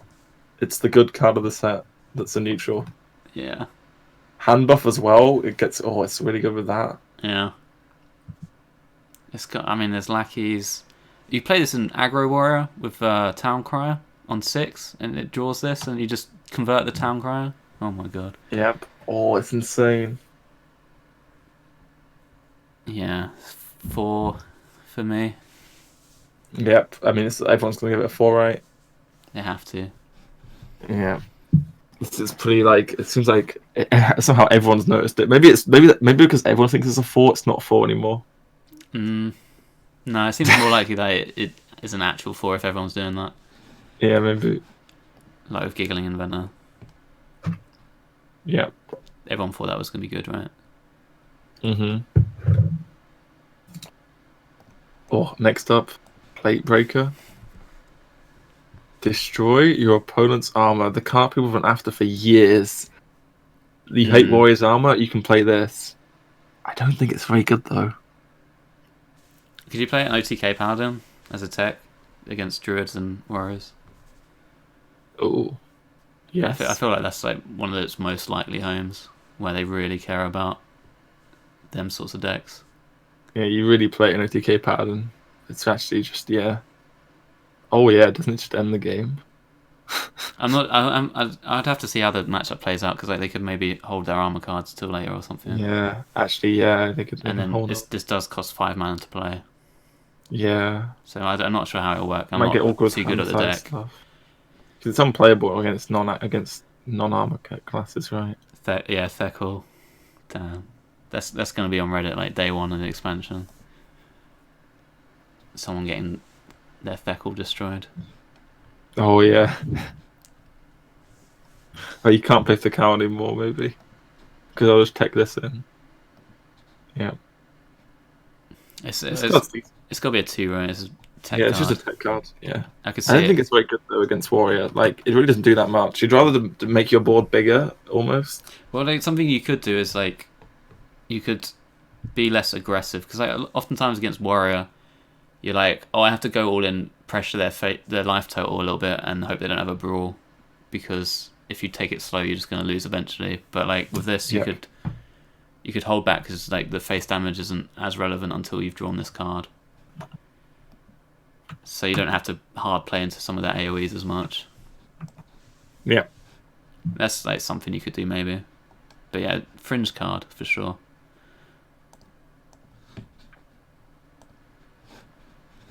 Next up is Cobalt Spellkin. Add 2 1-cost spells from your class to your hand. Does this make the cut in dragon decks? I don't know, but I saw Quest Shaman get this card off a lackey, and it was really, really good. When they got 4 random 1-cast Shaman spells. Oh. It was just so much tempo. I don't know if you want to run it, but like it was pretty sweet to get off the lackey. Yeah, I tried playing it and it just felt too slow in the meta to play a 3-5 because everyone has this 5-4 rushes. True, yeah. That really holds it back a bit. Like it's trade so bad into them. You get side quests from this, or is that even good? Can you actually get the side quests? I think you can. They're spells. Yeah. It lowers it a little bit in side quest classes. There's a lot of bad 1-cost spells in every class. I'm giving it a 1, I think. I don't even think it's good in Mage of the New Giant. I think the card's too slow how the meta's going to pan out. But maybe I'm wrong.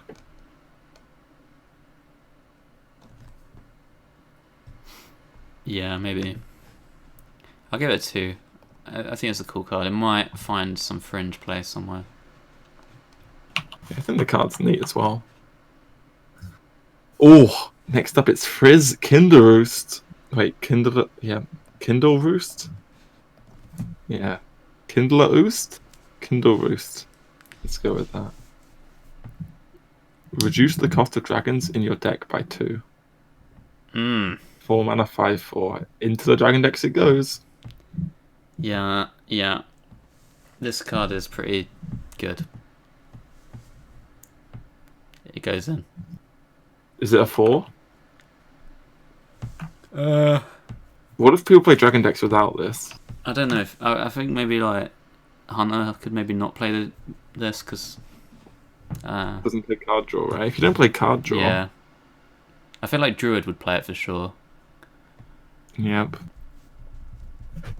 I'm not sure everyone would play it. Like maybe Mage doesn't either.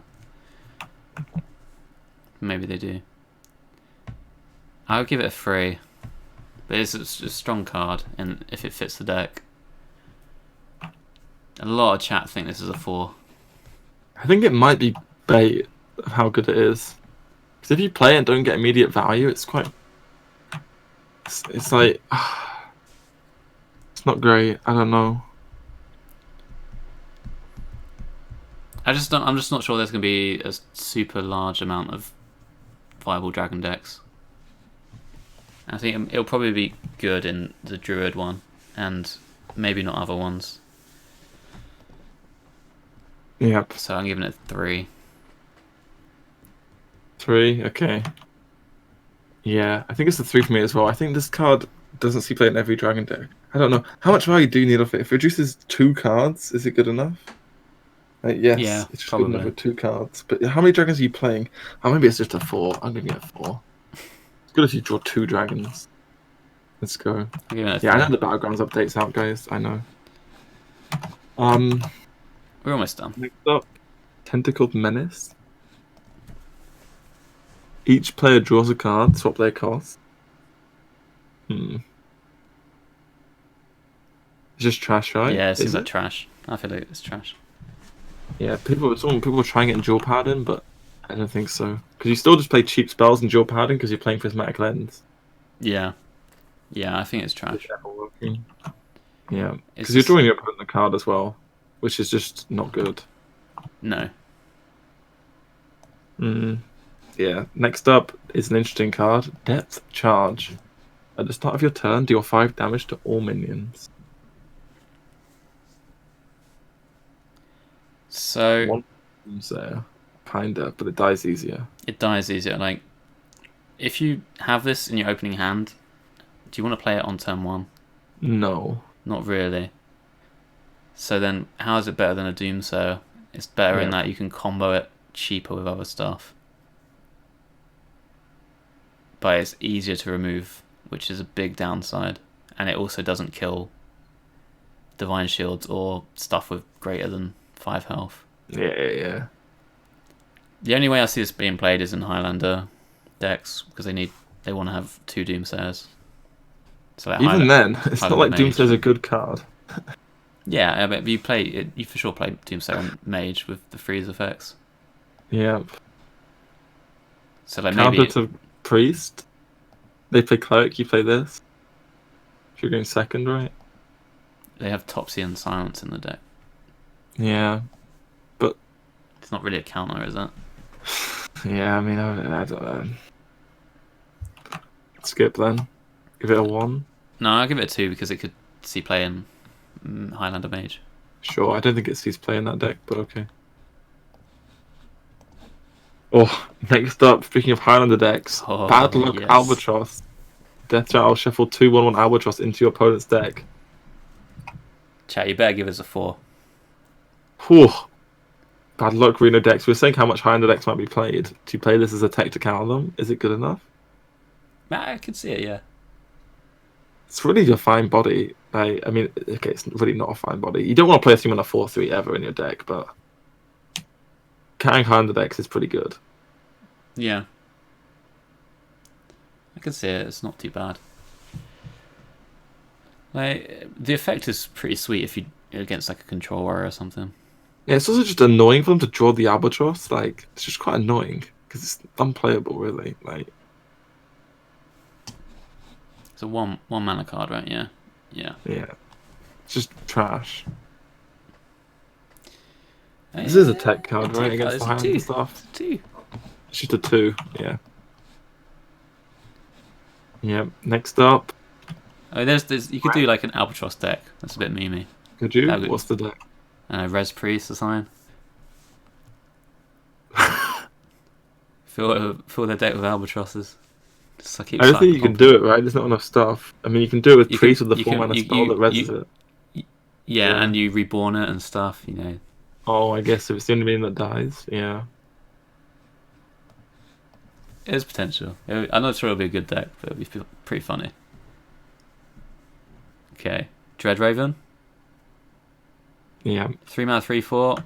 Has +3 attack for each other Dreadraven you control. It's beast. Gets pretty out of control if you can have a lot of these. Maybe Rhino them to death. Dire Frenzy, and then reduce their cost, and then Rhino them. That's the Yeah. idea. But it's not a good idea. It's you can't play this on its own, right? Nope. Yeah, it seems like a 1 to me, but there's a meme potential. Yeah. It's just a 1.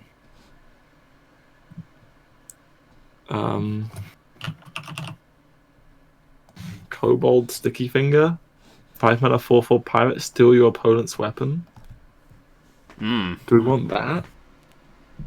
Well, if there's a lot of weapon decks, it's pretty good. Steal the Ankar. Draw your other Kobold Sticky Finger because you're running 2. Yeah. It's just a tech card again, right? You can play Yeah. this as just... If you want tempo and weapon removal, it's quite nice to have, right? Yeah. You don't want to play House and Jones or Ooze in your aggro deck, but you'd rather play this, right? What if you tech it for the Pirate Warrior Mirror? Yeah, or if Doomhammer becomes a meta card. Yeah. I mean, it's got to be a 2. It's definition. It's a pretty good effect. Yeah. In Control Warrior, you don't want it though, because the Jones combo is just better, right? Yep. Transmogriffia. After you draw a card, transform into a random legendary minion. Just meme, right? Yeah, it's bad. Like people are gonna roll this with Faceless Lackey though, Yeah. and it's gonna suck for them because the opponent's probably not gonna kill your 2/3 if they can get away with it. Oh yeah. Huh. Oof. Yeah, it's bad. You can maybe delete Hakar Bloods. I'm not sure if it works, but there's a better card in the set for doing that anyway. Never play it for that. Yeah. Next up, the Dragon Queen, Alexstrasza, the new Reno card of the set. If your deck has no duplicates, add 2 dragons to your hand. They cost 0. You can even get Dragon Queen off Dragon Queen. Oh my god. Yeah. It's insane, right? It just goes into every Reno deck, and Reno deck's going to be strong, so... Yeah, I think you want to like make your Reno decks a bit higher curve, less aggro some of them, to just so you can play this card. Maybe a bit more defensive. It's a lot of value. Really good. The only thing is, like, in a really aggro meta, it's like you might not get to this card. Yep. I mean, you just play it, and then it even gets reduced in cost by the 5/4. Sure. Yeah. I'm Next Dragon Breeder. gonna give this a 3 because I think it's worse than the other Reno cards. Huh. Okay. Because of the cost of it, and it might not make its way into every Reno deck. Like, it might just be the Mage one. I think it goes in all of them. So. Okay. Next. Yep, the Dragon Breeder. Choose a funny dragon, add a copy of it to your hand. Just feel alright. It's never good, I don't think. No, it's really hard to activate it. Yep.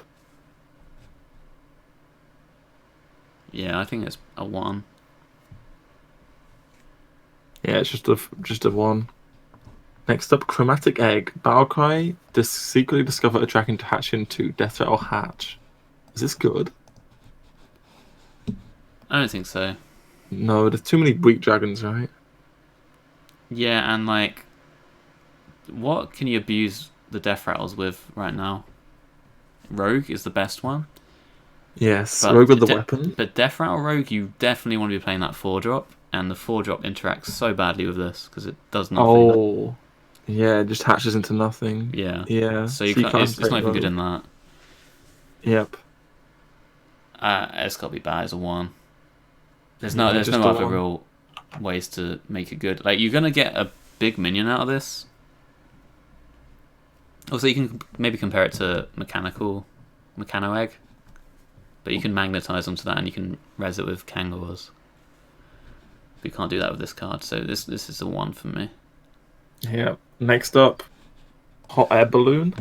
1 mana 1/2 mech at the start of your turn, gain +1 health. Is this just going in mech decks instead of Mecharo? Yeah, I think it might. It can snowball out of control, right? Yeah. I mean, it's worse when you're behind. Yeah. It's the only thing. Top deck. Is it playable? It's a really good on 1 though. Yes, it is. It's really good to magnetize onto as well. I think it's decent. 1-drop. Yeah, I'll give it a 2. Yeah. Two's fair. Maybe a 3. Yeah. Okay, another mech card. What is this name? Do you want to go? Do you want to say it? Camouflage Dirigible. There we go. I think that's how you say it. I'm not sure. Or Yeah. I don't know what that word is. it's like a caravan, a dirigible, I think.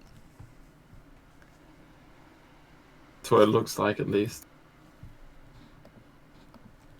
Oh, it's like a hot air balloon. Airship. Oh yeah, that's it. Yeah. Capable of being steered, guided, or directed. That's what it kind of looks like, right? Yeah. A shittier Zeppelin. Yeah, that's what it is. So what do we think? 6/6. This ends the game sometimes. Conceal your board, and you can like push face damage. Yep. Or if you have, or you just need to stick a mech, you can play a cheap mech plus this, and then magnetize onto it next turn maybe. You always get the magnetize on. So mech decks suck though, right? Yeah, I feel like it sucks. It's Yeah, I'm expensive. gonna give it a 1. Like, if they can get to it anyway with most AoEs, Mass Hysteria, Brawl, like all the good AoEs get to it anyway. Yeah. Yeah. Oh, next up is the Kronks. Kronk's Dragonhoof. Battlecry, draw Galakrond. If you're already Galakrond, unleash a Devastation. The Devastations are deal 5, heal 5. Summon an 8/8 Taunt. Do some AoE damage. Kill a minion. I mean, it's great when you've Galakrond, yeah. Just before Yeah. it's a bit pants. The problem I have with this card is you're playing a Galakrond deck, you're going to be behind in tempo most of the time because you have to invoke So you can't really afford to play a 6-mana 6/6. Draw a card. You're just gonna die. You just play it for after Galakrond, right? It's got to be after, yeah. Yeah. Oh, give minions +2/+2. That's what it does as well. Yeah, it's super powerful. I'm gonna get a 4 because it's going in my Shaman deck. It's gonna be nuts. Well, I've given some Galakron's playability, so I guess I'll give this one as well. I'll give it a 3. Okay. Because it obviously goes in the deck. Yeah. Chat, love it. Yeah, next up is another legendary. Schumer. This card's actually interesting. You could play this as the top end in a token Shaman deck. It's so annoying to deal with. Mm-hmm. Like, what do you do when this happens? Because you have to kill the 1/7 and all the 1/1s. Like, you can't just kill the 1/1s and be done with it. You kind of can.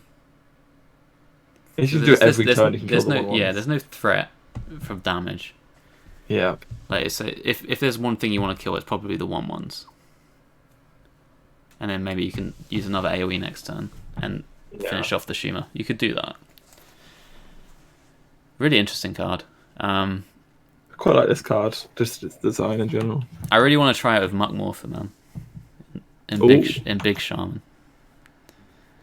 5 mana, 4/4, summon a board of 1/1s, or So many stats, yeah. there's so much stats. Nuts.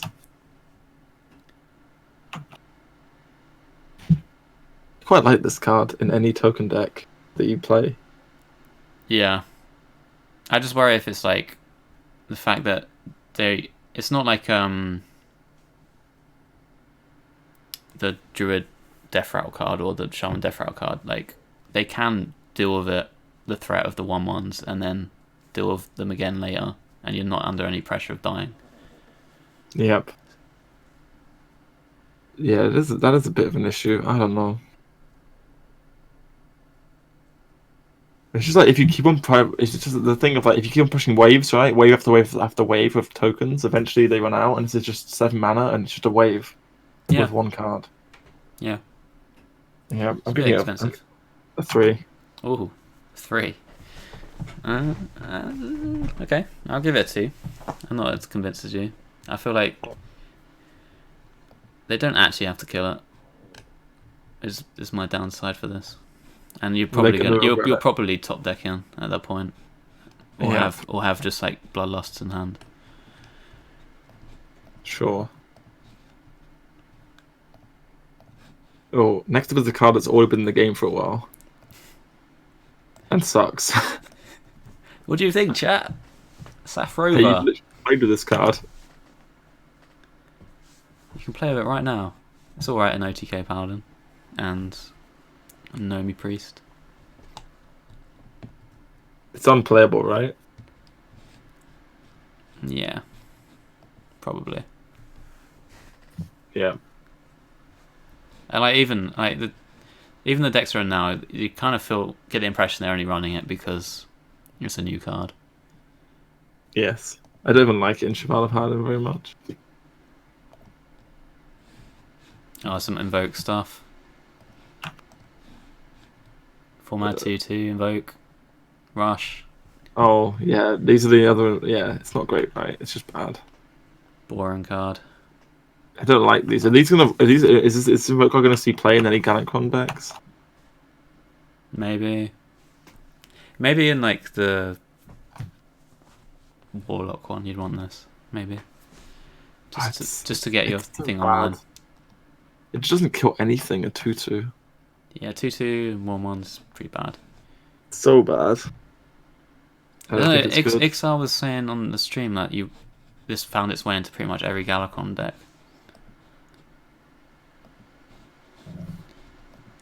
And based on that information, Galakrond must be unplayable.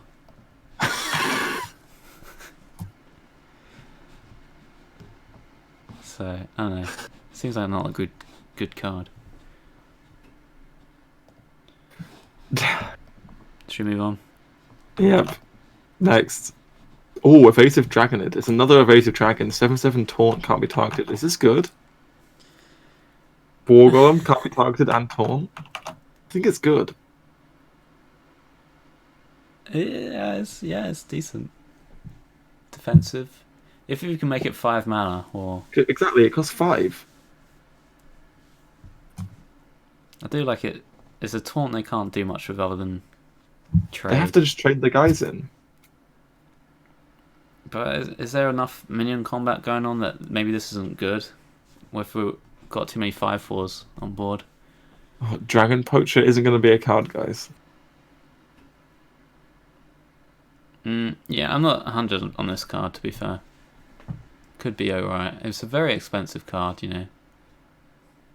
Yeah, it's probably too expensive. I'm just thinking as a dragon. I'm gonna give it a 2. You can I'll give it a if you 1 want. actually. I don't think you want it. Oh, I went very fast then. Next, Shield of Galakrond, 5 mana 4/5. Invoke. I think this is a better invoke card than the 2/2, but maybe it's not. It's more expensive. You really don't want to be spending your mana on the invoke stuff, really. It sucks. I want to give it a 1. Both the neutrals get 1s. Where are Yeah, I you hate invoking them. from? You just using I'm the only Shaman playing card? Shaman. Okay. You gave all the other Galakronds good ratings, though, and then said I that didn't give them invokes 4s, suck. though. I only play 4s. You said the rogue invokes suck, and now you're saying the neutral invokes suck, and then you Yeah. gave rogue Galakron like a 4 or something. I didn't give it a 4. What did I give the Rogue? I gave the Rogue Galakrond a 3, because Okay. it's good. I feel there's no consistency in your ratings, mate. I'll add more invoke cards.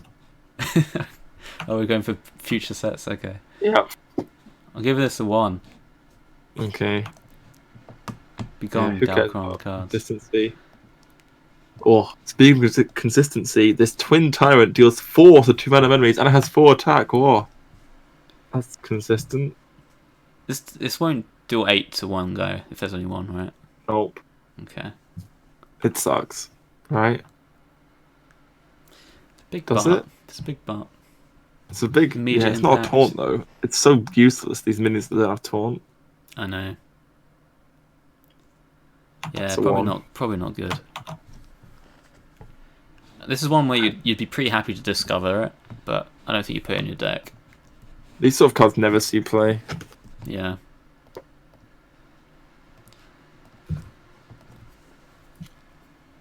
Utgard Grapple Sniper. 6 mana, 5/5 Battlecry. Both players draw a card. If it's a dragon, summon it. Ooh.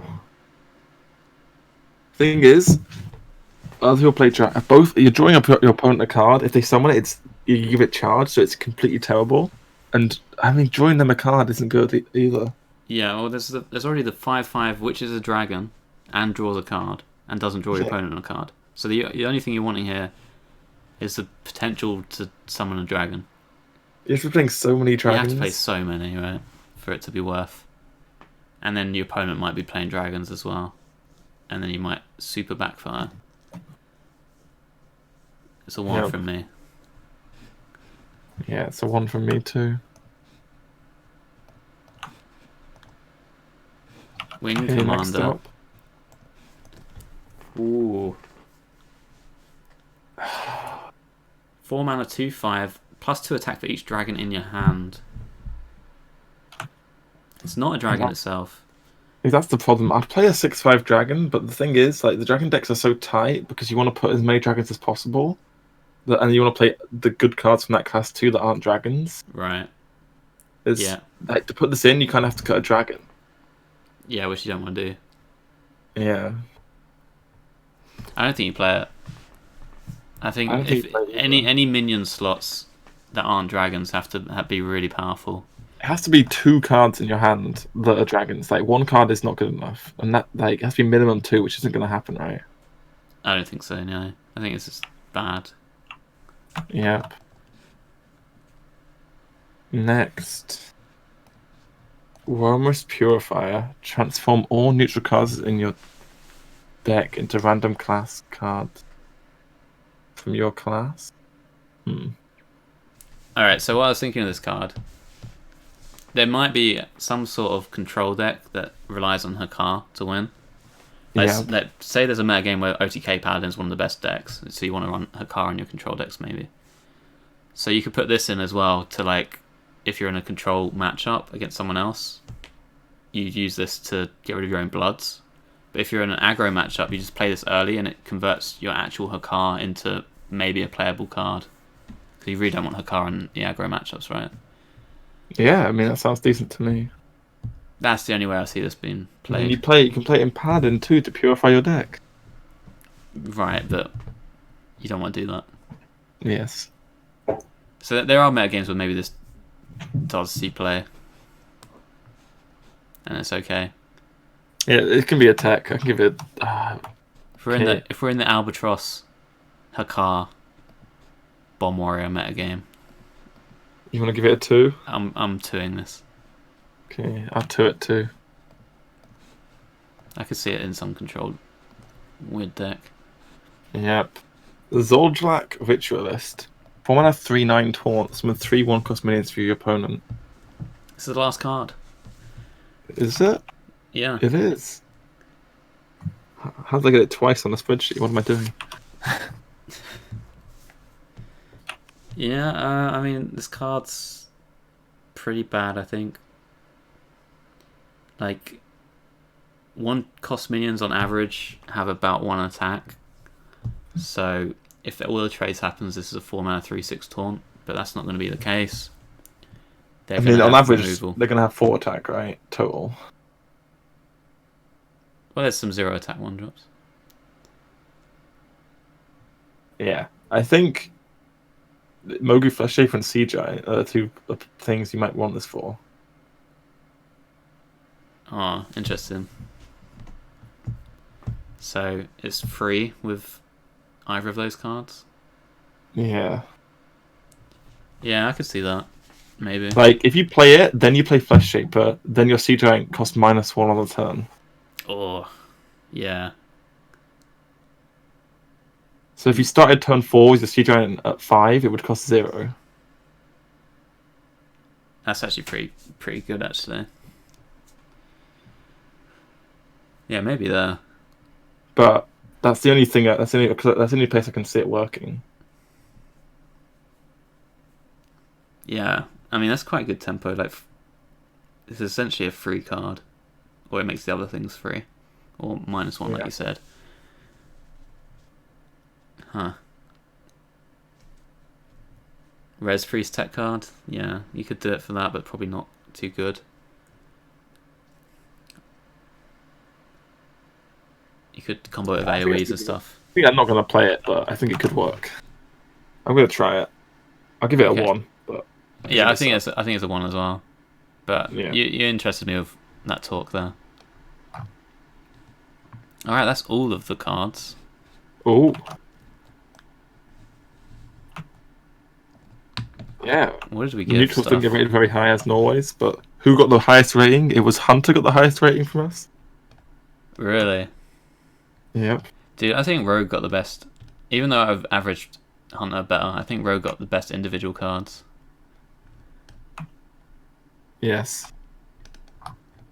Yeah, But Rogue might have got. Yeah, but it actually didn't rate. You rated Rogues. You gave Rogue so many 1s. Yes. Dude, you rated higher than me this time. I did. Yeah. Wow, what happened there? I have no idea. There's so many 2s from you, Boar. Oh, it's a cool set. Like, the power level obviously seems super high, but we'll have to play around with it to see if it's actually the case. Yes. There's a part of me was like, surely the power level's not actually this high. And I'm just wrong, but you never know with Hearthstone. Like, the 1s have got a lot better than last time. True. But does it make a difference if the filler cards are better? Because there's not going to see play anyway. I don't know. Yeah, that's the point. Like, unless the card's better than everything else, it's not going to see any play. Yep. Yes. Do you have any closing thoughts, John Bray? Anything to add? About any magic card that's going to be the what's the most busted card or anything? The one that seems best to me is that Rogue Death Rattle one. And maybe Ankar are my 2 standout ones that I think are really good. What are the average on Yeah. previous expansions? I don't know. I was too optimistic on previous ones, I think. Yeah, I mean the 5/4 rush